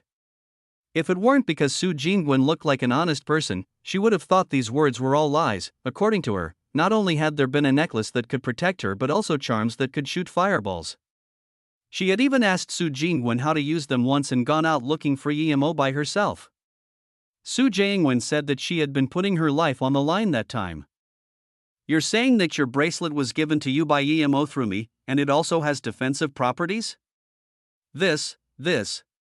Ning Qingxue looked speechlessly at the pretty bracelet in Su Jingwen's hands. She did find it very pretty, but she really didn't dare believe that. Su Jingwen nodded and said, yes, every word I have said was true. Ning Qingxue rubbed her head. Su Jingwen looked up at the flower pot and suddenly said, the last time when Yemo came, he also sat in front of that grass for a long time. Ning Qingxue didn't really understand Su Jingwen's words and didn't know where to begin asking. My mother had been lying on a bed as a vegetable for a few years, and it was his spirit cleansing charm that saved her. At the time, the person I was thankful to the most was him, but I didn't know he was Yemo. Later on, I realized that he was the charm master. On my birthday, he gave me this most precious gift, but I didn't cherish it properly. Now, there are only 2 beads left on it, Su Jingwen said as if to herself. Then, she looked up at Ning Qingxue and continued, I came here today to see if Yemo had returned. Seeing you was a surprise. There's no need for you to doubt my words. Try hitting my wrist with a stick. Ning Qingxue subconsciously took a stick and knocked it lightly at Su Jingwen's wrist, asking hesitantly, I knocked it, but there seems to be no effect. Su Jingwen also looked at the bracelet in confusion, thinking it was impossible. The other time, the coarse bracelet Yemo gave her had defensive abilities, so how could this exquisite one not have any? Looking at Ning Qingxue's increasingly suspicious gaze, Su Jingwen bit her teeth and said, you have to use force, perhaps only then would there be an effect. Ning Qingxue shook her head and put down the stick. No matter what, I'm grateful to you, but I rather not try. If I use force, your wrist will break. Su Jingwen saw that Ning Qingxue was doubting her words and didn't even think before using the stick to smash down on her wrist. She didn't believe the bracelet Yemo gave her could be fake. Because Ning Qingxue was the one to bring it to her, she hadn't worn it. But after meeting Yemo with him telling her to wear it, how could it be fake? If it was, then she would be too disappointed in Yemo. He should at least tell her. It was because she didn't believe Yemo would trick her that she masochistically smashed her wrist. She had this unexplainable sense of certainty. She believed in this feeling and at the same time trusted Yemo. It was because she had been hesitant last time that she had given 3 beads to Ning Qingxue. It was then that she made up her mind not to completely believe what others say. She had to do things based on her own feelings and perception. If she believed that Yemo wouldn't lie to her, then she should smash down on her wrist. Ah! Ning Qingxue screamed. She didn't expect Su Jingwen to be this cruel to herself. She couldn't even stop her. Pang, the stick didn't hit Su Jingwen like Ning Qingxue expected, instead bouncing off and flying away into the distance from Su Jingwen's hand. Ning Qingxue looked at Su Jingwen's wrist in shock. It was perfect. She was sure that Su Jingwen wasn't faking things because she really saw a white light from the bracelet instantly flick the stick away. It's real. After a long while, Ning Qingxue sighed. Su Jingwen looked at the wooden stick and said slowly, I knew he wouldn't trick me. Hearing Su Jingwen's words, Ning Qingxue felt a somewhat strange feeling that she couldn't explain. She admired Su Jingwen's bracelet. I didn't think such magical artifacts really existed. I thought those magic artifact shops were fake. Su Jingwen shook her head and said, You're correct, even though those shops aren't completely fake, they wouldn't have bracelets like mine. Only he in this entire world can make this, no one else. Then, Su Jingwen looked a little dejectedly at Ning Qingxue and continued, You don't need to envy me. The best defensive artifact is on you. It's the necklace you're wearing at the moment. What? You're saying this necklace of mine is a defensive artifact? Ning Qingxue pulled out the necklace and asked in surprise. Chapter 379, Those who came are all beautiful women. What? You're saying this necklace of mine is a defensive artifact? Ning Qingxue pulled out the necklace and asked in shock. Su Jingwen nodded. Perhaps it's not only a defensive magical artifact but also capable of calming your mind like my bracelet. I don't even get colds anymore. I think seeing how Yemo loves you so much, something he gave you wouldn't be ordinary. You're saying that Yemo gave me my necklace? Ning Qingxue finally understood where her necklace came from, but this only made her more confused. Master Wu Guang said that a qianbei of his had made this. Wu Guang was in his 70s. How could his qianbei be Emo? Su Jingwen sunk into silence. She knew that Ning Qingxue had lost part of her memories, but don't people usually retain their most important memories? How come she didn't have any impression of Yemo at all? Although she didn't like how Ning Qingxue had forgotten everything, Su Jingwen still replied, seeing Ning Qingxue stare at her. Yes, you yourself said it, and I knew that Yemo cared about you a lot from your own words at the time. So, Ning Qingxue suddenly stood up. She walked in front of the wooden stick and gave it to Su Jingwen, ordering, Jingwen, hit my face. Su Jingwen took the stick and shook her head. Qingxue, you don't understand what a defensive artifact is. Even though you wear it on your neck, it wouldn't just protect your upper body. Okay, whatever, just hit me. Ning Qingxue nodded. She still didn't understand why she was doing this. Perhaps she didn't want Su Jingwen to beat her in trust. Su Jingwen took the stick without hesitation and smacked towards Ning Qingxue's arm. Before it could touch Ning Qingxue's arm, it was blocked by a veil of light which flicked away the wooden stick. It's true. Ning Qingxue caressed her necklace, and everything seemed to have been explained. When she just woke up, the necklace was a bit faint in color, and it took some time for it to recover its gloss. This meant the necklace could self-repair. Then, according to Li Mume, the reason she didn't get injured seriously after the car crash was this necklace. She wondered if it was due to the necklace that she managed to wake up. Su Jingwen looked at Ning Qingxue, who was in shock and felt a little down. Although there was only her and Ning Qingxue here, she felt like she was redundant. She stood up and said, Qingxue, I'll be going back, huh? Ning Qingxue came back to reality and quickly said, Thank you, Jingwen. How about I treat you to dinner tonight? Su Jingwen shook her head. Don't worry about it, maybe next time. I'm a bit tired today. Ning Qingxue nodded. Okay, come visit often. Sometimes it gets really boring living here by myself. I really admire your courage, smacking down on your arm like that. Su Jingwen smiled. Okay, I'll come by frequently. After which, Su Jingwen walked to the door, yet she suddenly turned around. In fact, it doesn't really have anything to do with courage. I trust him, that's why I did it. Su Jingwen was long gone when Ning Qingxue was still standing in the yard. The last words Su Jingwen had uttered kept ringing in her mind. Ning Qingxue murmured, Alright, I'd really like to know what sort of person you would be in my mind if I hadn't lost my memories. Could a mere month really change the impression I had built up of you over the course of many years? How come I didn't divorce you after having finished using you? How could I disregard my own life to look for you? Would such love happen to me? Before Ning Qingxue could close the door, another girl came from outside, and she looked no less pretty than Su Jingwen. Ning Qingxue looked at the girl and felt very strange. Did she come for Yemo as well? Why were all these people who looked for Yemo women, beautiful women at that? Who are you? Tang Beiwei and Ning Qingxue asked the exact same question simultaneously. Tang Beiwei had been waiting for her brother at Serenity for more than half a year, but Yemo still wasn't back. She missed her brother. After all, he was all she had left in this world. Thus she came to find Yimo, but when she revisited this small house in Ninghai, there was no Su Wei nor her brother. She instead saw an absurdly gorgeous woman who was even prettier than her. This made Tang Beiwei confused. "I'm Ning Qingxue, who are you looking for?" Ning Qingxue broke the silence. Tang Beiwei smiled. "Oh, it's sister-in-law Qingxue. "I am Tang Beiwei." Yimo is my brother." "Oh, then come in and take a seat." This girl proclaimed she was the sister of Yimo but wasn't surnamed Yi. She knew about Ji Ling, but she had never heard that Yimo had another sister. After knowing that Su Wei moved away, Tang Beiwei was disappointed. Still, in order to wait for her brother to come back, she chose to live here for the time being. Ning Qingxue didn't ask why Tang Beiwei called Yimo brother. Sometimes, things shouldn't be asked. She was sure Tang Beiwei wasn't Yimo's sister. Why make things awkward?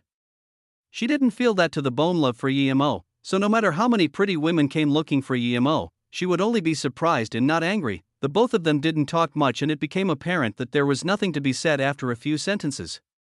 Tang Beiwei realized a little while later that this sister-in-law Qingxue knew almost nothing about her brother. She felt like her brother deserved more than that. Although she knew what had happened to Qingxue from her brother, how could she forget him so completely? This meant that she was a heartless woman. She wouldn't let someone like that marry her brother no matter what. Chapter 380, Jason's Game. Johnson brought Yimo to the door of Hong Martial Gang. Yimo looked back at Shi Kaijian and Tong Zhu and said, "You two don't need to come, just wait for me at Mingyu Tower. I'll be back soon." Johnson looked at the 8 cars parked outside. Only he had come back out, with a lost arm at that. He had a feeling that as soon as he brings this Chinese guy to the gray aliens, he wouldn't be far from death, but he knew that if he didn't, he would die now. He didn't harbor any hopes for someone to save him from this demon. Seeing Johnson doubt, Yimo said coldly, "If you hesitate for another second, I will make you disappear immediately. I don't believe that I won't find anyone to bring me to your nest." No, I'll drive now. Johnson didn't think of it as just a threat at all. He knew Yimo would really kill him, although with only one hand, Johnson drove very quickly.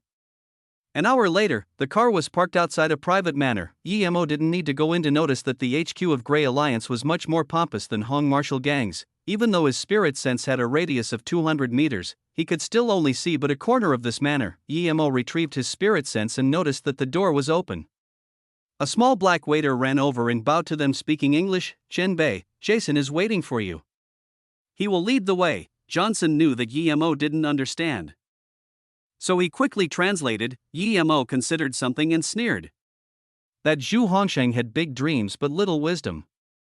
Yimo had launched a massacre in Hong Martial Gang, and the only survivor was in his hands. Nevertheless, the Grey Alliance immediately knew. There was no way there was no traitor amongst the gang members. Hong Martial Gang would be gone under his leadership sooner or later. Walking in, Yimo realized what it meant to be grandiose. For instance, there was a huge swimming pool. In fact, there were multiple of them. There were also bamboo patches and a football field, as well as a golf course. America was a magical place. A mob boss could have such wealth and even live so comfortably. Witnessing this place, Yimo couldn't help but admire America's way. Private property must be respected. Jason had been in the mafia for so long, there was no way the US government had no evidence of his crimes. Since he was still living freely, it meant he had his ways. The three of them walked a few hundred meters further, and an oval-shaped building became visible. Yimo sent his spirit sense in. The oval building resembled a gymnasium yet was much smaller. The inside was intriguingly decorated. It looked like the bottom of a frying pan and there were only seats at 20 meters and above. There was a slanted surface for around 20 or so meters.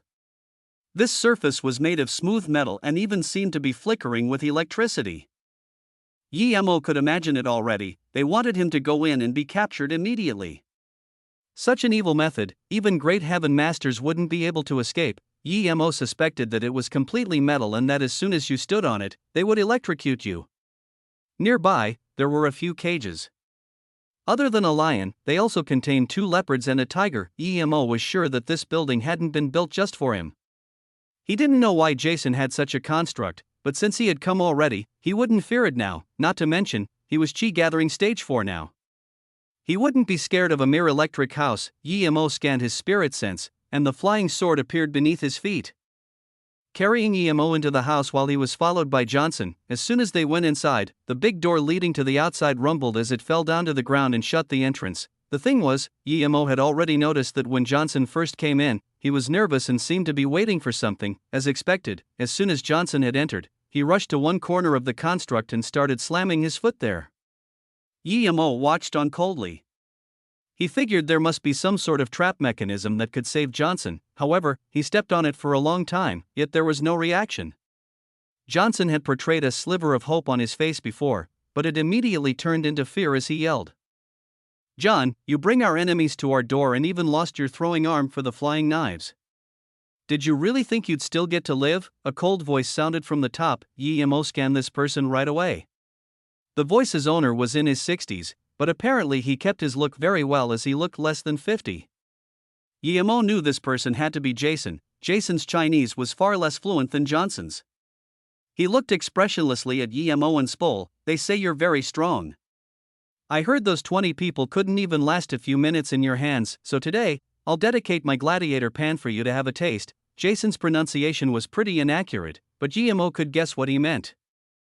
Jason clearly also knew his Chinese was bad, hence he ordered the short man beside him, "Explain it to Mr. Yi." That short man quickly informed, "This construct is meant for people we don't like in order to fight beasts. You will be fighting beasts in the cage soon. Only by killing them can you live a little longer. We'll be watching until you die. You might be very strong, but no one dares to fight me. Those who have are all dead, regardless of who they were or what their status was." Jason's tone was very confident. Jason then looked at Emo and shook his head. "You Chinese are too full of yourselves. You actually came to my place all by yourself. That Zhu Honxing is the same. He doesn't know that it would only take a few moments for me to destroy him. I even know how many women he sleeps with each night. He's a far cry from Peng Hanwen from all those years ago. And even Peng Hanwen I annihilated without using my full power." Emo's face remained calmness itself. After Jason was done, he asked plainly, "Why did you destroy the Chinese gang before? Also, do you know where Sister Yen is at?" Jason laughed. "You have a lot of questions for someone who's about to die, but I like your personality. Me starting a war with another gang over a woman. Peng Hanwen's brain must be dead to think that. As for that Sister Yen, I'll tell you. I just saw her profile from afar. I never knew how she looked, and I still don't know." Then, Jason spoke contemptuously to Emo, "Okay, the game begins now, as expected." Emo knew his guess would be right. Jason didn't start a war with the Chinese gang over Sister Yen. It was for some other reason. Perhaps he wanted to consume the Chinese gang. Emo's spirit sense scanned the short man's face and saw him have a strange expression. Something like regret and longing. Emo thought and asked again, "Before the game starts, I have another question to ask." Jason took out a remote controller and pointed at Emo. "Seeing how you're about to give me a fascinating show, I'll allow you to ask one more question." "Okay, who is the guy helping you translate?" Emo pointed at the short man. Jason laughingly answered, "My advisor. He came from the Chinese gang." "Suaren, you must be that guy who betrayed the Chinese gang before, right?" Emo's tone was full of killing intent. Suaren's face changed. Although some people had guessed before that he was the person who had betrayed the Chinese gang, those people were dead now. Besides, he'd been staying inside and keeping a low profile recently. Even then this Yi guy could guess his identity. Chapter 381, To be caught in one's own trap. Jason laughed bleakly and pressed down on the controller. A few of the metal cages opened and the starved lion, leopard and tiger rushed out, charging towards Emo and Johnson. Jason saw Emo whip the leopard away with one kick and yelled, "Open fire and break the Chinese man's leg." Around 100 people fired simultaneously, all focusing on the same spot. There were sparks all over, yet Emo was nowhere to be seen. At this moment, Emo jumped up to where the people were standing and incapacitated their meridians with rapid speed before throwing them down below. Emo was very fast. After running one circle, he had thrown the 100 or so people down onto the fighting ring. Only then did Jason react. He immediately realized that this Yi guy was far more powerful than he had expected. This gladiator ring couldn't trap him at all. Howls of pain sounded in the gladiator ring mixed with the roaring of beasts, making people shiver. The only thought in Jason's head was to leave this place as soon as possible. Suaren was faster than him, but as soon as the two stood up, they saw Yemo standing in front of them. Mr. Yi. Jason wanted to say something, but he didn't know what to say. The reason he could live so well until today was because he never exposed himself to danger. Today, however, even though he thought he had prepared for everything, he had miscalculated. This man has exceeded the limits of humans.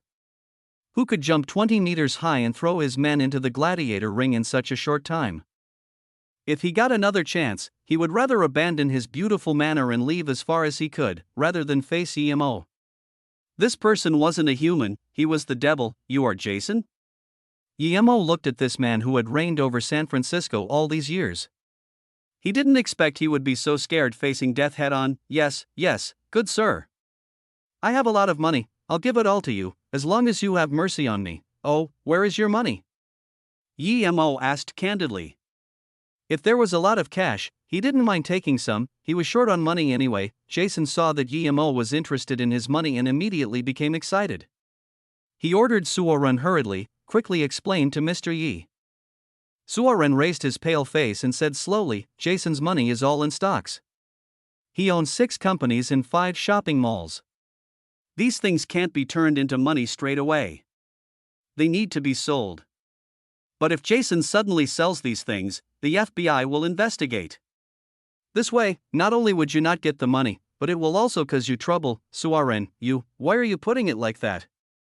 Jason could tell that Suoren wasn't helping him talk and was instead saying that his money couldn't be taken now. If it couldn't, what use was he then? Emo looked at Jason and questioned, in other words, you have no money right now. I do. I still have 50 million in my bank account. Jason no longer dared let Suoren help him translate. Emo took out his card and gave it to Jason. Transfer all your money to me as fast as possible.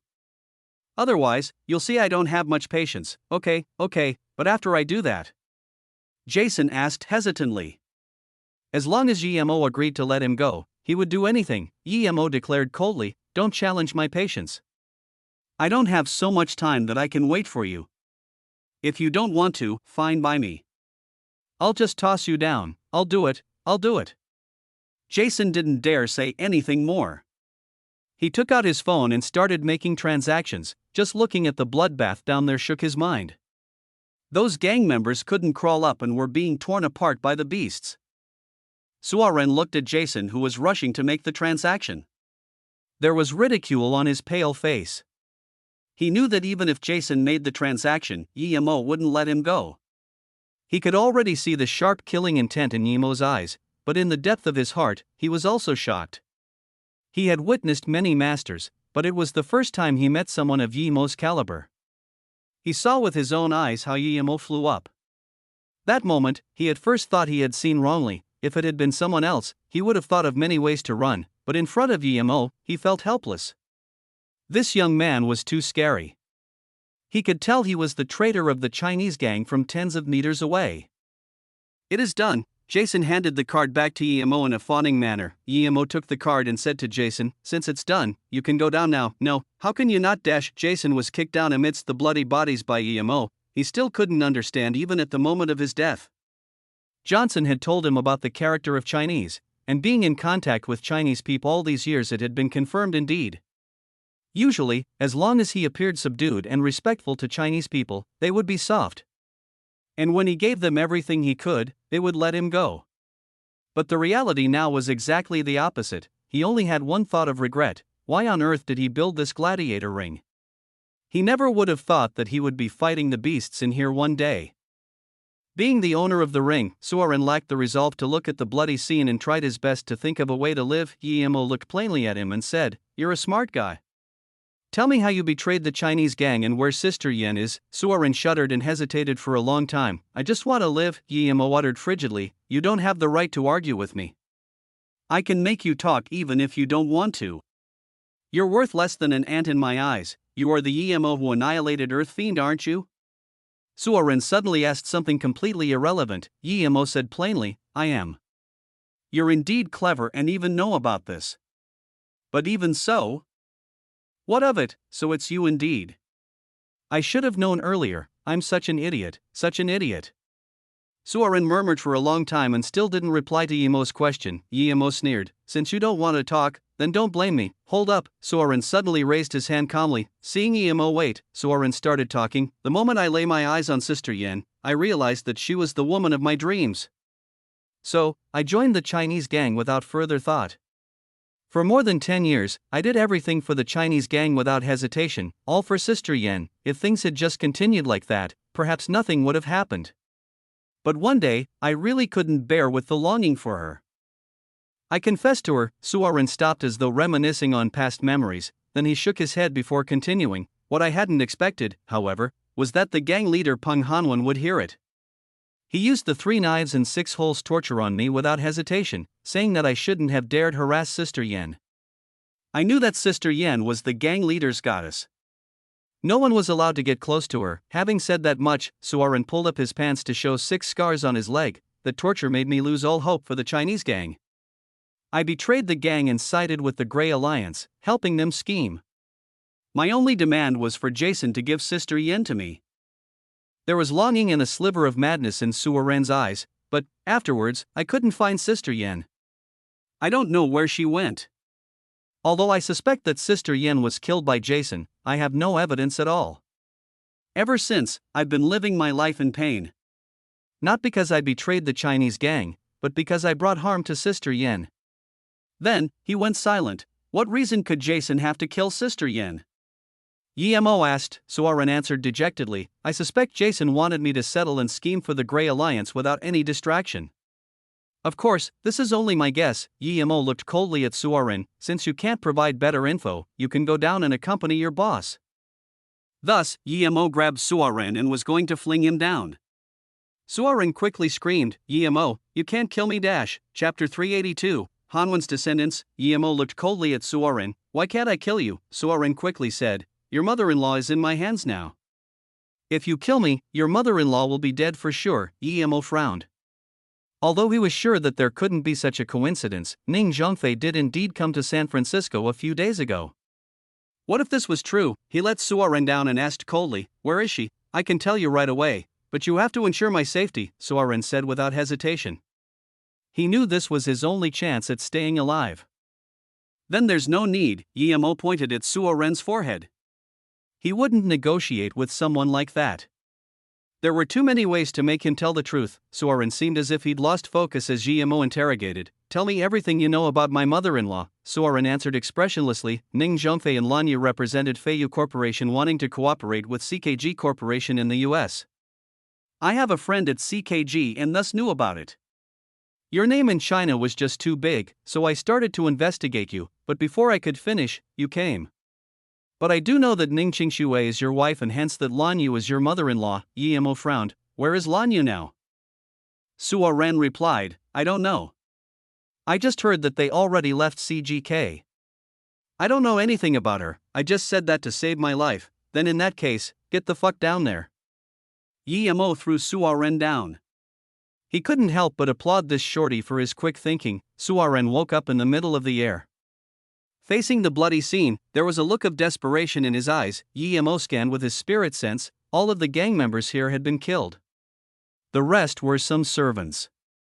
It didn't matter if they lived. He had earned big this time. He annihilated the Grey Alliance and earned a big load of cash, even if there were still some remaining members of the Grey Alliance. They wouldn't be able to cause much trouble. Besides, with all the people the Grey Alliance had offended all these years, perhaps as soon as after his departure, they would come looking for vengeance. Even that Jew guy from Hong Martial Gang would come, much less other people. Emo shot tens of fireballs down below and turned this gladiator ring into a sea of fire before leaving. It seemed that if he wanted to find Sister Yen, he would have to pay a visit to the Vietnamese gang who had found the bracelet. But that guy who got the bracelet had already been killed by Tong Zhu. That was one lead less. Although he was sure that Lanyu would be okay, she was still his mother-in-law. Since she was still in San Francisco and was tracked by Soren, he should go find out her whereabouts. Gang activity had been quite prevalent recently in these areas. It wouldn't be good if she fell in their hands. Although this probability was small, what's wrong with checking it out for safety's sake? When Emo returned to Mingyu Tower, Shi Kaijian and Tong Zhu were worriedly waiting. Although Emo hadn't left that long with Johnson, the Grey Alliance had made a name for themselves in Chinatown that they weren't to be messed with. If something happened to their new big brother, they would be gone for sure. Seeing Emo come in, they finally felt relieved. Old He knew that Sure Kaijen followed Emo now and thus also showed respect to Emo. At the top floor, Emo called Sure Kaijen and Tongju over and asked, "The Grey Alliance is over, you don't need to worry about it. Now, I want to ask, do you know about a business called CGK, a pharmaceutical corporation?" Sure Kaijen and Tongju knew that since Emo came back, it meant that Grey Alliance was a thing of the past, but they were still shocked when they heard it really was so. Sure Kaijen replied, "Yes, I know this company. It's a moderately sized pharmaceutical company in San Francisco. Their main activity is at the eastern suburbs, but their office building is in the most developed inner city." Emo nodded and said, "Someone I know called Lan Yu was doing business negotiations with them not long ago and didn't seem to make any progress. Go and see where she is now. You only need to find out where she is, no need to startle her." After that, Emo walked into the busy Chinatown streets again. Almost all the TVs in bars and entertainment centers were playing the news about a UFO invading the States. All the citizens of America had to be vigilant. If they were to find any relevant information, they should call the police. He had only been walking around for 1 hour when Sure Kaijen called saying that he needed to report in and was waiting for him at Mingyu Tower. When Emo came back, both Sure Kaijen and Tongju had returned. Furthermore, they had brought 2 people. One was a Chinese less than 30 years old. His eyes full of spirit and ferocity, with a faint killing chi on him. One could easily see he was no simple character, however his power was a bit low, only yellow level primary stage at most. The other was a white man of medium build, his eyes looking around very rapidly. Yet what was different about him was that he was tied up. "Brother Yi, this is the leader of the Tang gang, Wen Yueji.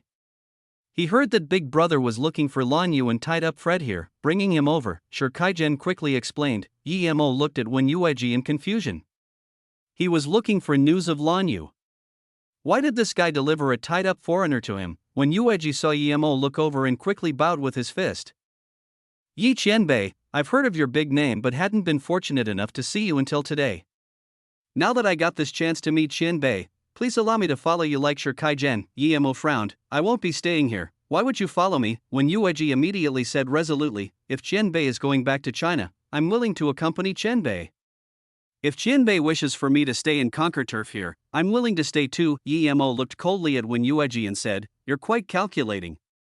You know that I'm not interested in a small place like this, so you want to use me to climb higher up. Do you know that I only need to raise my hand and you'll be dead?"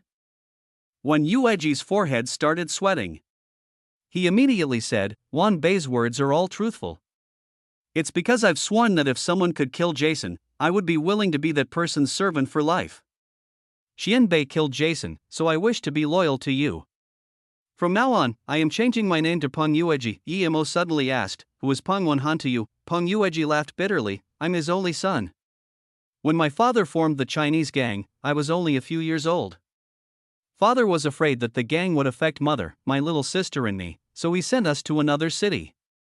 Although I don't know if father had any other reasons, this is a fact for sure. More than 10 years ago, I was playing hide and seek with my sister at night. I hid in a big closet, but because my sister didn't find me for a long time, I fell asleep in the closet. When I woke up, I found my mother and sister as well as the maid all bathed in a pool of blood." Emo sighed. "Sit down and talk." Peng Yueji nodded and continued, "I soon realized that our enemies were close by. There was nothing taken from the house, so in the end I didn't call the police.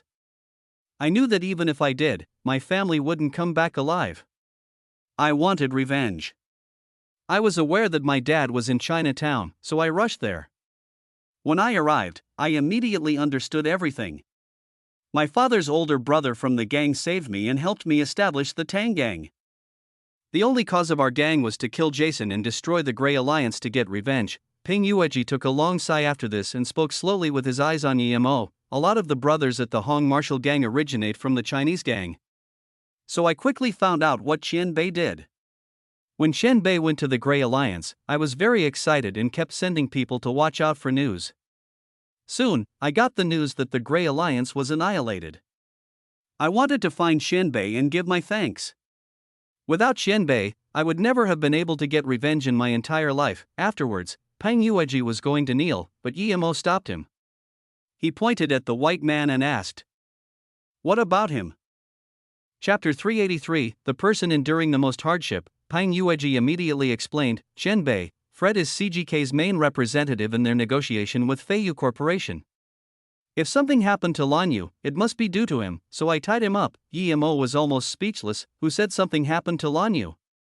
I just wanted to figure out where she was at the moment. I never said anything happened to her. Pang Yueji saw that he had misunderstood Yimo and was greatly worried. He said, Yi Qianbei, Fred is the most infamous human trafficker in San Francisco. He looks glamorous on the outside, sales manager of a big company, but secretly he commits all sorts of crimes. Normal people don't know about these things, but in the mafia everyone knows about it. Because Suarun of Grey Alliance was his supporting pillar, he still roams free. Emo suddenly realized something. So this was the friend Suarun had in CGK he was talking about. Had he really dared do something to Lanyu? Thinking about it, Emo's face sunk, and he asked coldly, I don't know if something happened to Lanyu. Gang leader Pang, ask this person for me. Does he know the whereabouts of Lanyu? If he really had the guts to do something to Lanyu, I will kill him right now. Yes, if Qianbei doesn't mind, just call me Yuji. Don't call me gang leader, Pang Yueji humbly stated. Emo nodded, alright, then you can be the same as Zhu Zi and Shi Kaijian. Hearing Emo agree to his request, Pang Yueji made up his mind to not disappoint Emo. He turned to talk to Fred and used one threat after another. Fred might have done human trafficking, he still couldn't stand the threats and yells of Pang Yueji. Soon, he told everything. Hearing Pang Yueji's explanation, Emo was speechless. Although Fred was a human trafficker, it's not like he sold everyone. He had to make sure they were safe to traffic. Lanyu wasn't safe, so he didn't intend to do anything to her. Instead it was Lanyu who found him. When Ning Zhangfei was leaving America, Lanyu met up with Fred once again. She took out a card with $100,000 and wanted to bribe him. How could Fred not take the money that was given to him? He took the card immediately and promised to introduce Lanyu to a new company and told her not to worry. Fred wasn't planning on doing anything to her and was really going to introduce her to a small company and just finish things up. But at this moment, CGK heard that Feiyu got the spot for Asia and immediately wanted to renegotiate with Feiyu. This was Fred's job, so Fred got really worried. If this deal was exposed, he would be screwed over for sure. As long as Lanyu knew that her company was chosen, this deal would get exposed. At that time, not only would Fred lose his job, he could also face jail time. Therefore, Fred could only lock Lanyu up. At this moment, Ning Zhangfei happened to call. Fred forced Lanyu to report that she was safe and took her phone. At this step, Fred was planning to sell Lanyu after all, so he called an organization called 5 States and sold Lanyu to them. Having listened to all this, Yemo's voice went cold. He looked frostily at Fred. Where is this 5 States? After Pang Yueji had asked the details of where to meet the 5 States and where their HQ was, Yemo threw a fireball without hesitation. This was the first time Yemo had used a fireball in front of them. Even Shi Kaijian and Tongzhu were shocked, much less Pang Yueji who saw Yemo for the first time. At this moment, they realized that they were far from knowing Yemo. They had only witnessed a part of Yemo's power.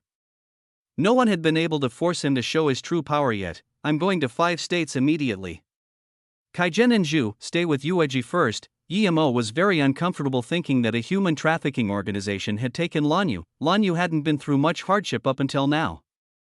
She was living in a spacious, grandiose room. There were even a few maids serving her. She was really confused.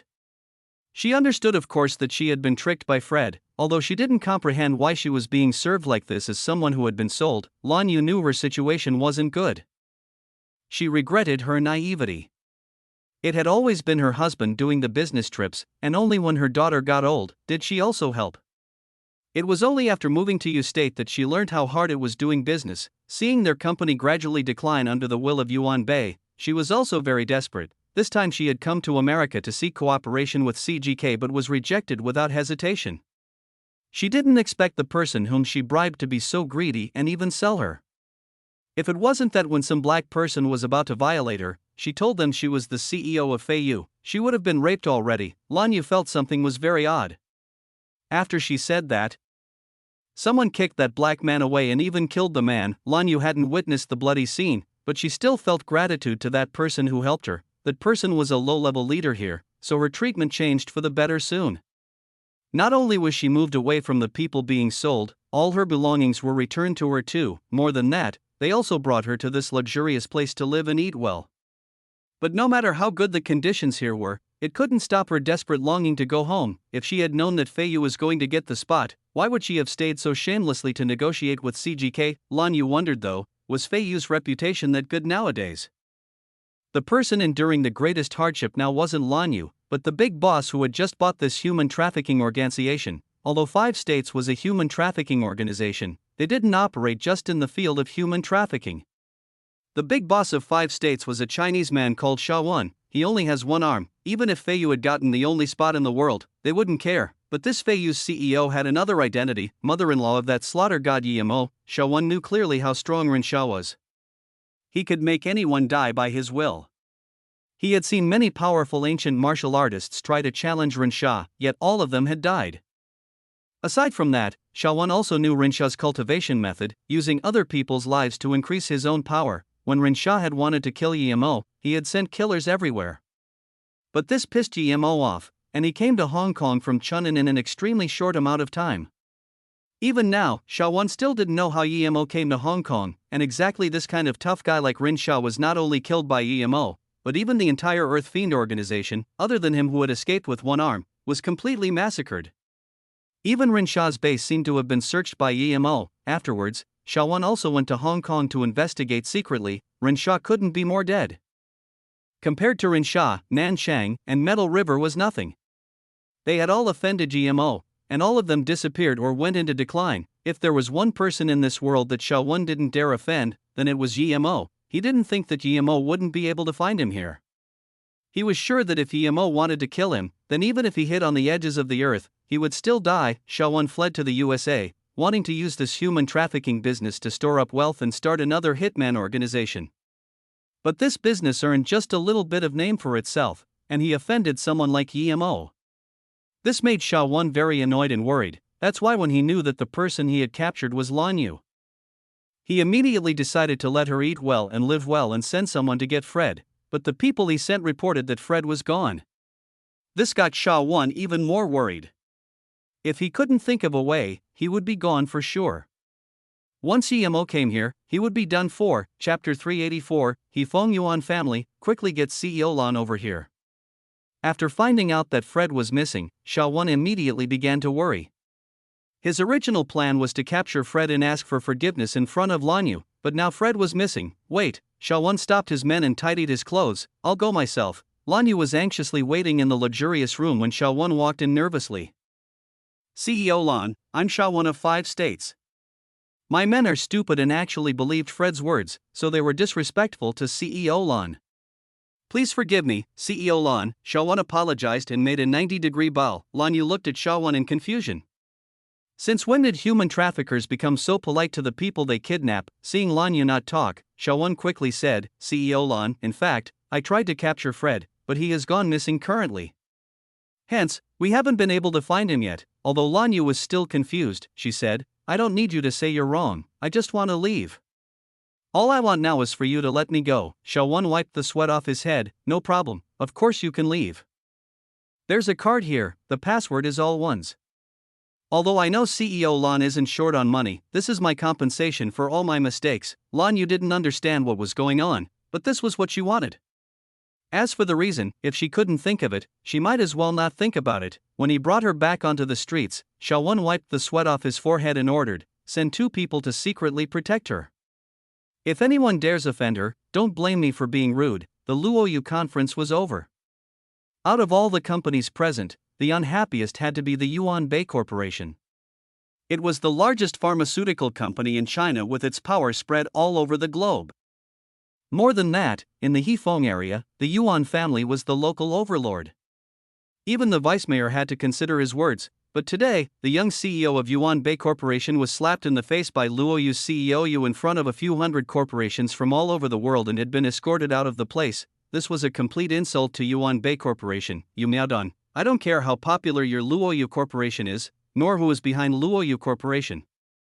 If I don't send you to the 18th level of hell, I, Yuan Qibing, am a pig. Ning Qingxue, don't think that just because you have Luoyu supporting you, you can forget about everything. When you kneel in front of me begging for mercy, you will know who's boss. Yuan Shibing smashed the last cup on the table and finally calmed down a little. Yuan Shibing always thought himself a calm and elegant person. The reason he was acting out like this was all because of Luo Yu and Ning Qingxue. A woman in her 30s wearing a light blue professional dress walked in. She bowed respectfully to Yuan Shibing and then took out a folder, handing it to him. Young CEO, this is what I managed to investigate. Luo Yu Corporation's sudden rise to fame is due to the support of Hong Kong Imo Family Corporation. Yuan Shibing didn't look at the files and frowned. Hong Kong Imo Family Corporation? Did they know Luo Yu had such a powerful product at the time? Who's the big boss behind Luo Yu? The woman replied, they aren't registered in China, and their data is completely safeguarded. With our current resources, we can't find out their registration information. Aside from that, there is more bad news. The new health pill they are producing is listed as a military cooperation. It's said that the military is having negotiations with them now. What? Yuan Shibing suddenly stood up. He wasn't dumb. Although he wanted to annihilate Luo Yu immediately, he knew this wasn't to be rushed. If Luo Yu caught the military's eye, then it would be hard for him to do anything. Although his Yuan family was not bad, they weren't enough in comparison. They couldn't even know much of the inside news. Immediately obtain the recipe for the two pills before they start their cooperation with the military. And don't they have a pharmacist called you? Take her to Yifeng secretly. As for that Ning Qingxue, can a woman I want fly away? Did you find out who is supporting Luo Yu?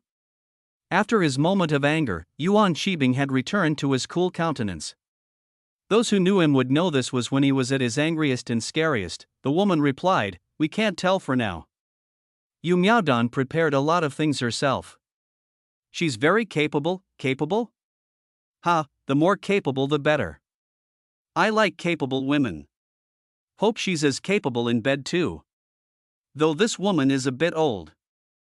She can serve as an entry. Yuan Shibing laughed hysterically. This woman didn't seem to mind Yuan Shibing's laughter and said calmly, Ning Qingxue has for some reason left Beijing. When we found out that she was going to Ninghai, she had already left. She just flew to Hong Kong and is now waiting for a flight to San Francisco. Yuan Shibing stopped. He was confused.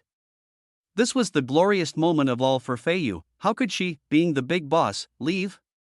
Anyway, the more alone she was, the better it was for him. Have you found out whether she's married?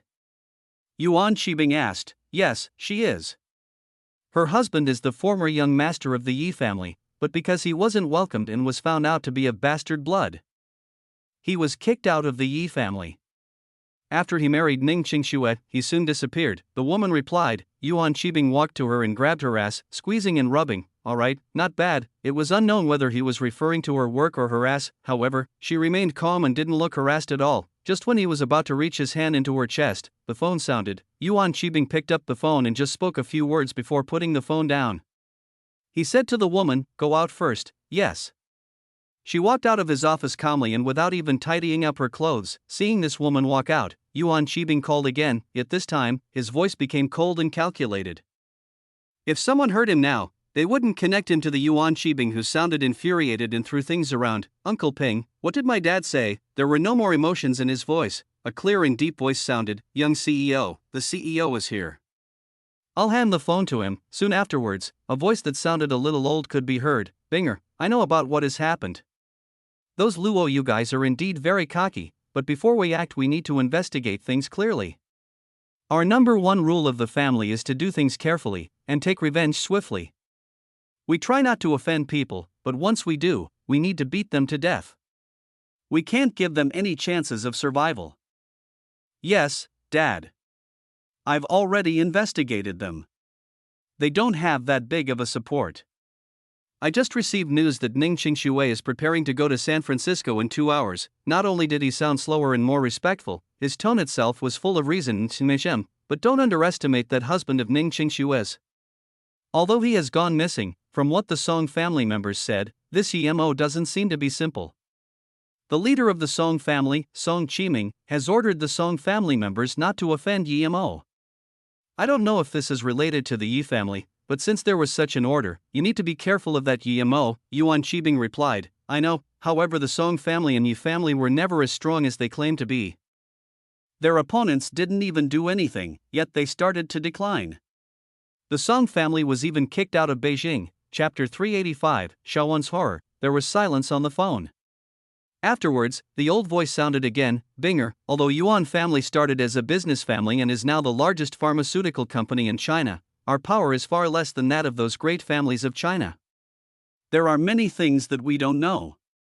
The Song and Yi family might have declined, who knows if they aren't just showing weakness intentionally. No matter what, you should never underestimate a big family of China, not even the Ning family, Dad, then this time, should I?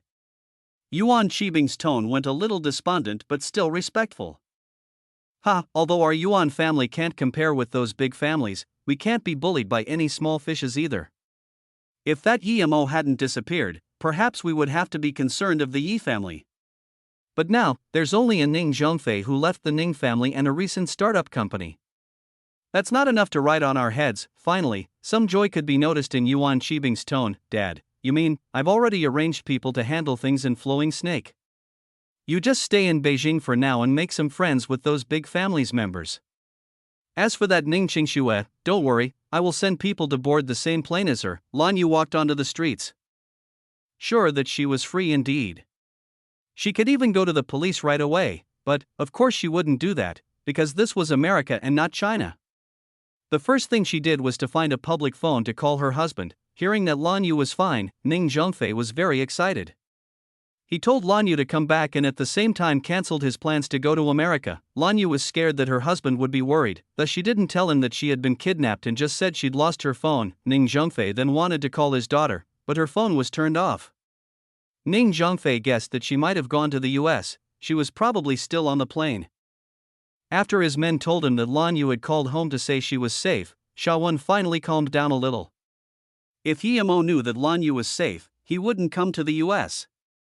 If he didn't come to the US, he wouldn't find him. Just when Shaowen had settled down, his men reported to say that the gang leader of the Tang gang, Peng Yueji, was here. Shaowen was only afraid of Yimo, he wasn't afraid of anyone else, not even Jason.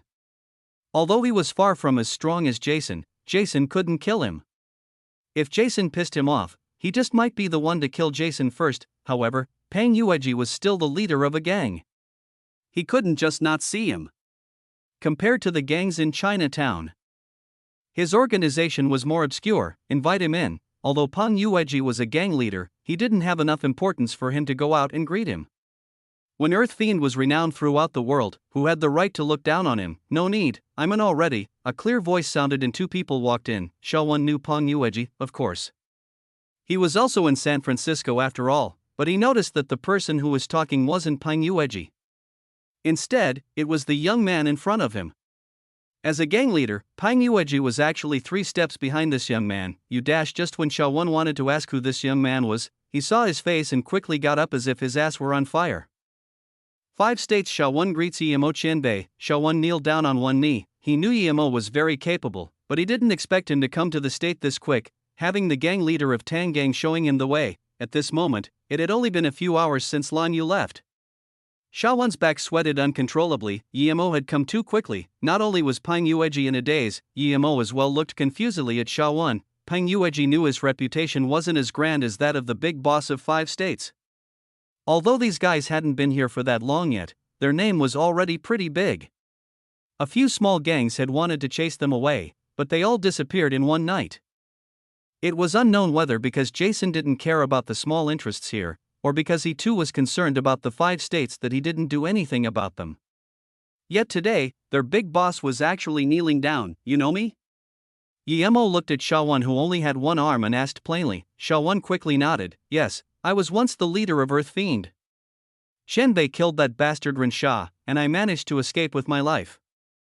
I'm very grateful to Qianbei. Hearing Shaowen's words, Peng Yueji was having tsunamis in his heart. He had never thought that Shaowen was the former big boss of Earth Fiend. Many stories concerning the disappearance of Earth Fiends circled in the world, but none of them were certain. Peng Yueji now finally knew that the hitman organization Earth Fiend that made the entire world cower in fear had actually been annihilated by Yimo. He realized once again that he had underestimated his new big brother. 5 states' fame wasn't that big, but he was sure that if people knew the big boss of 5 states was the former big boss of Earth Fiend, then no one would dare try anything with 5 states. Yemo nodded. No wonder when I killed the goo bugs, 2 of them didn't have full vitality. So one of it was yours. I think there were 2 that escaped. Didn't expect one of them to be the big boss of Earth Fiend, please have mercy, Yi Qianbei. There was nothing but a deep feud between me and Rin Sha. I'm only grateful to Qianbei and mean no disrespect, Sha Wen quickly said. He didn't expect that other than him, there had been someone else who also escaped. Yi Mo waved his hand. You don't have to put it like that. It's thanks to your own capabilities that you were able to escape. As for those people who try to mess with me, I would never give them a second chance. But I didn't come here to ask you about this today. I think since you know that I'm Yi Mo, you've done your research on me. With your capabilities, I'm sure you can guess why I came today. Yes, Yi Qianbei. Yesterday, my men were dumb and listened to the words of this guy called Fred. He brought CEO Lan to my place. Luckily, CEO Lan declared who she was, and I immediately brought her to a safe place. I killed those people who brought her here as well as a black man who tried to assault her. Furthermore, I wanted to go kill that Fred, but he went missing, Sha Wen answered with fright. He didn't change anything to the story, Yi Mo nodded. Since Sha Wen had recognized Lan Yu's identity, he wouldn't dare do anything to her. Seeing Yi Mo nod, Sha Wen finally felt a little relieved and continued, a few hours ago, I already sent her away and ordered 2 men to secretly protect her. I believe she's at the airport now. At this moment, Yi Mo's phone sounded, and he picked up. It was Shi Kaijian, saying that he had seen Lan Yu at the airport, and she didn't appear harmed. Yi Mo hung up and said to Sha Wen, stand up. You did well, I owe you one. Sha Wen stood up in surprise and joy. He wouldn't have expected Yi Mo to be so easy to talk to. Not only did he not use this chance to punish him, he also willingly said he owed him one. Yi Mo's favor was no ordinary thing. Thinking about this, Sha Wen said excitedly, Yi Qianbei, this is what I am supposed to do. You're being too polite. Yi Mo waved his hand. No need, I can help you do one thing within my ability in the future. For now, I'll be going. Qianbei, Wan Bei would like to dare ask Qianbei to stay for dinner. Sha Wen knew this chance was rare and quickly uttered. Yi Mo said plainly, I don't like being around human trafficking. Then, Yi Mo left along with Peng Yueji. Chapter 386, Vietnamese Gang Annihilated. In San Francisco, although the Vietnamese gang wasn't the #1 most ancient gang, it was definitely one of the older gangs, possessing great power. When the Chinese gang had been at its prime, the Vietnamese gang was barely able to survive. After the Chinese gang was annihilated, the Vietnamese gang and mountain gang took over large amounts of territory and developed rapidly. Until today, where the Vietnamese gang had become the second largest gang, Zhu Hongsheng, who had great aspirations but low capabilities, was leading his Hong martial gang on a path of decline. They were far from comparable to the Vietnamese gang, and the Tang gang, with restricted land and wealth, was even worse. The leader of the Vietnamese gang was called Jean Jianan. He had been a high-ranking officer in the Vietnamese military, but because of his insubordination and the killing of his superior's beloved woman, he became a wanted criminal. Thus, he fled to America and established the Vietnamese gang. Jean Jianan wasn't someone Zhu Hongsheng could compare with. He had gotten the news of Yi Mo charging into the Hong martial gang's base and massacring the Grey Alliance. Now that Jean Jianan also knew that the Grey Alliance had been annihilated, he guessed that Yi Mo's next stop would be his Vietnamese gang, for no other reason than because Yi Mo wanted to find out Sister Yan's whereabouts. And that bracelet had been robbed precisely from the Vietnamese gang. Even though Jean Jianan believed that the Vietnamese gang wouldn't lose to anyone in Chinatown, he wasn't so cocky as to think he could annihilate the Grey Alliance. So, when he heard that Yi Mo had done so, Jean Jianan's face turned very bad. He was sure it wouldn't be long before Yi Mo came to their HQ. Ershi, what do you think? Jean Jianan really wished to retreat, but he didn't want to leave the empire he had here. Also, subconsciously he thought that the reason Yi Mo had managed to annihilate the Grey Alliance had to of course be related to his power. But also for a major part because Jason must have underestimated Yi Mo. If he was prepared, and bombarded Yi Mo with heavy firepower the moment he arrived, Jean Jianan believed that Yi Mo would have no way to escape. Ershi's full name was Li Erxi. He had come from Vietnam to San Francisco together with Jean Jianan and had helped him build the gang. It could be said he was Jean Jianan's strongest help. Li Erxi mused a bit before saying, we don't know this Yi Mo very well, but he was capable of easily killing the more than 20 people Johnson had brought and subjugated Johnson with ease. It's clear that he's really powerful. Whether or not it had anything to do with Jason underestimating him, we need to deal with him very carefully. But just as you said, no matter how strong he is, if we surround Yemo and spray bullets all over him, how can he live? Urxi, you mean that we should fight? Jean Jianan's eyebrows raised. He was of the same opinion but just felt something wasn't right, hence he had asked Li Urxi. Li Urxi nodded seriously and said, I have two suggestions. 1. We immediately leave San Francisco as far away as we can. Since we can't understand Yemo, we can avoid him. 2. We simply kill him.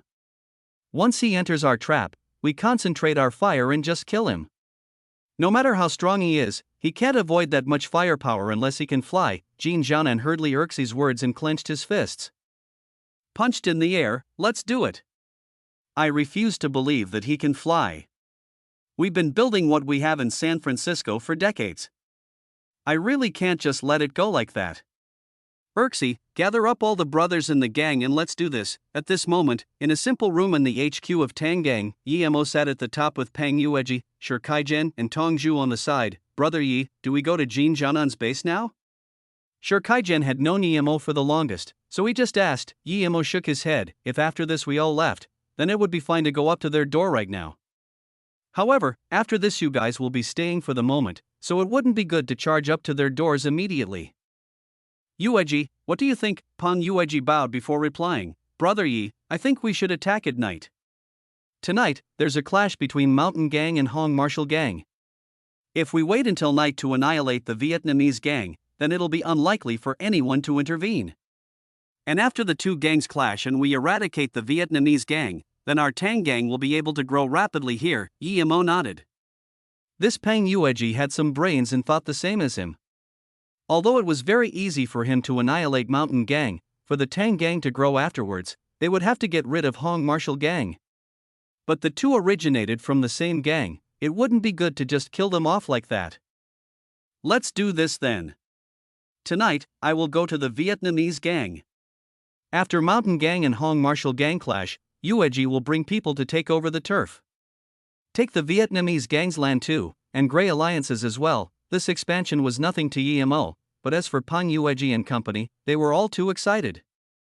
In the future, Tang Gang would be the biggest gang in all of San Francisco. The HQ of the Vietnamese gang was at a pier. Yemo believed that they must have already gotten news of him annihilating the Grey Alliance. Indeed, as soon as Yemo arrived, his spirit sense noticed people hiding, ready to ambush him. Although they didn't have as many weapons as Jason had used. Some of them even took out rocket launchers. The moment Yemo stood in their trap, all these attacks would come smashing at him. Even Yemo wasn't confident he could escape with that many weapons firing at him. Jason had still been of the mind to play games with him, but seeing these Vietnamese gang people, they would definitely try to kill him straight away. He's already here. He's about 250 meters away from us, far away. Jean Jianan and Li Urxi watched Yemo on a device. He turned to leave. Did he see it?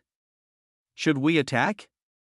Li Urxi noticed that Yemo was going to leave, getting further and further away. Jean Jianan's face changed as he spoke with satisfaction. Don't attack. If we attack him now, he would be injured at most. We probably can't kill him. We shouldn't scare him, so wait a little while longer. Yemo didn't go all too far.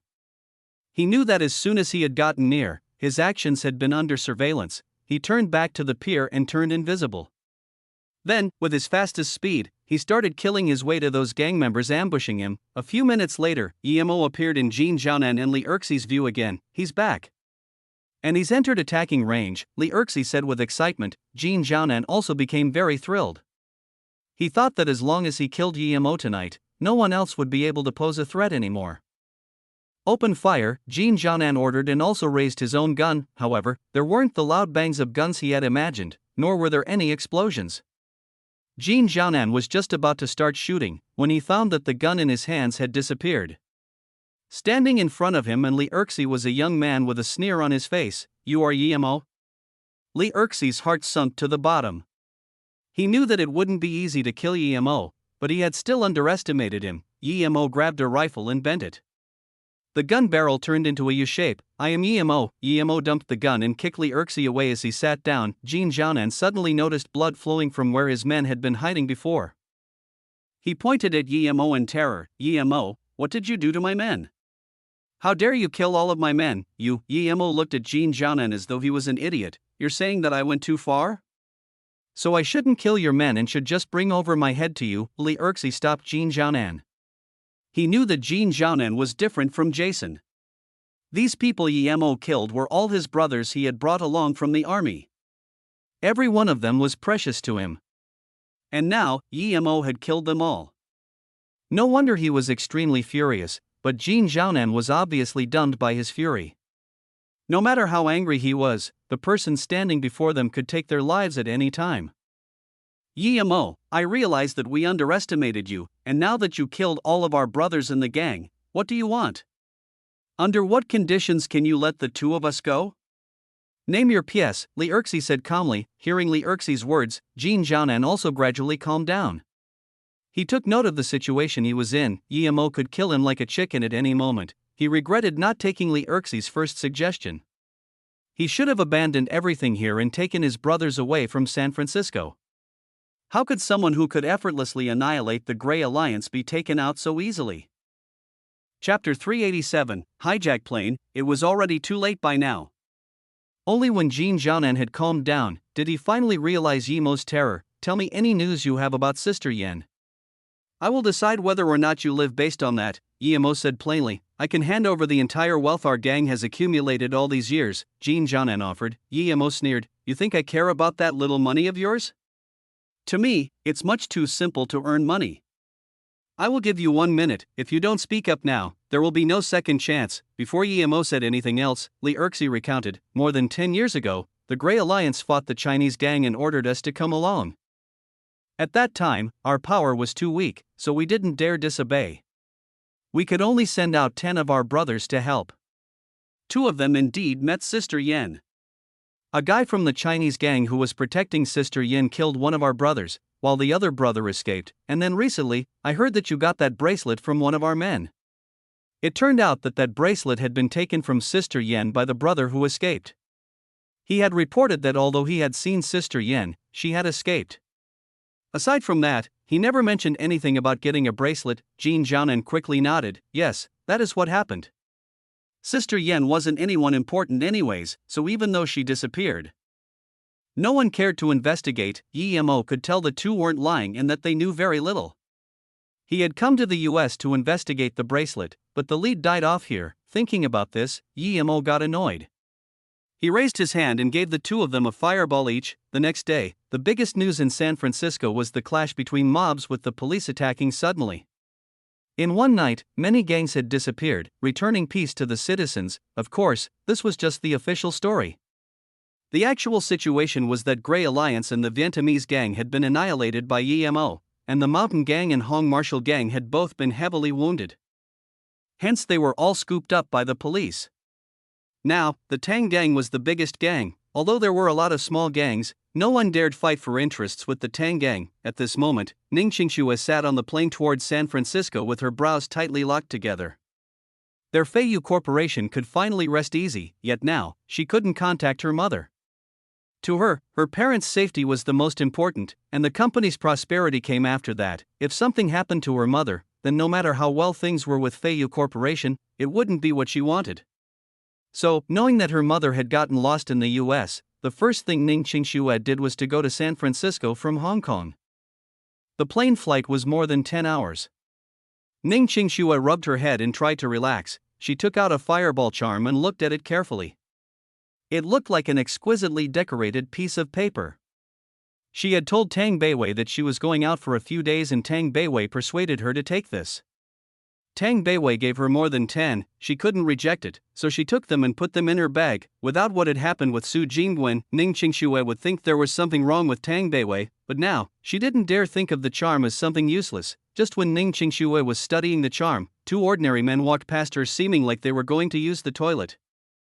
But when they walked past her, Ning Qingxue suddenly felt her necklace go a little cold. If it were before, she wouldn't think much of it, but now that she knew her necklace was a defensive artifact, this sudden coldness made her alert. She subconsciously looked at the two men, and at this moment, one of them looked back. He immediately avoided her gaze. There was something wrong with these two. Ning Qingxue quickly stood up and wanted to report this suspicious situation, but the moment she did, the middle-aged woman next to her suddenly pointed a gun at her and said softly, "Mrs. Ning, please don't move around. My gun isn't very obedient." At this moment, Ning Qingxue had understood that these people were targeting her. She sat down slowly and looked coldly at the woman. "Who are you? What do you want?" "You don't need to worry about that. You just need to remember that you're under our control now. We're not hijacking the plane though, we're here to invite Mrs. Ning to be our guest." The woman smiled. In her eyes, it was really an insult to her identity to use a gun against a weak woman like Ning Qingxue. Ning Qingxue didn't feel very anxious and declared frostily, "Tell me who you are, Shell. If you don't, I will resist immediately." The woman smiled. "It's fine if I tell you. However, it's not because I'm afraid you will resist, but because you will soon see that person. His surname is Yuan." Shouldn't have annoyed him. "So it's that scum," Ning Qingxue sneered.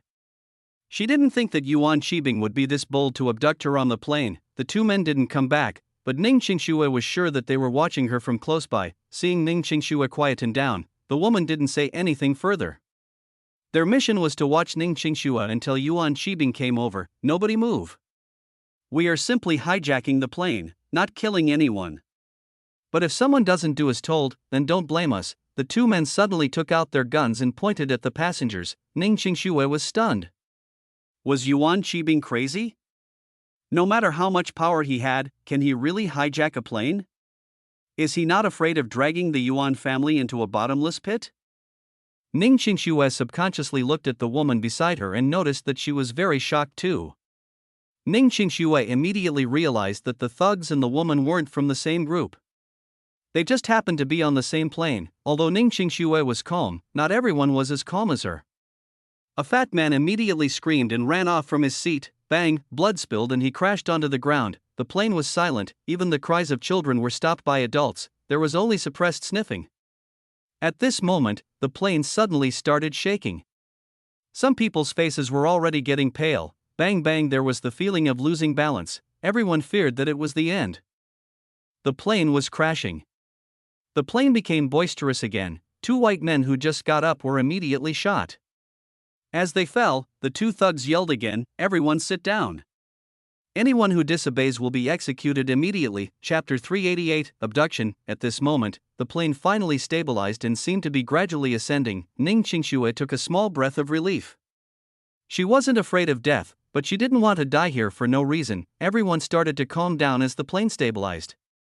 Just as the thugs had promised, they didn't want their lives. At this time, a man walked out with a HK-MP5 assault rifle in his hands.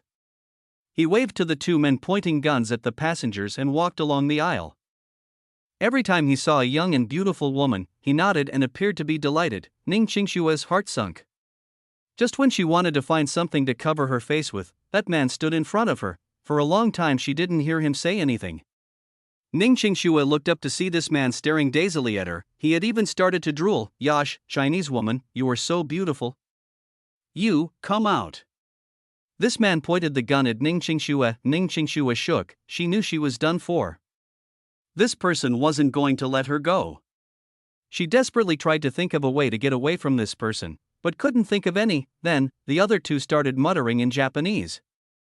So they were all from Japan. Ning Qingxue suddenly thought of the middle-aged woman beside her and grabbed her hand and said, "Didn't you say you were going to take me to America? If I'm taken away by these people, how are you going to bring me to the US?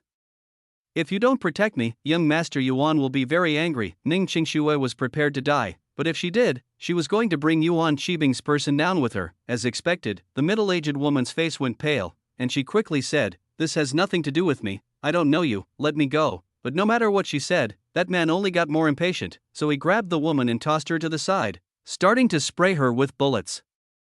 She was soon soaked in blood. Women are the most precious thing to us. Now that I've already killed her, if you still waste my time, then don't blame me for what's coming next. Pretty Chinese woman, he pointed the gun at Ning Qingxue and threatened. That was actually Chinese, though the pronunciation was a bit off. Ning Qingxue originally planned to get the gun from that woman, but looking at her body soaked in blood, she felt disgusted. She didn't know where the woman had hidden the gun. Now that the Japanese kept pointing the gun at her, she could only stand up and walk to the end of the plane. There were also 2 hijackers at the end of the plane. It could be seen that this was a big crew. But Ning Qingxue didn't care. She was thinking about how not to be raped. The 2 men saw this guy and bowed. He kicked open a door and aimed the gun at Ning Qingxue, signaling her to enter. Seeing Ning Qingxue walk in, he closed the door and laughed. "Chinese woman, take off your clothes. Let me admire your body first. You are the prettiest Asian I have ever seen. Today, you will be my woman." The man went to a seat and sat down. Ning Qingxue's eyes brightened up. She saw a parachute in the room and there was an emergency door. If she could get this parachute and jump out from there. Ning Qingxue's heart started beating rapidly. She really didn't want to die like that. There were too many things she still had to do. "Hurry up, don't make me do it. If I do it, you won't be so comfortable. I like my women tamed." The man saw Ning Qingxue start to look around and was getting restless. Ning Qingxue suddenly smiled sweetly and sat down. Upon seeing this smile, the man who was getting impatient was dumbfounded. Such a beauty. He felt his heart beating fast. Just imagining how this woman was about to be his, he couldn't hold the excitement in his heart. Dong Beninji had seen too many beauties and taken countless of them, but this was the first time he saw someone like Ning Qingxue who would make him feel as though he were in heaven just by gazing at her. And this goddess in front of his eyes was about to be his. This almost made him doubt reality, but soon he refocused. He knew that on the plane he might be the boss. Once they got off and got into the base, this woman wouldn't be his. "I'd like to know why you hijack a plane yet don't want money. Why do you need such a big plane?" Ning Qingxue asked. Her hand was grabbing onto a fireball charm. The question was just to distract him. She didn't know if the fireball charm Tang Beiwei gave her would be of any use. If it wasn't, she would be no match for this guy. So, she didn't dare use the fireball straight away. She had to find something to kill herself with before the event of the fireball charm turning out to be useless. Even if she had to die. She couldn't be assaulted by an animal. "You ask too many questions. But, my beauty, since you're about to enter the base, you are one of us. It's fine if I tell you. You can call yourself lucky. This plane has Professor E. I. Einstein in it. He is the person we're looking for. Of course, everyone else on the plane is a bonus and will be serving our great country. You should be honored that you're about to be a part of our great empire," Dong Beninji said with pride. "Professor E. I. Einstein? The 2-time Nobel Prize winner for chemistry?" Ning Qingxue was really shocked. She didn't expect the professor to be in Hong Kong and take the same plane as her to San Francisco. What did these people want a chemistry professor for? Ning Qingxue suddenly figured, did these people want to start World War III? She suddenly thought of one more thing and said, 3 years ago, a nuclear physicist called Werbro disappeared on a passenger jet. 5 years ago, the electron specialist Pili. Dong Beninji laughed. "Your imagination sure is good. But yes, you're right. They are all serving our great empire at our base." Ning Qingxue was shocked. These disappearances were all related to them, yet for some reason, it had remained unknown who did it. Ning Qingxue shook. She remembered what she was about to do and suppressed the thoughts in her mind. Ning Qingxue noticed a small dagger not far away. She rejoiced and ran towards it. Dong Beninji saw this and sneered. He sent a palm towards Ning Qingxue. Thud! Ning Qingxue grabbed the dagger as Dong Beninji was blocked by a white barrier which shocked him away, sending him crashing into the metal wall. Dong Beninji looked at his palm in astonishment. It was red as though he'd just slapped a very hard surface. He looked at the woman, and there seemed to be nothing in front of her. Grabbing the dagger, Ning Qingxue rejoiced. This defensive necklace was useful indeed. She could rest easy now. Even if her fireball charm turned out to be useless, she could commit suicide with the dagger. At this moment, Ning Qingxue was full of gratitude towards Yimo. If it wasn't for Yimo, that palm would have injured her, and there would be no way for her to get the dagger. Dong Beninji seemed to notice something was up and grabbed the gun beside him, but before he could raise it, Ning Qingxue threw out a fireball charm saying Lin, rumble. A ball of fire flashed, deforming Dong Beninji into a mess of flames. The fire burned rapidly, and it took just a few moments for Dong Beninji to be turned into charcoal before he even had time to cry. Ning Qingxue looked at this scene in shock and couldn't make sense of it. She was still wondering if the fireball charm would be useful or not, when instantaneously, it turned a living person into charcoal. There was not a single drop of blood left. An extreme sense of disgust surged up and Ning Qingshuo started vomiting. Her brain was in chaos, still not comprehending fully what had just happened. After a long while, Ning Qingshuo calmed down and eventually wrapped her head around things. Everything that just happened was real. She quickly walked up and grabbed the gun. Chapter 389, Abject Xiu. So these fireball charms are genuine too, Ning Qingshuo murmured. If what had happened didn't seem so real, she would have thought she was dreaming. Bang bang, there were 2 more gunshots, and Ning Qingshuo just realized her current predicament. She was still on the plane and these people seemed to be hijacking it to some base. If she went into that base, there would be no way for her to ever run away. Thinking about this, Ning Qingshuo no longer dared to hesitate and quickly set up the parachute. Luckily, she had learnt this in uni. Ning Qingshuo put the parachute on and grabbed a big bag, putting in some food and water. Then, there were more gunshots as someone seemed to be walking over. Ning Qingshuo quickly opened the emergency exit and jumped off. In one night, the San Francisco mafia powers had been washed over.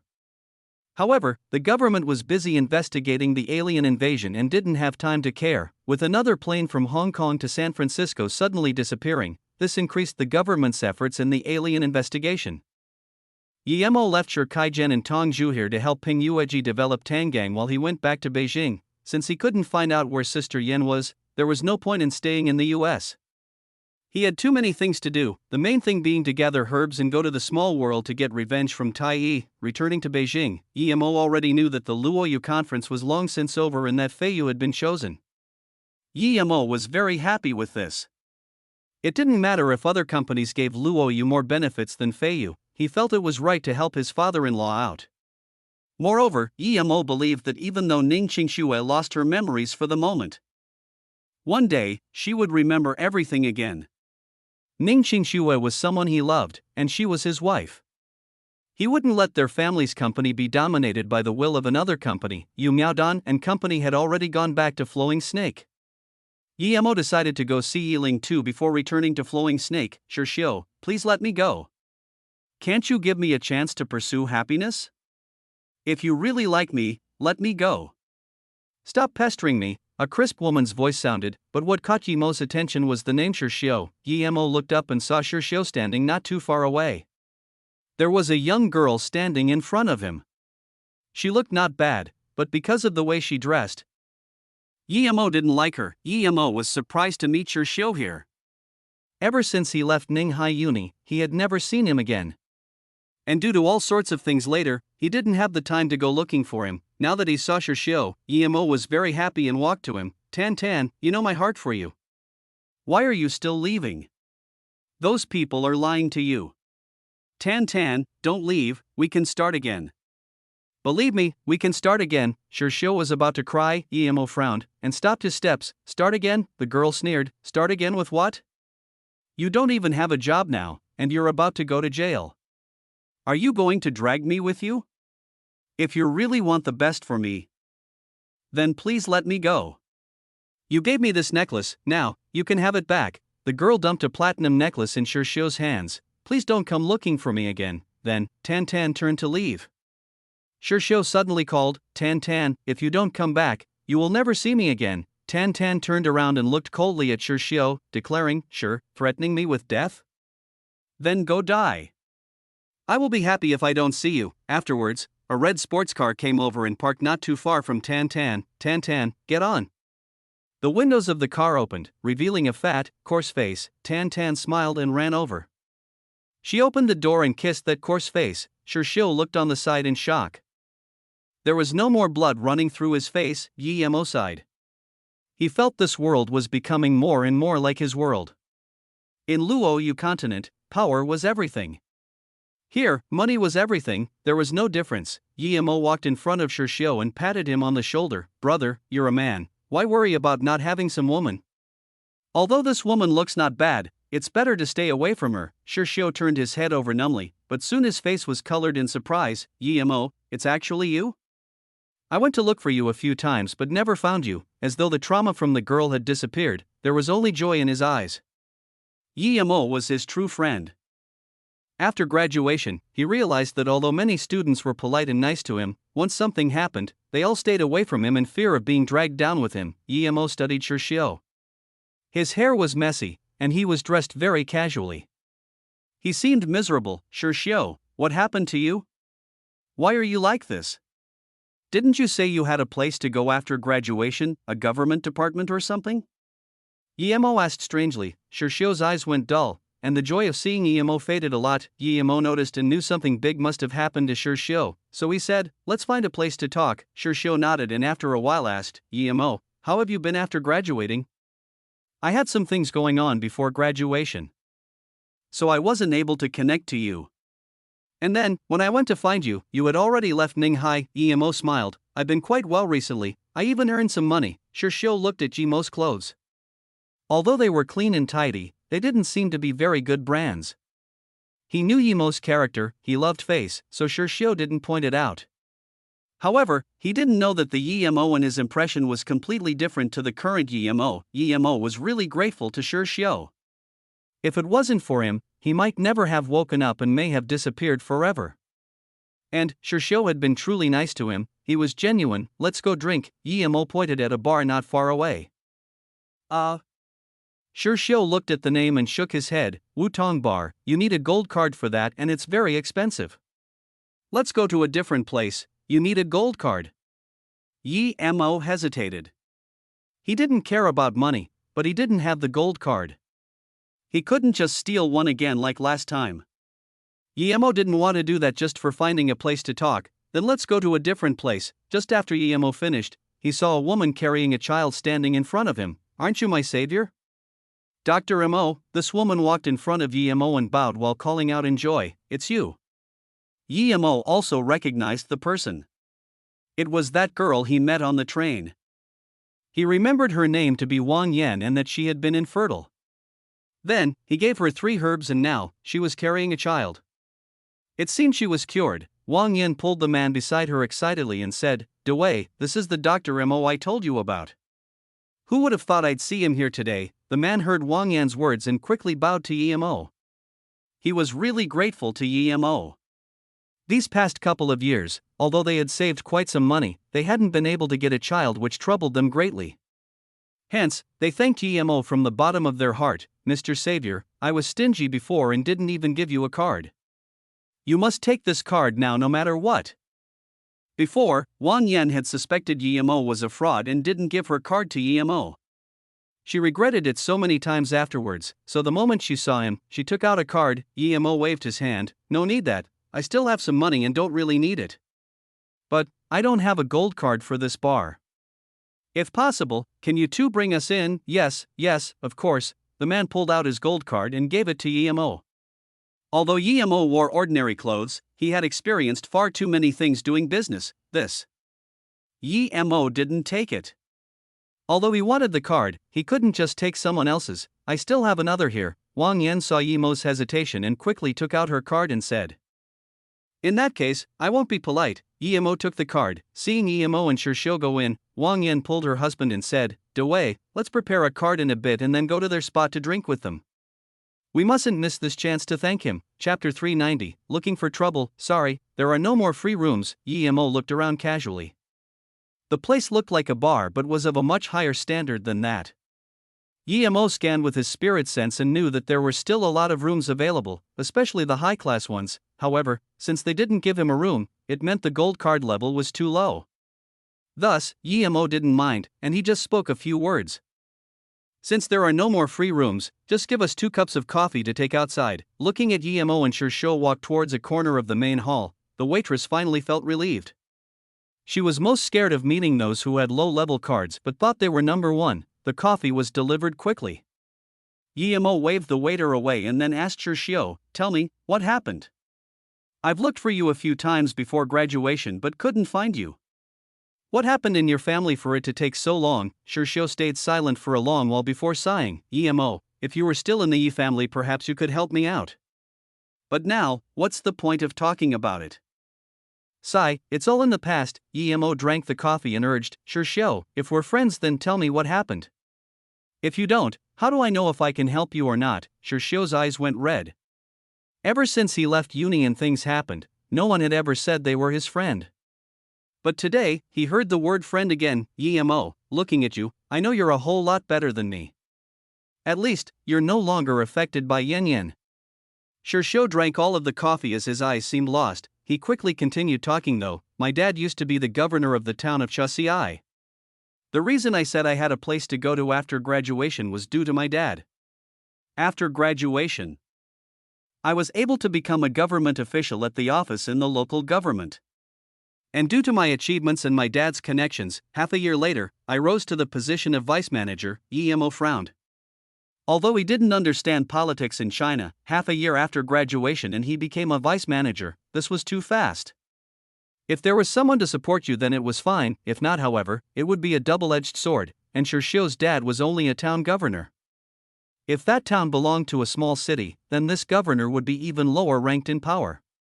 How could his dad bring him to be at the managerial level? Was it your dad or someone else that promoted you? Emo suddenly asked. Shursho looked at Emo in shock. He had also connected the dots later, yet Emo asked this question instantaneously. Although Emo wasn't involved in politics, it seemed his awareness was better than his. Shursho held his fists tightly. It wasn't my dad. It was the town vice governor that my dad didn't really like. The reason was that during the flood, I had gained merit organizing everything to save assets, so that vice governor suggested me to be the manager in charge of floods. My dad rejected it, but that vice governor said that if I wasn't promoted when making accomplishments, it would affect the eagerness of other officials to work hard. So like that, I became a vice manager. At the time, my dad also thought that I had made great achievements. He also thought that this was the vice governor trying to amend relations with him, because my dad was about to be promoted. Emo sighed. Politics really meant trouble every step of the way, but as soon as I was promoted, it alarmed the people in the small city's government, and someone immediately came to investigate my dad. Those people were like ravenous wolves charging into my house, finding large amounts of bribery evidence and emails. That night, my dad was taken away. My mother was already sick at the time, and after that, she has never woken up again. Had your dad really been bribed? Emo asked. Shursho shook his head. My dad never takes bribes. If he did, my mother wouldn't have been sick for all those years and not have money for an operation. All of that evidence was made up. The newspaper wrapped around the cash was from that day, yet this guy said the money was from a few months before. This was so ridiculous that I wanted to charge up in contest, but my dad stopped me. Even Emo sighed at the darkness of politics. After my mother passed away, there was soon news of my dad committing suicide due to fear for his crimes. I know that my dad was innocent and he wouldn't commit suicide, but I even get to see him one last time. I understood my powerlessness, and perhaps I will never be able to get revenge for my parents. I was relieved of all my duties. When I got home, Tan Tan became my only spiritual support, but today, she left. Shursho's eyes went red. Emo sunk into silence. He didn't know how to comfort Shursho. If possible, he would rather he never get involved with politics again, but he knew that Shursho had to get his revenge with his own hands. If he wasn't involved in politics anymore, he would never be able to get revenge, although it was easy for him to do it in Shursho's stead, but that would leave him with regrets. When I met Tan Tan, I was still just an office man. She didn't mind at the time though, and she was very nice to my mother. She was always taking care of my mother. I don't believe that she could change into this. She isn't a woman who loves money, but Shursho couldn't help himself and started to cry. Shursho, do you want revenge? Emo suddenly said, revenge? Shursho looked up at Emo in surprise. Do you know that I'm about to go to jail? How can I get revenge? Emo asked strangely. Jail? Weren't you already relieved of your duties? Why are you still going to jail? Shursho sighed. After my dad was taken away, I went around borrowing money trying to get my dad out. I spent a lot of money, but dad still remained inside. A lot of the money had interest. I already sold our house, but it's still far from enough. The court has notified me that if I don't pay it back, I will be locked up in a week. How much do you owe? Emo sighed. He believed Shursho had fallen into a trap borrowing money. Those people asking for interest know how much Shursho had in assets but were still willing to lend him money.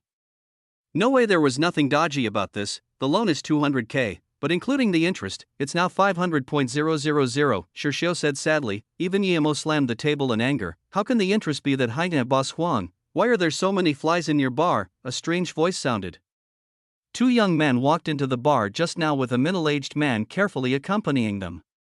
The young man walking at the front also had two bodyguards behind him. Hearing the young man's words, that middle-aged man quickly said, "Young Master Cho, please go inside a room first. Why bother with these insignificant things? Are you saying that I'm being unreasonable?" the youth asked as his face sunk. No, I'll make them leave immediately to prevent them from ruining your mood." Yemo's eyes went cold. It seemed that less and less people knew him after he'd left Beijing. Even some random guy dares kick him away. Shirshio pulled Yemo and said, "That guy is doing it on purpose. I know the person following behind young Master Chiu. The vice governor who schemed against my dad is his big uncle. He's called Dong Jia, a student of Beijing University. He definitely saw me and is looking for trouble. That young Master Cho isn't simple." "Yemo, let's go first." Yemo understood now. No wonder there was such a cocky person. "So what if someone slammed the table? You two go out, this place doesn't welcome you." Two security guards came in front of Yemo. "Piss off." Yemo looked coldly at the two security guards. "If you don't piss off in 3 seconds, then don't blame me for the consequences." "Fuck, you're asking for it." One security guard pulled out a baton and was about to smack down on Yemo. "Don't fight." Wang Yan saw something happen to Yemo and quickly called out as she ran over hurriedly. Chapter 391, Newly Risen Family. Pang pang. 2 thuds sounded. The security detail obviously ignored the cries of Wang Yan. It had clearly been those two security guards who had attacked, yet it was still them who got kicked away. They crashed underneath that young Master Cho's feet and couldn't get up. Wang Yan and her husband were stunned, but they still wanted to go over. However, they were pulled back by someone they knew. "Wang Yan, do you not want to have a good life? The people being beaten are Cho family people." Wang Yan was feeling conflicted over what she should do. She knew that she wouldn't be able to change anything even if she did go over, but if she didn't, her conscience would weigh heavily on her. She knew her friend was right, the person in front of them was someone they couldn't afford to mess with. Not just them, but in the entire city of Beijing, there weren't many who could mess with young Master Chiu. Boss Huan looked at his men who were kicked far away. From the young man drinking coffee to here, that was a distance of a few meters. Normal people wouldn't be able to kick that far. Boss Huang began to worry. He wasn't a noob. How could any ordinary person kick his security personnel away so easily? But he was well aware that young Master Chiu wasn't simple either. He didn't want to offend either side. "Fuck, drag that bastard over." Young Master Chiu's face sunk as he ordered his two bodyguards. He had just come from some small place to Beijing, and since then, he found that the name of the Chiu family really came in handy, so he got used to being everyone's overlord. How could he possibly take EMO, who hadn't even been able to get a room, seriously? The two bodyguards shook their heads, but their master had made the order, so they had to go up. They were much stronger than the two security guards, but facing EMO, they were still kicked away immediately. They couldn't even touch EMO's clothes. Although he knew young Master Cho's identity was big, Boss Huang didn't dare call for help. His vast experience in this society had taught him that the studious were usually poor while the physically strong were rich. Yemo's power meant that he definitely couldn't be underestimated. Seeing his two bodyguards get beaten down, young Master Chiu knew he had encountered a tough one. He pointed at Yemo. "If you've got any balls, then sit there and don't move." Then, he pulled out his phone and seemed like he was calling for backup. Yemo stood up and walked in front of him. He raised his hand and slapped young Master Chiu. Chiu spat out many teeth, and his ear also started bleeding. It soon became obvious that his ear was gone. He was slapped to the ground in a daze. There was terror in his eyes. He didn't expect someone would really dare hit him like this in Beijing, and now, he couldn't even crawl up. Yemo looked at Dong Jia, who seemed lost, and slapped him as well. Dong Jia's head banged against the door. There was just buzzing sounds in his mind, and he couldn't think about anything else. Seeing Yemo walk back, Shirshio quickly grabbed him. "We need to go, quickly." "Why did you beat them? Oh, is he special?" Yemo sat down again. Shirshio looked around and knew they couldn't get away anyways. He sighed and explained, "That young Master Chiu is from the Chiu family. Do you know the Beijing Qiu family? Yi Mo shook his head. He had heard of the Li, Zhang, Song, Yi, and Qiao families as the five great families of Beijing and even of other families such as the Qin, Han, Ning, Ou, and Zhua. But he had never heard of the Qiu family. Shi Xiu looked worriedly at young Master Qiu, who was still on the ground, and then informed, "You should know the five great families of China, right? You came from the Yi family after all." It's said that the Yi, Song, and Qiao family offended a powerful person and are on the decline. The Song family even straight out disappeared from Beijing. The Yi and Qiao family went more low profile. It's even being said that the Qiao family is gradually fading out of the five great families and changing into a business family. Well, the two new families replacing them are the Qiu and Dai family. How would you know about this? Yi Mo really didn't know there were families replacing the Song and Qiao family. But word of mouth can't really be trusted. At least Yi Mo didn't feel that the Yi family was on the decline. They are just keeping a low profile. Yi Zifeng wasn't old, but his actions were low-key and mature. Shi Xiu had a hurtful look in his eyes as he replied, "Tan Tan told me I owed a lot of money and couldn't stay in Shaxi. I was forced to repay the loan every day, so then Tan Tan told me to go to Beijing. She was studying here while working at the same time. I also found a job and wanted to pay off my loan and just live a good life with Tan Tan, but, as though realizing it wasn't the time to talk about that, Shi Xiu quickly returned to the topic. That young Master Qiu is probably called Qiu Zhizhi. He's also studying at Beijing University and is very arrogant. He has no brains, so Dong Jie sucked up to him really easily and is now following after him like a dog. But due to his family, no one dares do anything to him.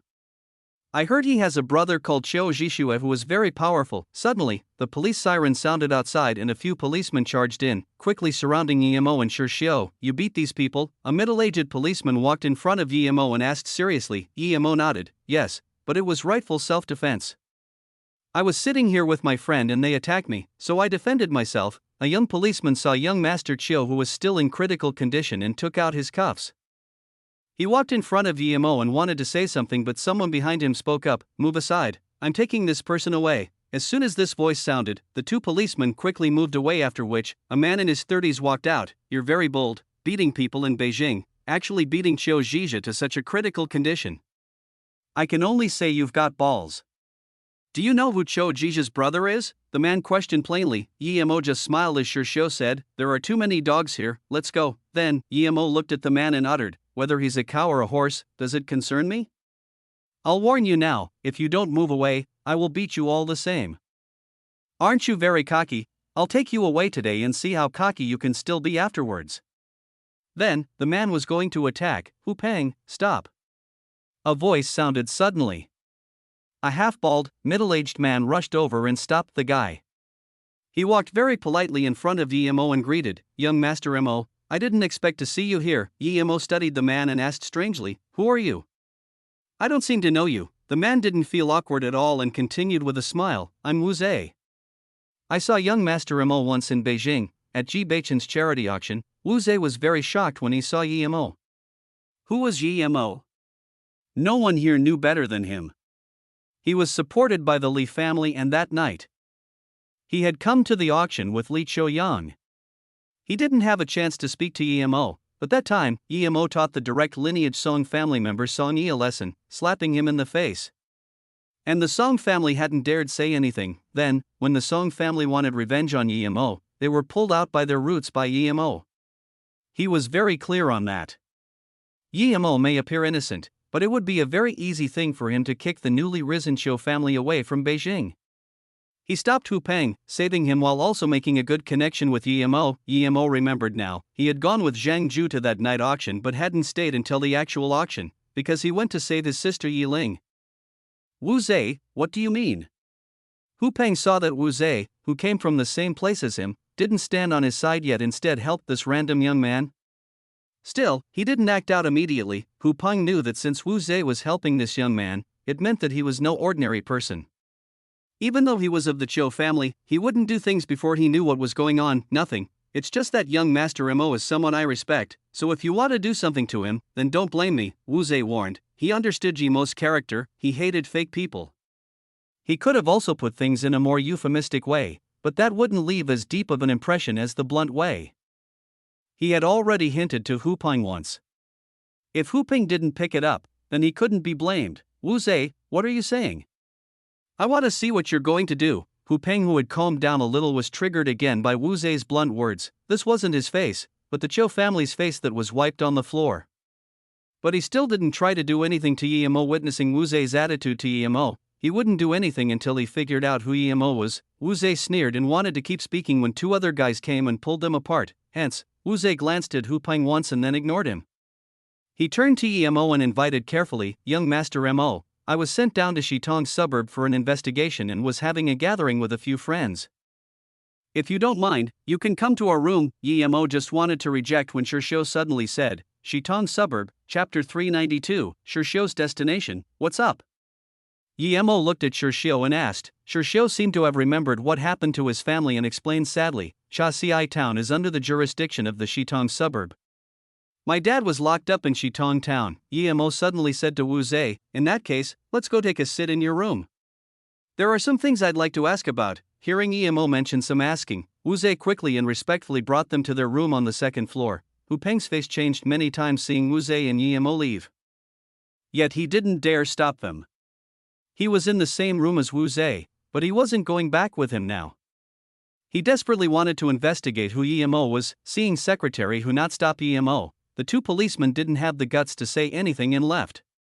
They knew water ran very deep in Beijing and one mistake could mean the end for them. Young Master Qi couldn't even help himself get up, let alone dare inquire about Yemo. This large discord was brought to an end just like that. The boss of the bar didn't dare say anything either. No matter which side he'd stand on, he would just be a pawn. Wu Zhe's room was definitely not small, it was very grandiose actually. The waiters were told by Wu Zhe to leave. "Young Master Mo, please take the upper seat," Wu Zhe said carefully. Seeing Yemo sit down, he then looked at Shishio and asked, "May I ask who this is?" Yemo introduced. "He's called Shishio, an old schoolmate. We're friends. Shishio, come, sit next to me." "Okay everyone, have a seat." Yemo didn't care about seats, but he was helping Shishio build up support. "You needed to show your attitude for someone like Wu Zhe to respect you, young Master Mo. Let me make introductions. These two are my colleagues in Beijing at the moment. One is Cheng Changwei, the other is my future colleague in Shitang town, Zhou Ping." He didn't introduce Yemo though. The two quickly greeted Yemo and called him young Master Mo.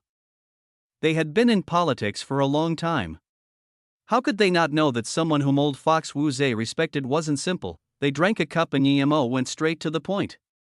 Smiling, he asked Wu Zhe, "How come you're going to be Shitong town's mayor?" Wu Zhe was just a low-ranked government official. The reason he could get connected with Li Choyan was due to his good perception and analytical skills. Yemo had clearly not wanted to come to this room today, but Shishio had said that his family was from Shitong, and then Yemo came. It was obvious that Yemo came for his friend's sake. Now that Yemo asked, he quickly replied, "Under young Master Yang's care, I've always been managing the environmental sector. And now I've been promoted to suburb mayor. Zhou Ping was the vice mayor until now, and he's my old friend, so he came to celebrate with me today." He knew that what Yemo was asking about was related to Shitong town, so Wu Zhe just said everything he knew. Zhou Ping saw that Wu Zhe was talking to Yemo like a subordinate, stating his job and responsibilities clearly, and felt more fearful of Yemo. A mayor was like the local lord to the suburb, but in Beijing a mayor meant nothing. Seeing Yemo not comment, Wu Zhe continued, "I was going together with Hu Peng. He used to be Mayor Chiu's secretary and now, he's also becoming a vice mayor at the Shitong suburb, to manage the commercial part."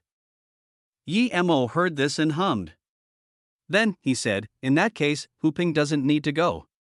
He wouldn't give a shit about Mayor Chiu." "Who was that to him, by the way?" Yemo looked at Shishio and said, "Shishio, how about you go be the vice mayor at Shitong?" Yemo felt like this would be a good idea. As soon as Yemo said this, Shishio and Zhou Ping and company were all shocked. What sort of joke was this? A vice mayor wasn't a small thing.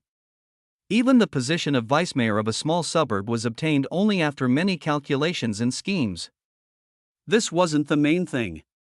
It depended mainly on whether you met the requirements. In Chinese politics, other than capability, experience and age were a main thing too. Even Wu Zhe thought what Yemo was saying to be gibberish, but he didn't dare voice this opinion. Yemo was indeed powerful, but that was as far as Yemo himself goes.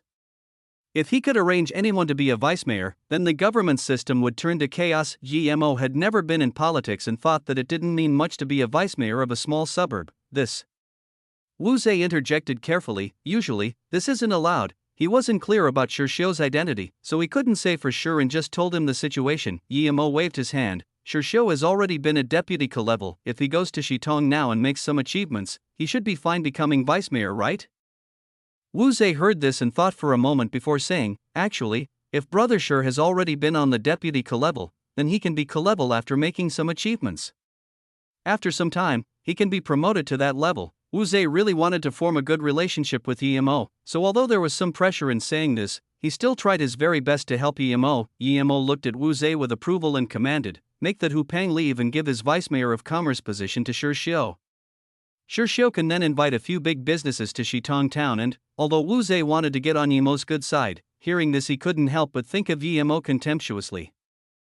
This young man might originate from a great place. Words really didn't get through to his brain, did they? Was getting a few big businesses that easy? Yimo didn't mind at all and continued, these businesses need to be famous too. Right, I'll let Luoyu Pharmaceuticals move into Shitong town and dash. What? Yimo's words shocked the people around him quite heavily. Luoyu move to Shitong? No matter where Luoyu moved to, it would be huge political achievement. Young Master Mo, do you really mean it? Wu Zhe couldn't control his excitement and stood up. If Shirshio really brought Luoyu into Shitong suburb, then he would even dare let Shirshio become vice mayor. What a joke! Who didn't know about Luoyu Pharmaceuticals? If there was a special Luoyu outlet in Shitong, then it could immediately kickstart tourism and other businesses in the town. Yimo looked at them uncomprehensively and patted Wu Zhe's shoulder. Confirm him, of course I meant it, Wu Zhe said excitedly. If young Master Mo can really bring Luoyu into Shitong suburb, then even if I don't get the mayor position, I will still support Brother Shir. I can bring Brother Shir to the co-level position of Chief of Commerce, then let him substitute for Vice Mayor and have him climb up later on. Yimo waved his hand. Thank you for your goodwill. Shirshio will indeed need your help, but you don't need to take responsibility for Shirshio becoming Vice Mayor. Afterwards, Yimo took out his phone. He was thinking about who to call, but even after a long time, he couldn't think of someone to help. He couldn't help but sigh. He knew too few government officials. Give me Li Choyan's phone number. I'll call him. After considering for a while, Yimo felt that he should call Li Choyan. He had the ability to instate Wu Zhe as a mayor, which meant that he had some power. After that, he was going to contact Han Zixin.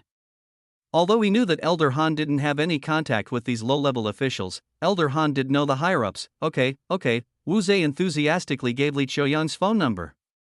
He knew how much his master respected Yimo. Shirshio was shocked on the side. He still didn't understand how Yimo could have such power and authority. The position of mayor was just a matter of a phone call? This was already past the boundaries of his imagination. Chapter 393, I really don't believe it. Li Choyan wasn't a core member of the Li family, but because he was experienced and had made some achievements, he was gradually reaching the inner circle of the Li family. At this moment, Li Choyan was sharing a table with some people for dinner.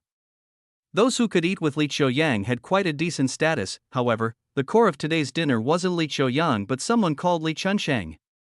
Although Li Chunshen also had the Li surname, he had nothing to do with the Beijing Li family. Li Choyan was representing the Li family to get on good terms with Li Chunsheng. Li Chunsheng had just been moved to become vice mayor of Heifeng City, which was a big city, and even the Li family couldn't ignore that.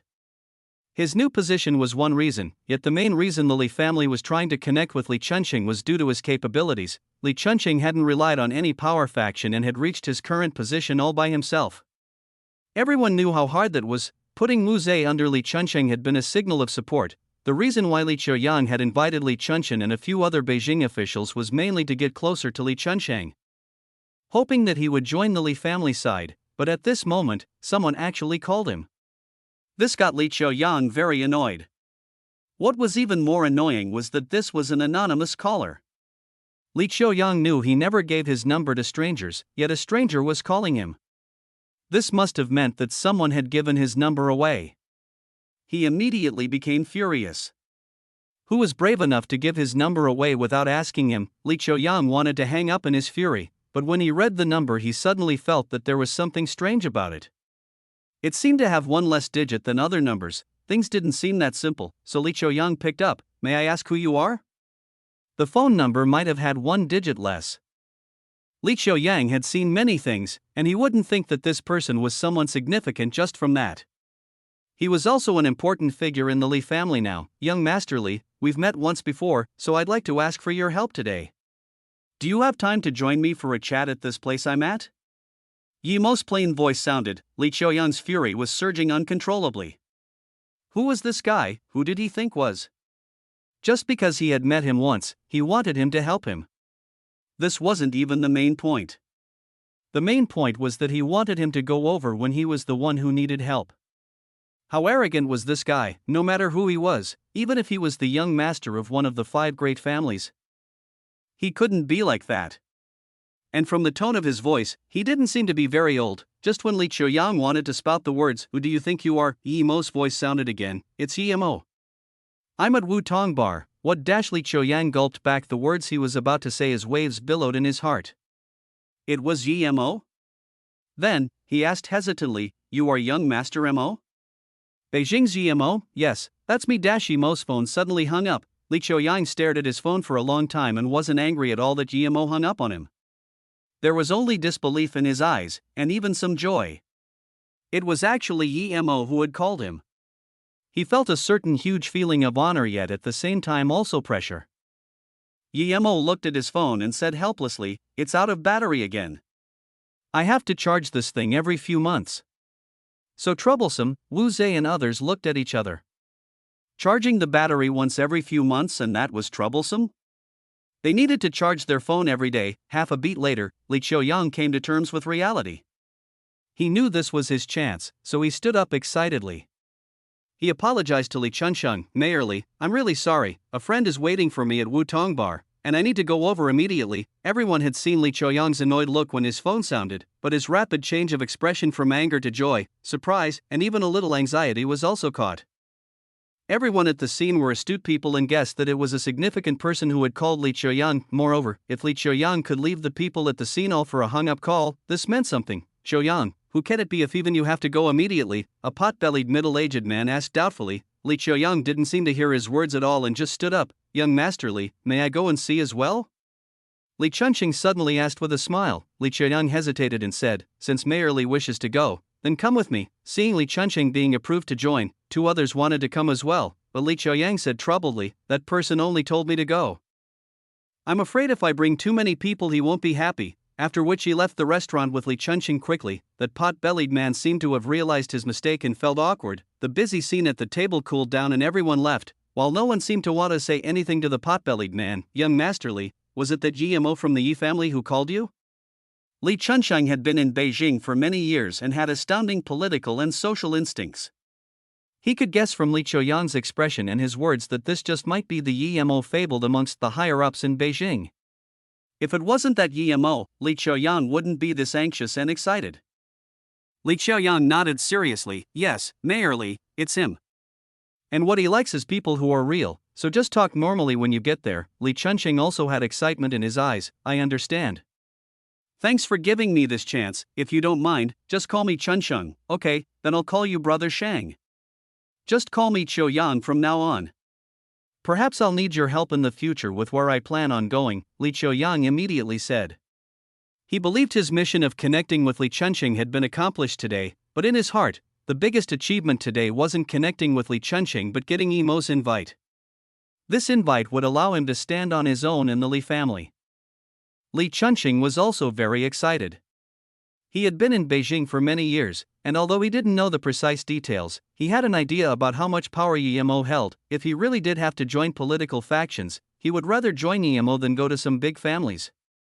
Yet he understood the possibility of that happening was small. Many others who similarly wanted this would never get the chance either. He definitely couldn't let this opportunity pass no matter what, even if it were at the cost of getting close to the Li family faction. Witnessing how Yi Mo just straight up called Li Qiuyang Iver to Wutong Bar, Cheng Changhui and Zhou Ping were dumbfounded. Who was Li Qiuyang? Although they had never gotten to meet him, they were very clear on his identity. He was a core member of the Li family, having a much higher status than them, Wu Zei's face didn't change. Although he didn't know the extent of Yimo's power, he knew it would be big. Otherwise, he wouldn't have handed Li Qiuyang's number to him, unless he had gotten tired of living. Yimo quickly plugged the phone into the charger. If Li Qiuyang couldn't take care of this, he would ask Elder Han for help. Yimo, what are you doing now? Xiu reacted and looked at Yimo. Yimo was just about to answer when his face sunk as he looked at the door. Rumble, the door was forcibly kicked open. A youth with triangularly shaped eyes stood at the door with 4 men dressed in black. The youth noticed Yimo and questioned coldly, "You're the guy who beat up Qiu Zhizhe, and who are you? Who gave you the right to kick open other people's rooms?"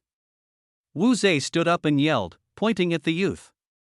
He figured they had to be from the Qiu family. The youth scanned Wu Zei. "Wu, don't think that Li Qiuyang would fight with me over a dog like you. You overestimate yourself. Do you not believe that I can squish you like a bug?" Wu Zei was at a loss for words. He knew this guy was right.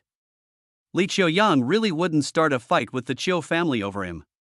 If the Qiu family let them have some benefits in other areas, the Li family might really just give him up. Yimo, however, commented plainly, "I really don't believe it." Chapter 394, Capture Yimo. "It's simple then, I'll just have to beat you until you believe me," the youth said as he waved his hand. Those 4 men immediately charged up.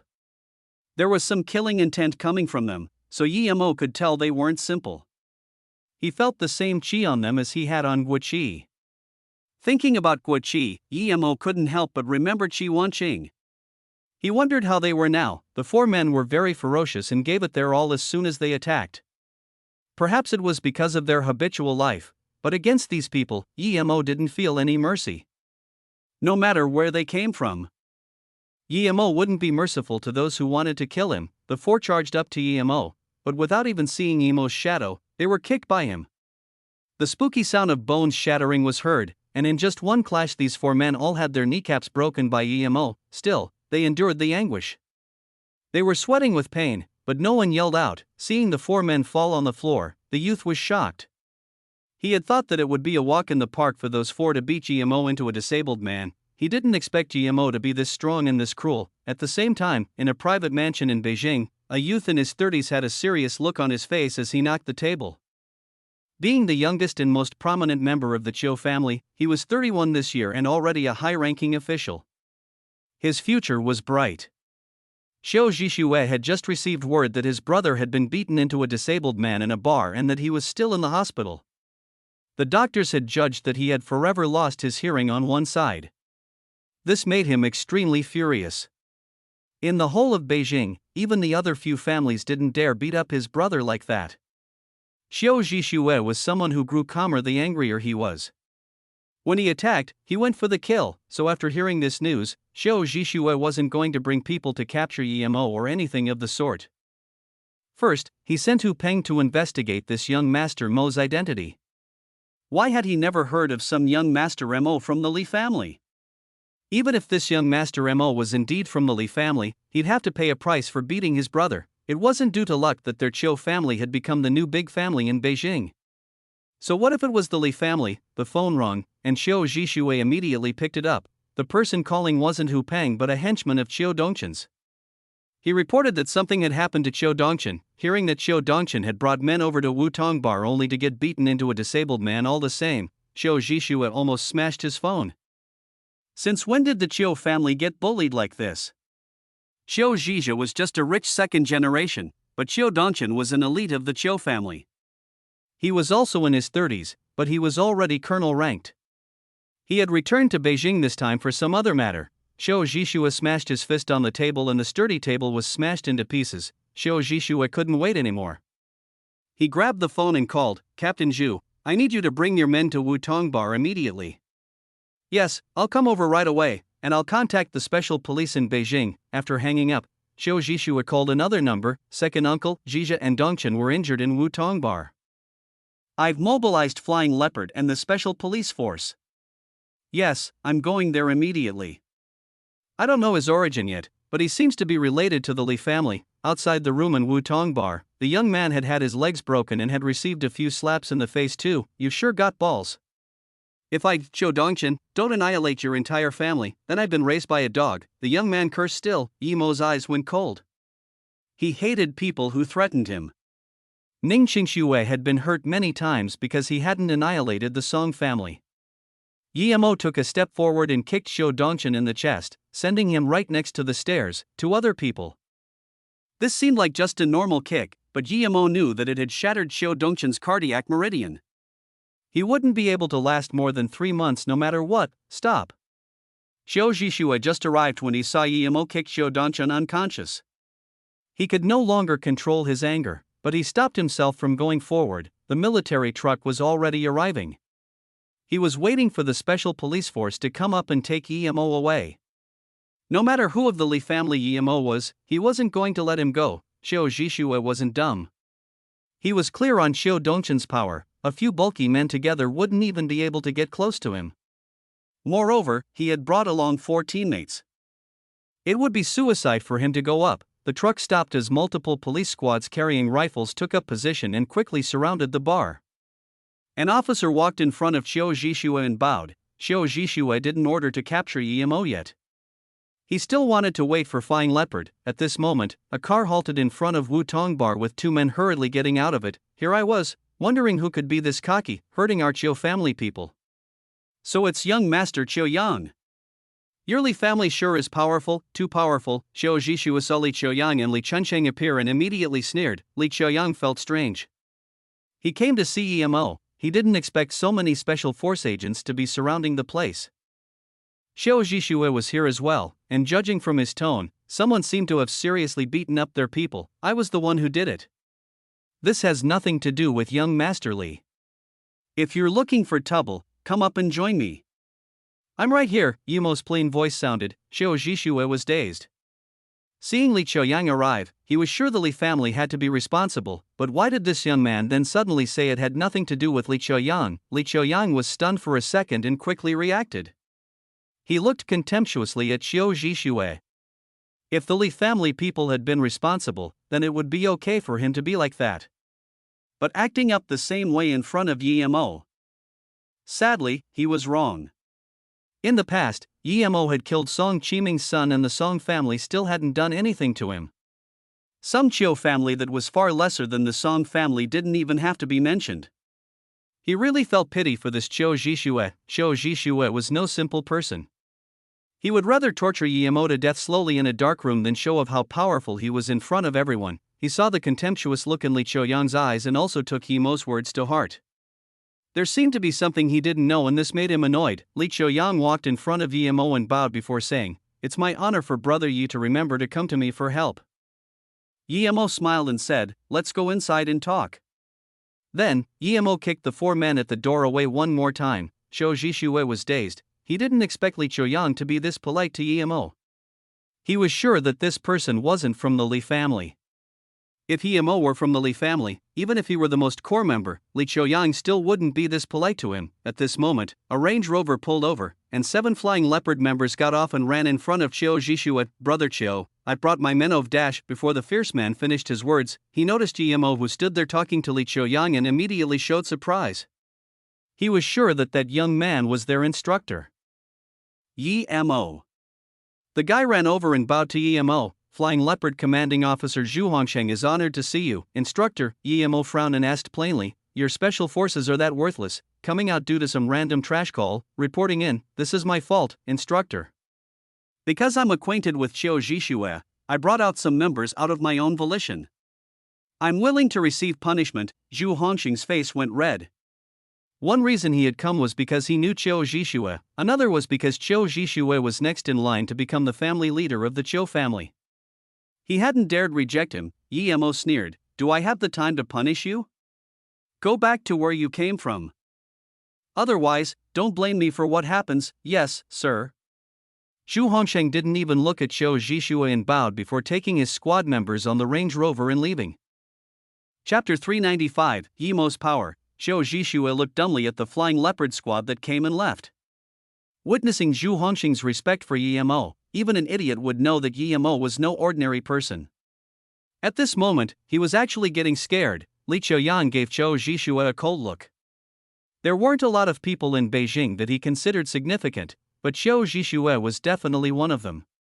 He was cool-headed and fulfilled his tasks with great skill. but to Li Qiuyang's surprise, he had made such a critical mistake today, offending Emo.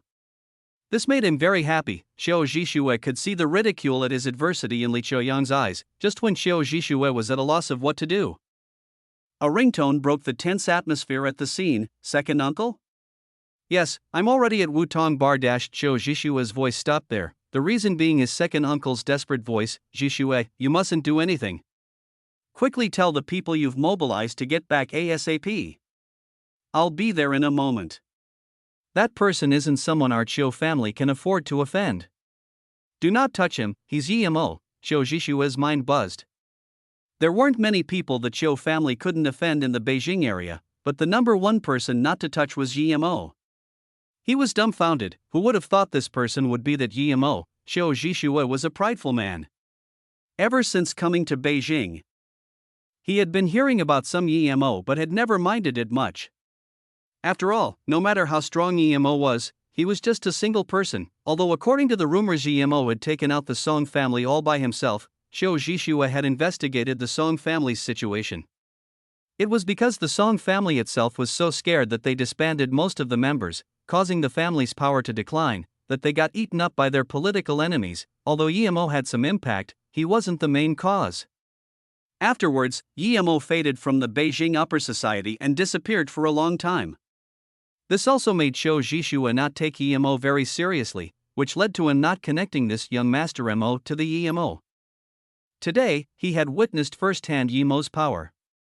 Even the flying leopard captain was extremely respectful towards him. This made Xiao Zhixue re-evaluate Emo. Even if his second uncle hadn't called, he would have wanted to retreat. A black Mercedes raced over, stopping next to Xiao Zhixue. Two people got out of the car. Grandpa. Noticing the people who had gotten out, Xiao Zhixue was shocked. Other than his second uncle, there was also his grandpa, actually coming in person. His expression didn't look too good. Xiao Zhixue immediately knew things were very serious. The old man walked over to Xiao Zhixue with a green face and slapped him. I thought you would be able to mean something for the Qiu family.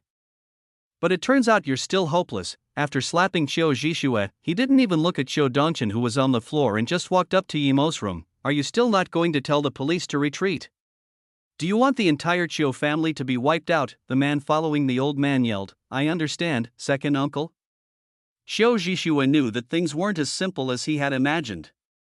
He had been too inexperienced, not being able to control his emotions. Seeing Xiao Zhixue disperse the police, the second uncle grabbed Xiao Zhishue's hand and pulled him in, following the old man into Emo's room. Li Qiuyang stood up and greeted politely, Old man Xiao. Emo quickly figured out that this had to be the leader of the Qiu family. He also understood why the old man had come over, but as for those old men who thought themselves superior to everyone else, Emo wasn't a fan of them. He didn't think that this old man would have been unaware of Xiao Zhishue's actions in Beijing. If he hadn't met him today, would Xiao have been abused to death? This world seemed more and more similar to the world he was in before. He waved his hand and said, My principle is not to offend those who don't offend me.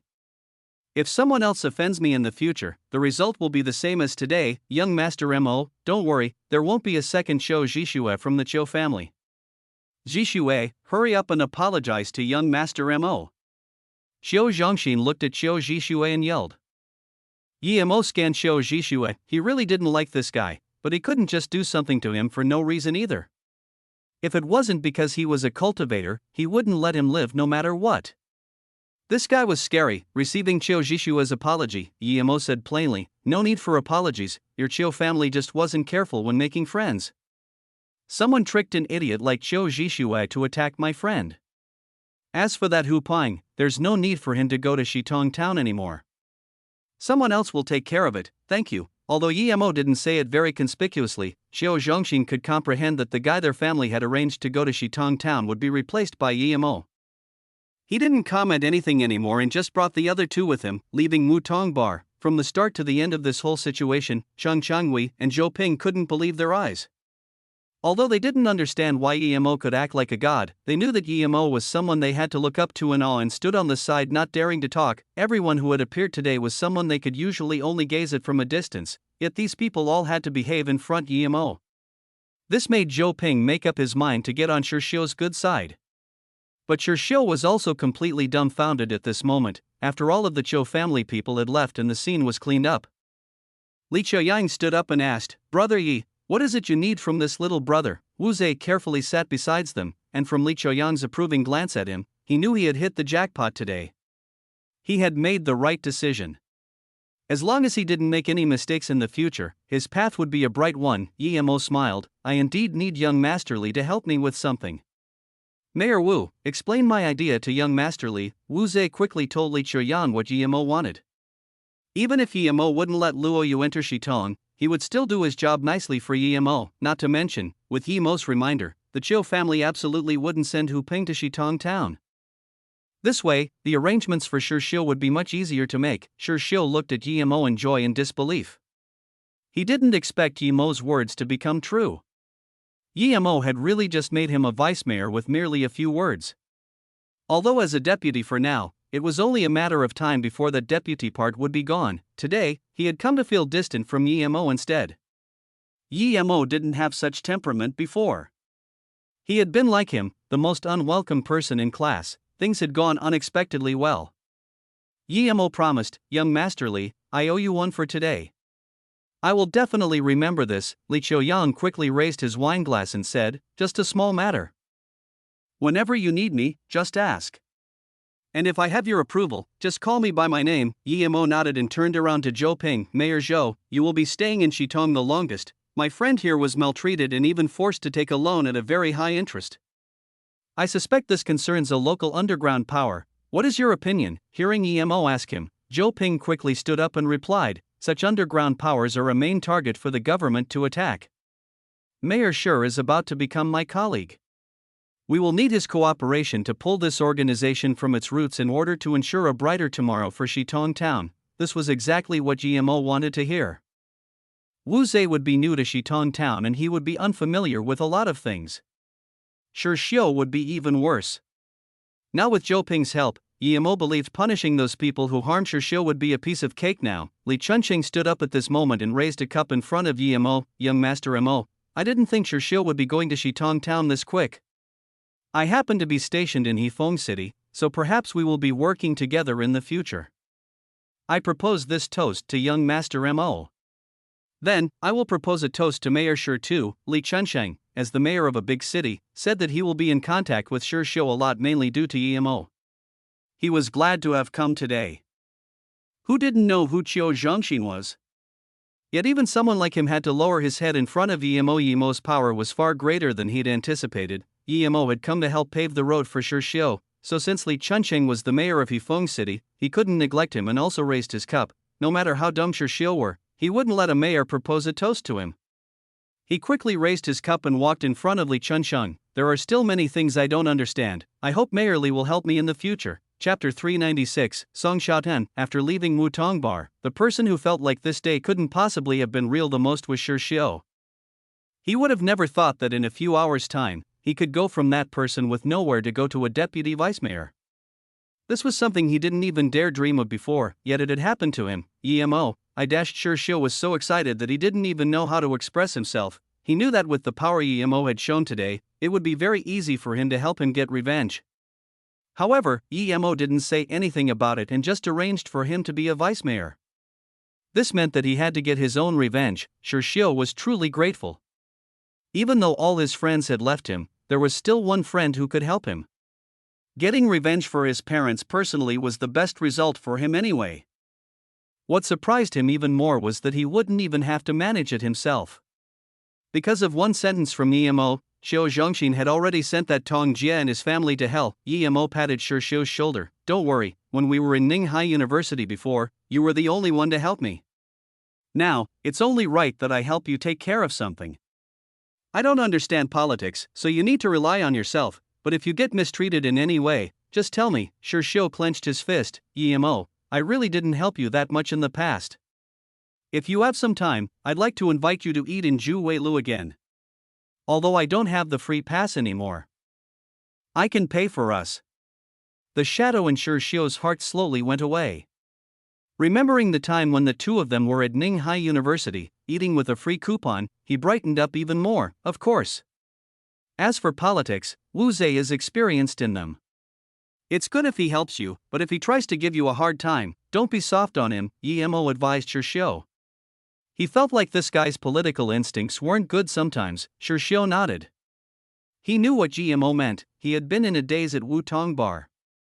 There was no way for him to think of talking and connecting with Li Chunsheng, Zhou Ping, and company.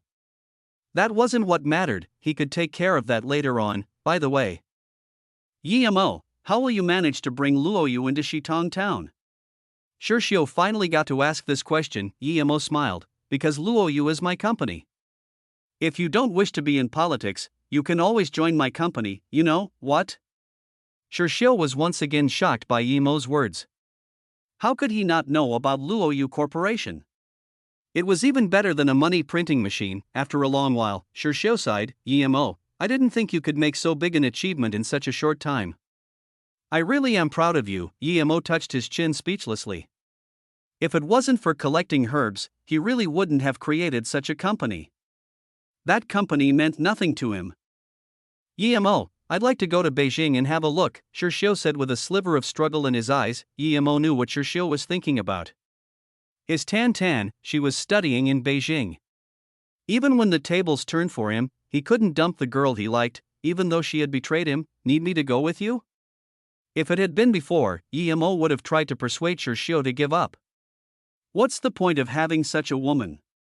He hated women who committed betrayal the most, yet now, he didn't stop him. Tan was to Shirshio like Ning Qingxue was to him. Although Ning Qingxue had forgotten about all that had happened between them and even detested him, Emo couldn't forget about her. This was still different from betrayal, but he could understand how Shirshio was feeling. Why aren't you stopping me from looking for Tan? Shirshio looked at Emo strangely. He thought Emo would stop him from looking for such a woman for sure. Although he knew that he shouldn't go look for her, he couldn't help it. When he was going through the toughest time of his life, Tan hadn't betrayed him. He couldn't understand why when things had gotten better, she did betray him. I think she might have had something in mind. Emo sunk into silence. He suddenly badly wanted to go see Ning Qingxue. Perhaps he should really have a good talk with her. Luo Ying seemed to have disappeared. If Ning Qingxue left him too, he would truly feel lonely. So what if she didn't remember? At least he remembered how Ning Qingxue had gone looking for him all by herself in Shenyongjia. Go check up on her then, Emo murmured as though giving himself some excuse. I think you won't have to go to her school.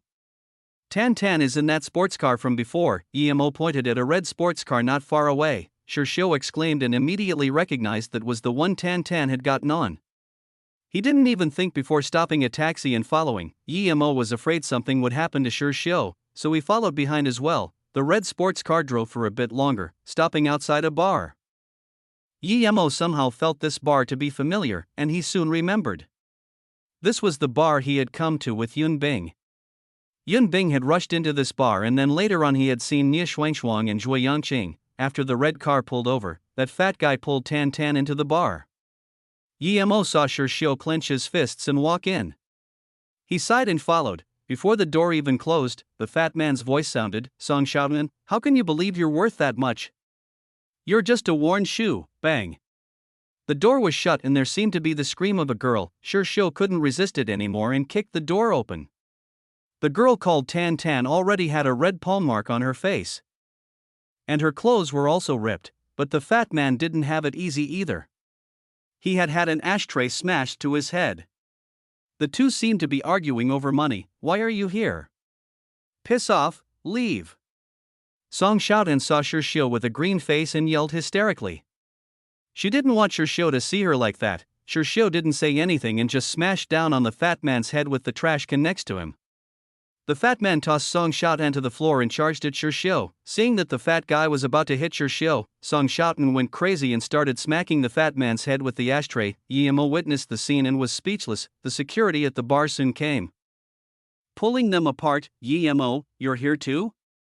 Shirshio noticed Emo. Emo nodded and didn't speak, because there was also police here. What happened? Just when the short policeman started saying a few words, his voice quietened down. He recognized Emo. He still remembered clearly what happened a year ago. Emo had told him to piss off, and if his mate hadn't told him to leave, perhaps he would be in jail now. Today, he saw the person he didn't want to see the most again. The fat man wiped the blood from his head and pointed at Song Xiaotan. "This bitch is cheating me out of 480k and smashed my head with an ashtray. Tell us properly." The policeman next to the short one looked strangely at his partner. This was the first time he had seen his partner act so lame. The fat man calmed himself and relayed, "She agreed to sleep with me, but before getting in bed, she asked me to give her 480k. What woman is worth that much money for one night? So this means you're hiring a prostitute?" the police officer asked casually. He saw his partner look fearfully at Yemo, and Yemo stood by Shirshio's side. It was obvious he was involved in the fight, so when he started questioning, he sided with Song Xiaotan. The fat man immediately screamed, "No, we mutually agreed to this. Since it's a mutual agreement, why are her clothes ripped apart?" The officer continued asking. The fat man was at a loss for words but still quickly said, "Asking for that much money, of course I disagreed. So you were going to rape her instead?" The short policeman came back to his senses and asked seriously, "Why are you interrogating me like this? Do you believe me when I say I can pull that uniform off of you?" The fat man got angry and yelled. Shirshio walked in front of Song Xiaotan and pulled her up. He asked with red eyes, "Tan Tan, are you trying to get 480k to pay back my debt?" Song Xiaotan just looked down and kept rubbing her eyes, not saying anything. Chapter 397, Ning family couple. Yemo's instincts told him that the fatty was lying. His eyes were shaky while he was denouncing the officers, and he obviously didn't want this to get too big. Yemo waved to the short policeman, and he hurriedly came over. "1 year ago, I said there was something wrong with this bar. Didn't I tell you to investigate? Why is it still here?" Yemo's tone was unhappy. The short police officer quickly explained, "This bar has been sealed already, but a few months ago, it was sold to a merchant from one state." "This isn't the same bar as before." Yemo nodded and walked up to the fat man. He slapped him on the head and asked, "What is it you wanted to do bringing Song Xiaotan in here?" The fat man hesitated and replied, "I wanted to have a go on her and then sell her, so it's a women trafficker." Song Xiaotan's face went pale. She had planned to get some money from the fatty to help Shirshio pay off his debt, yet unexpectedly she was almost sold. "Have you been doing this for a long time? How do you usually trick people?" Yemo asked again. "Yes, I have been doing this for 3 years. Well, many girls just have to see my sports car for them to come with me." The fat man didn't hide anything. Yemo kicked him flying away and then said to the 2 officers, "Take him away. I believe you know what to do." The 2 policemen looked at each other. They really didn't understand how Yemo had just asked 2 questions, and the fat man admitted to his crimes. If he were to go to the police station, what case wouldn't he be able to solve? Seeing the police take the fat man away, Shirshio looked at Song Xiaotan, yet remained speechless and just sighed. He now knew that Song Xiaotan must have seen how he was being overly forced to repay the debt and wanted to help him. "Tan Tan, I'm about to be the vice mayor of Shitong Town. Come back with me." Shirshio couldn't find any better comforting words and just felt like he owed her a lot. "What did you say?" Song Xiaotan looked at Shirshio in disbelief. Still, she knew that Shirshio would never lie to her about something like this. Yemo left without disturbing them.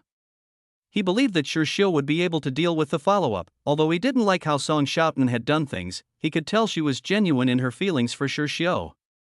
Yemo felt happy for him. When Yemo went to see Yiling and Yi Zifeng, he found out that Yiling had gone to Flowing Snake because she was unhappy about not getting to see him last time. Yemo rested easy after knowing that she went there. After all, she would be much safer there than in Beijing. Flowing Snake was his territory. Yemo didn't hurry back to Flowing Snake and went to U State instead. He had decided to have a good chat with Ning Qingxue.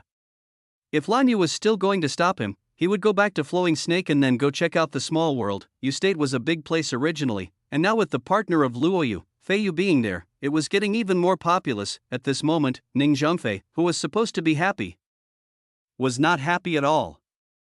Although his wife had returned, his daughter had disappeared now, and so did her plane. A passenger jet had vanished from sight for no reason, and the US had been attacked by aliens, so it came up with the Earth Protection Plan, suggesting that 200 countries in the world should immediately build an Earth defense base. But there are also people who disagree with its theory and think the US is worrying too much. Some state advisors have brought up that the missing jet case was similar to the ones that happened a few years ago. This time, there was a famous scientist aboard the plane. Just like with the ones in the past, some people even tallied all the disappearances and realized that in these last couple of years, The world had lost to 100 or so famous scholars and scientists. Compared to that, Ning Zhongfei and his wife cared more about their missing daughter. This is all my fault. If I had gone back with you to Beijing, this wouldn't have happened. Now, we don't even know whether Qingxue is dead or alive.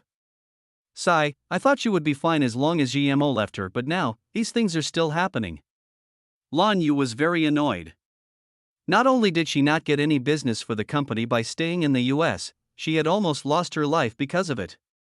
Although she was released for some strange reason, the whole experience still made her feel fear. GMO. Ning Zhongfei uttered this name and fell into silence. Then he said, the young man I met in Beijing really does look like him, but the differences are also obvious at the same time. Lan Yu was stunned. Are you saying that GMO helped you and that's why Feiyu got the spot? Ning Zhongfei shook his head. No, I just feel like that young man looks like GMO, but GMO was much shorter than him when I last saw him, and the shape of his face doesn't really look similar. That young man seemed to be much more handsome. On the other hand, I only saw him once when I made the marriage arrangement before. It's been so many years, I don't remember precisely how he looks. Lan Yu gave Ning Zhongfei a strange look. She was certain that the person her husband had seen had to be EMO. He hadn't seen EMO, but she had, and not too long ago at that. EMO had changed so much compared to before, it was reasonable for her husband not to recognize him. What's wrong? Ning Zhongfei sought his wife's strange gaze and asked. Lan Yu sighed. Zhongfei, should we tell EMO about Qingxue going missing? Didn't you not want Qingxue to remember the past? You don't want them to be together, so why would you be telling EMO about Qingxue's matters? Ning Zhongfei asked doubtingly. Lan Yu fell into a long silence before saying, I think I might have been wrong in the past. Since things have already happened, we can't stop them. I don't know why Qingxue only lost the memories related to EMO. But it's obvious that her feelings for him are deep. I always thought that Qingxue had been hurt due to EMO, but this time it obviously has nothing to do with him. Perhaps, this might just be her fate. Ning Zhongfei nodded. To be honest, I've been against you suppressing Qingxue from remembering the past all along.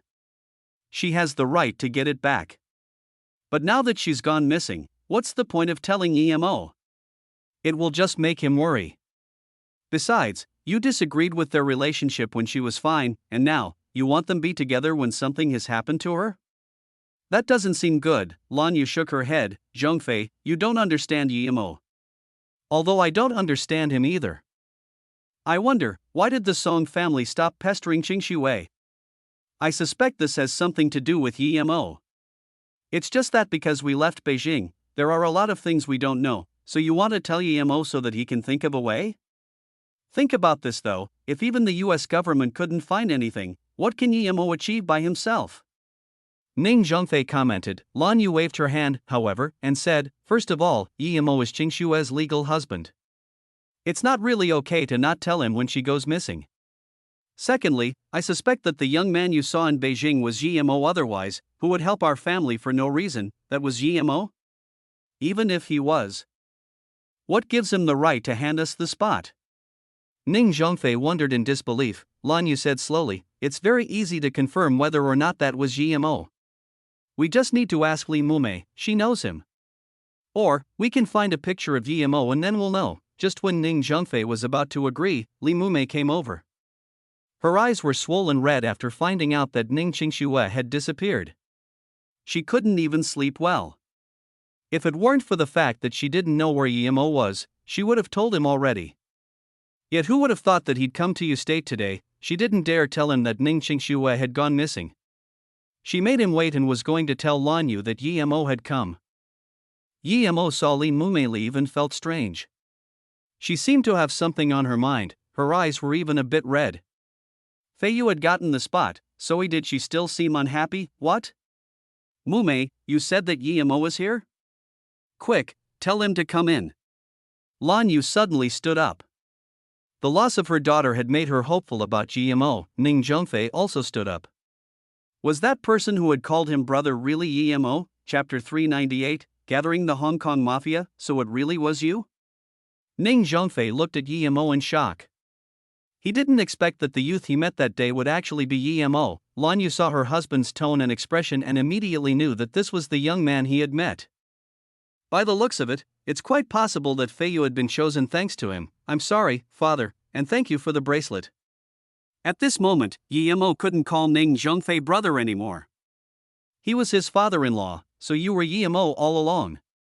Here I was, wondering who had helped me. Be honest, you were the one who helped our company get chosen last time, right?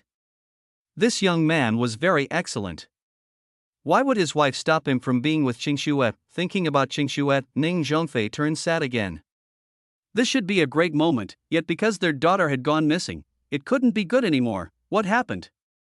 Yemo soon realized that Ning Zhongfei and Lan Yu's eyes as well were swollen red. Ning Zhongfei sighed but didn't say anything. Lan Yu also found it hard to speak. Li Mumei quickly explained things instead. What? Qingxue has gone missing? She disappeared with a passenger jet? What's all this? Yimo's face changed immediately. Qingxue knew something happened to me in the US, so she hurried over, but something happened on the way. Lan Yu rubbed her eyes. She was very happy about Qingxue's position in Yimo's heart, yet now, she couldn't turn back things to how they were even if she wanted to. Yimo's heart was burning like a wildfire. He simply wanted to immediately get to the scene, but he couldn't act up in front of them, so he could only ask calmly, "Weren't you fine already? After they let you out? Did you not call Qingxue?" Lan Yu was dazed, replying subconsciously, "I called, but when I did, Qingxue was already on the plane." What do you mean that I was fine? How do you know that they let me go? Did you also help me in the States? Lan Yu immediately realized something. If not for Yimo's help, how could she leave so fast? Yimo waved his hand. That's inconsequential here. You guys just manage your company and leave finding Qingxue up to me. I'm sorry, Yimo. I was a bad mother back then, I apologize. Lan Yu stood up and said to Yimo. Yimo had already walked out of the room. He couldn't even reply to Lan Yu. To him, it was something that had already happened. Apologies didn't matter. Brother, how did you accomplish our company getting chosen? Looking at Yimo's disappearing figure, Ning Zhongfei quickly asked. Yimo had already left, and even if he had heard, he wouldn't come back just to answer this question. Lan Yu rolled her eyes. Ning Zhongfei was a peculiar one for calling his son-in-law brother, but someone did answer Ning Zhongfei. Luo Fei looked in Yimo's direction and sighed. Because he's the boss of Luoyu, Luo Fei could see how much Yimo cared for Ning Qingxue. What about her little sister? Ning Qingxue was so extraordinary that she didn't know if her junior martial sister could win over her. What? He's the big boss of Luoyu? Ning Zhongfei. Lan Yu and Li Mumei almost all screamed at the same time. This answer was too unexpected, but it was this answer that made them all comprehend why Feiyu, who had no competitive power to speak of, had been chosen. They had such a powerful son-in-law, yet they still shamelessly went to ask other US companies to cooperate with them. Ning Zhongfei glanced at his wife. It was the first time that he was unhappy with her. If it weren't for her, there wouldn't have been so many problems. If she hadn't objected to Yimo helping Ning Qingxue recover her memories, they would have long since known that Yimo was the boss of Feiyu, without having to go to the US, eventually causing so much trouble. Lan Yu looked down. She felt she had really done things poorly this time, too poorly. Not only did she not explain things when Ning Qingxue had misunderstood Yimo, she also made things worse by telling her to avoid him. But look at how magnanimous Yimo was. He still came here and didn't even talk to her in any bad way. Lan Yu felt extremely guilty. Her husband had long ago said that Qingxue had to make her own decisions. Of course Yimo didn't blame Lan Yu, he didn't have the time to anyway. Not to mention, Ning Qingxue was Lan Yu's daughter after all. He was going to check the jet's trajectory and search along its route. At this moment, Yimo appeared in Hong Kong, Western Sands Land. He had come to find Zhao Biani. For some things, he needed the help of the local snake. Zhao Biani didn't expect Yimo would ever come to his land, his private manor no less. Luckily he was here today. Otherwise, if his men were to take Yimo lightly, that would be it for him. Last time, when Shuaishi met Yimo at Sanya, Shuaishi proved his keen eyes and was praised greatly by Zhao Biani. "Zhenbei, I hadn't expected I'd get to be honored by your great arrival today." No wonder the peacock kept chirping. Zhao Biani showed respect on his face as best he could. Yimo knew that these people were afraid of him, but he didn't care. This was how the world worked. He nodded. "Gang leader Zhao. I actually need your help today. I will wait at your place, while you please gather all of the friends in the mafia you know here. because there's something I need to ask. Zhao Bianyi's heart skipped. Nanchang and Metal River was in a state of decline, and his Western Sand had gradually become the mob overlord in Hong Kong. What he feared the most was that someone had offended Yimo and pissed him off. Although Zhao Bianyi's Western Sand was the biggest gang, it wasn't to the degree where he could order everyone around. Thus the letter he sent out was, Yi Qianbei is at Western Sand's Bamboo Night Private Manor, calling for all friends in the business, with something to ask. Those who don't come may imagine the consequences. If it was somewhere else, people might not know the words Yi Qianbei, but in Hong Kong, everyone knew. It was at the Bamboo Night Manor that Yimo annihilated Detang. Furthermore, Zui Yu hadn't listened to Yi Qianbei's words, and 3 days later, someone found his body in Thailand. In Hong Kong, you can fight Western Sand, but you can't fight Yi Qianbei. It was also rumored that Earth Fiend had been annihilated by Yimo. Since he could destroy even a behemoth like Earth Fiend, who would still have the guts to offend Yi Qianbei, with this letter sent out, in less than 2 hours, all of the Hong Kong gang's big bosses had gathered. No one dared so much as make a loud noise in front of Yimo. They all bowed to Yimo and found a place to sit. Soon, the scene was full. There was nearly 100 people here, yet the place was dead silent. They were all waiting uneasily for Yimo to start talking, not knowing who this Qianbei was out to kill. Yimo nodded satisfactorily, seeing all these people appear in such a short time. Even Metal Mountain had come, but having a look at Metal River, he didn't seem to be doing well recently. I express my apologies for interrupting everyone today. The truth is, I need all of your help today, Yi Qianbei. If there's anything you need, just tell me. I, Zhao Bianyi, will do all that I can. To me, it's an honor to be able to help Qianbei. Zhao Bianyi stood up and said, Yes, Yi Qianbei, although my E-gang is small, I wouldn't dare lag behind in helping Qianbei. Another ferocious youth stood up, saluting with his fist. With these few people talking, the rest also started vowing similar things. Yimo knew that the reason everyone was acting like this wasn't because they respected him, but because they feared him. If he wanted them to give it their all while helping him, he would have to promise them something they wanted. Yimo waved his hand, and after the noise quietened down, he said slowly, A few days ago, a plane from Hong Kong to San Francisco went missing. I believe everyone knows, so it was this. After Yimo had introduced the case, everyone breathed easy and went on to answer. Too many people were investigating this thing. Yimo continued, My wife Ning Qingxue was on this plane, so I need you guys to investigate for me who got on it. Best if you manage to find out their motives as well. Yimo knew that there were a lot of things which the government couldn't find out that these mobsters could. Hearing Yimo's words, they started chattering.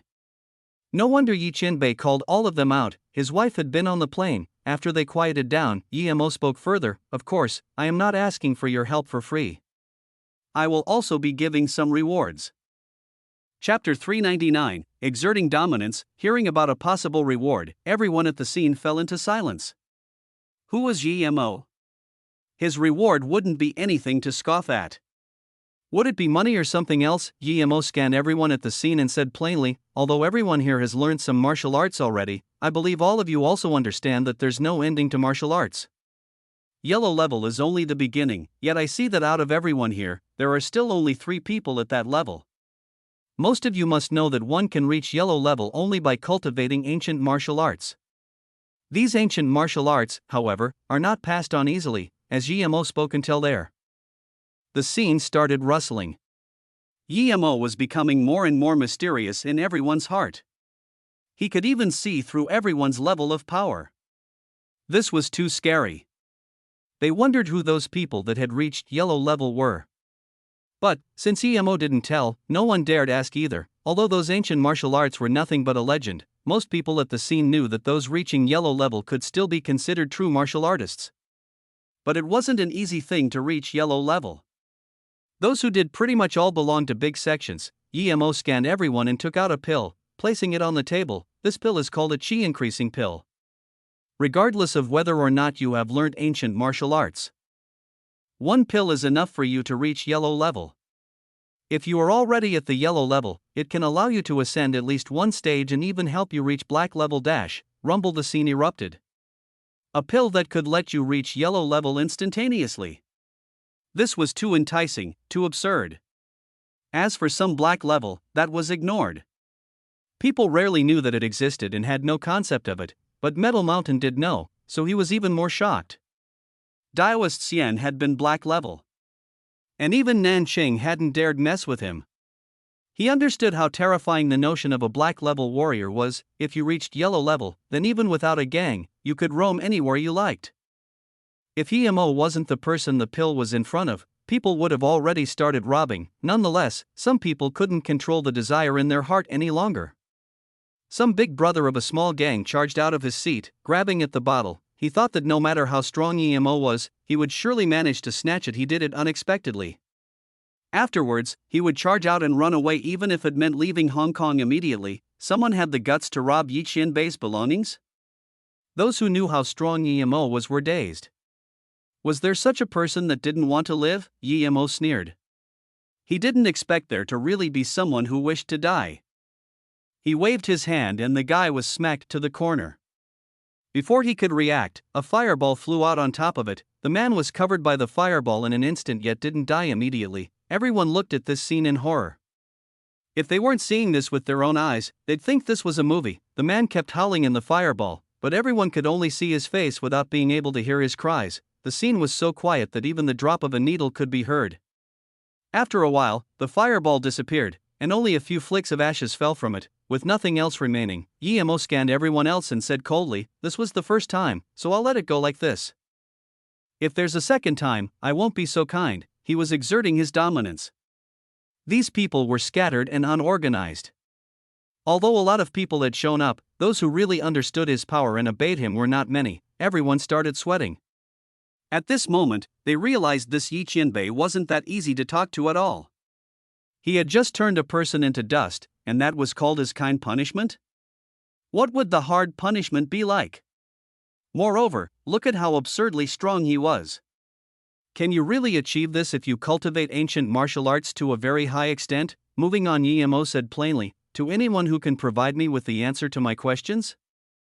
And I'm happy with the answer. I will give a chi increasing pill. If 10 people show me results I like, I will give 10. No matter what level you're at, I can make you increase it. The scene burst into an uproar again. Everyone had already forgotten the man who had been burned by EMO. They all just hoped for luck to be on their side. Some people were already raring to go back and send their gangs out investigating. Qianbei, what if both people have the same result? How is the reward given then? Someone asked. EMO looked at him and spoke slowly. Whoever does it more carefully, and whoever proves more useful to me, that person will be given the reward. Alright then, today's meeting ends here. The time for the investigation will be 1 day. I'll be waiting here tomorrow at this time and will judge whose info is useful and whose isn't. If someone dares play any tricks, I don't mind letting you follow Earth Fiend to disappear from this world. EMO's voice grew cold at the end. He needed to make these people fear him. There was no use in trying to reason with them. Power was the strongest reasoning he could use. And since he couldn't afford too much time, he was only able to give them 1 day. EMO's words once again made them shiver. Right, Earth Fiend had been annihilated by Yi Qianbei. Everyone knew how cocky and powerful Earth Fiend had been. They had the right to offend anyone they wanted. Yet precisely Earth Fiend, this kind of organization, was pulled up by its roots by Yi Qianbei. Those who had been thinking about playing some little tricks immediately gave up the thought. After leaving, EMO went to the airport in order to check up on some things for himself. EMO was visiting the Half Mountain Mansion again to see Emo Kong. Emo Kong was a good person, and when he first started up his company, Emo Kong had given him a lot of support, even throwing in a couple $100 million. EMO was very grateful, so he used the spare time he had to come visit Emo Kong. The first time EMO had come to treat him, there had been heavy security. But now, EMO felt like it was very empty. He walked through the mansion, and not a single person was there to stop him. Thus, EMO scanned further and using his spirit sense, 20 or so people looking like security guards were kneeling on the lawn with their heads down. Had Emo Kong encountered some problem? Those people had been protecting his mansion. Why was he doing this? EMO went in and realized that they had had their meridians sealed, and it had been a few hours already. Emo Kong and Emo Ping were sitting obediently in the living room.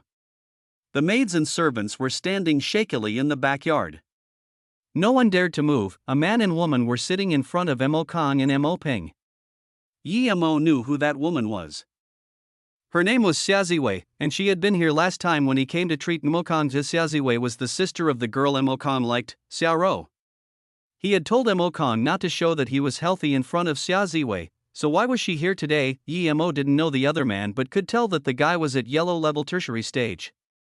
He had good looks and was very tall. Yet he was obviously tired out, a lustful person it would seem. Did these two do it? Mo walked in, suddenly startling the people inside. They all looked up at Mo. Dr. Yi, why are you here? Mo Kong and Mo Ping called out at the same time, it's you? Xia Ziwei also stood up and looked at Mo in vigilance and anger. Mo had shattered her bone with a kick last time, and she still remembered it clearly. Mo scanned her coldly and walked to Mo Kong, asking, Brother Mo, what is this? Mo Kong looked fearfully at Xia Ziwei and the man standing next to her, uttering worriedly, Dr. Yi, this is a private matter. Go back for now, and after I'm done with this, I'll come visit you. Chapter 400, Incident at the Mansion. Since you're here already, why don't you stay?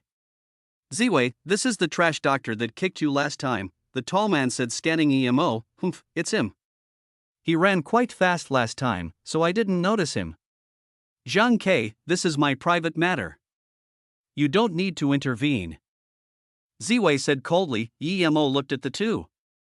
Weren't these two together? Why was Xia Ziwei so disrespectful to the man? As soon as she finished speaking, she straightaway jumped from her seat and kicked towards Mo. This time she didn't hold back. Last time, because she'd underestimated Mo, he had broken her leg, so this time, she figured she should be able to hurt him. Some mortal doctor had the guts to challenge her? No matter how strong he was, it would be child's play for her to kill him. Seeing this kick, Zhang Ke's face was colored in contempt. No matter how strong Mo was, if this kick landed, he would be dead meat for sure. Maybe, if he was lucky, he would only be crippled.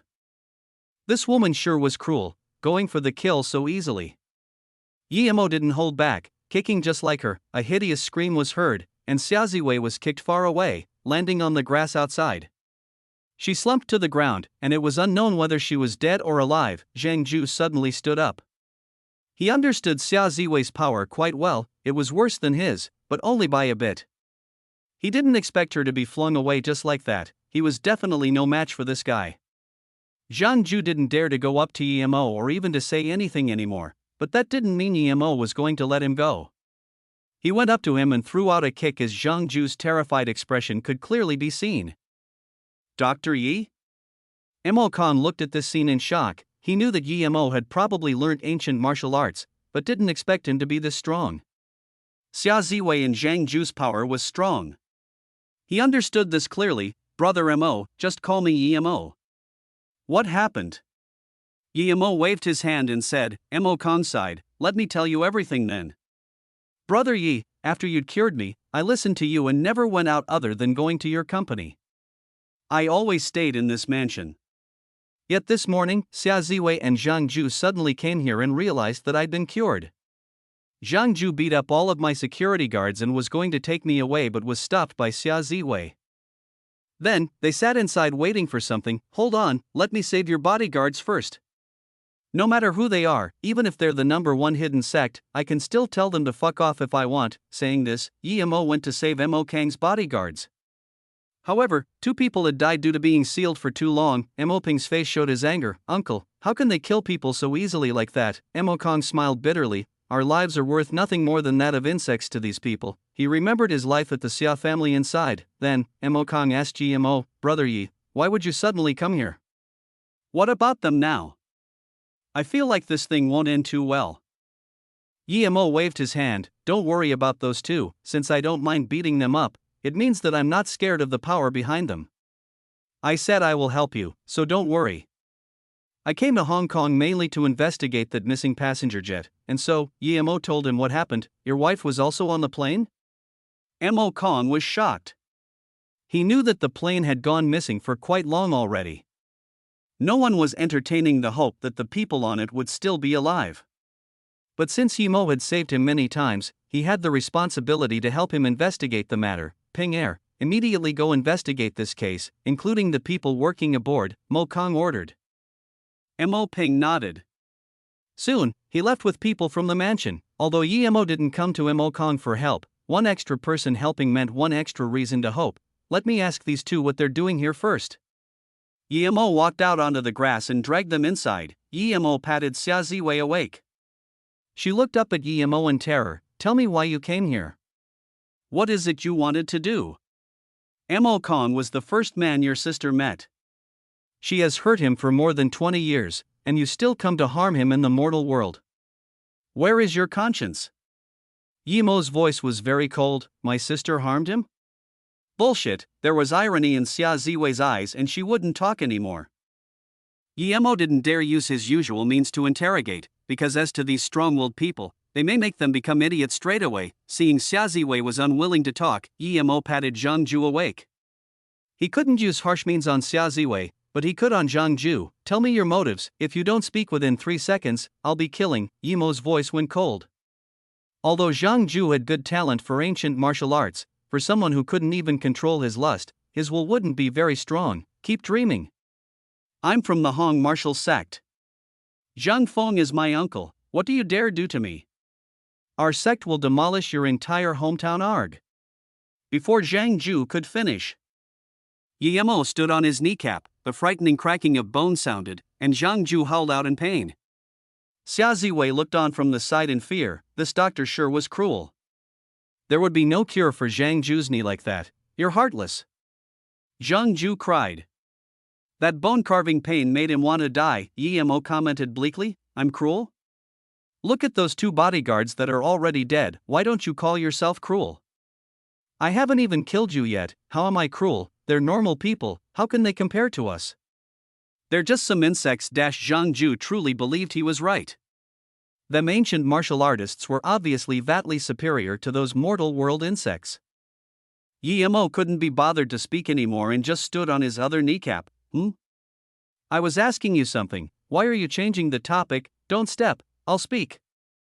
Zhang Ju really hadn't been changing the topic, but he didn't dare speak any more bullshit. This Dr. Yi was too cruel, Zhang Ju said, not too long ago, because Luo Yu's beauty pill was cashing in way too hard. Many hidden sect people started sending members to Flowing Snake, wanting to control this business. Hearing about this, Yemo felt shocked. That's right. His business earned so much, how could the hidden sect people just let it be? Yemo knew that the hidden sects also needed money, large amounts of it actually. Just like those people who had gone to the Wu Liang mountain auction. If they didn't have businesses in the mortal world, how could they possess that much money? Although the pills and magic artifacts also sold for a lot of money, that was a limited resource. His beauty pill was earning this much, there was no way the hidden sects wouldn't be greedy for it. Yemo almost sweated a bit. Luckily, he realized this fact today and could now set up defenses. Otherwise, after things would have happened already, it would be too late. Just like what had happened with Xingxue, still, the hidden sect people dared prey on his business? They must not want to live anymore. He wasn't so easily harassed. But what has this got to do with Mo Kong? Seeing Yemo's eyes go cold, Zhang Ju shivered and continued. During our investigation, we found out that Luo Yu had received financial help from Mo Kong Corporation, so we came back to check on Mo Kong and realized that he hadn't died. Hence, my uncle quickly sent me over to take Mo Kong away. If that's the case, then why are you still here? Yemo wouldn't have expected it to be his company that would expose Mo Kong in the end.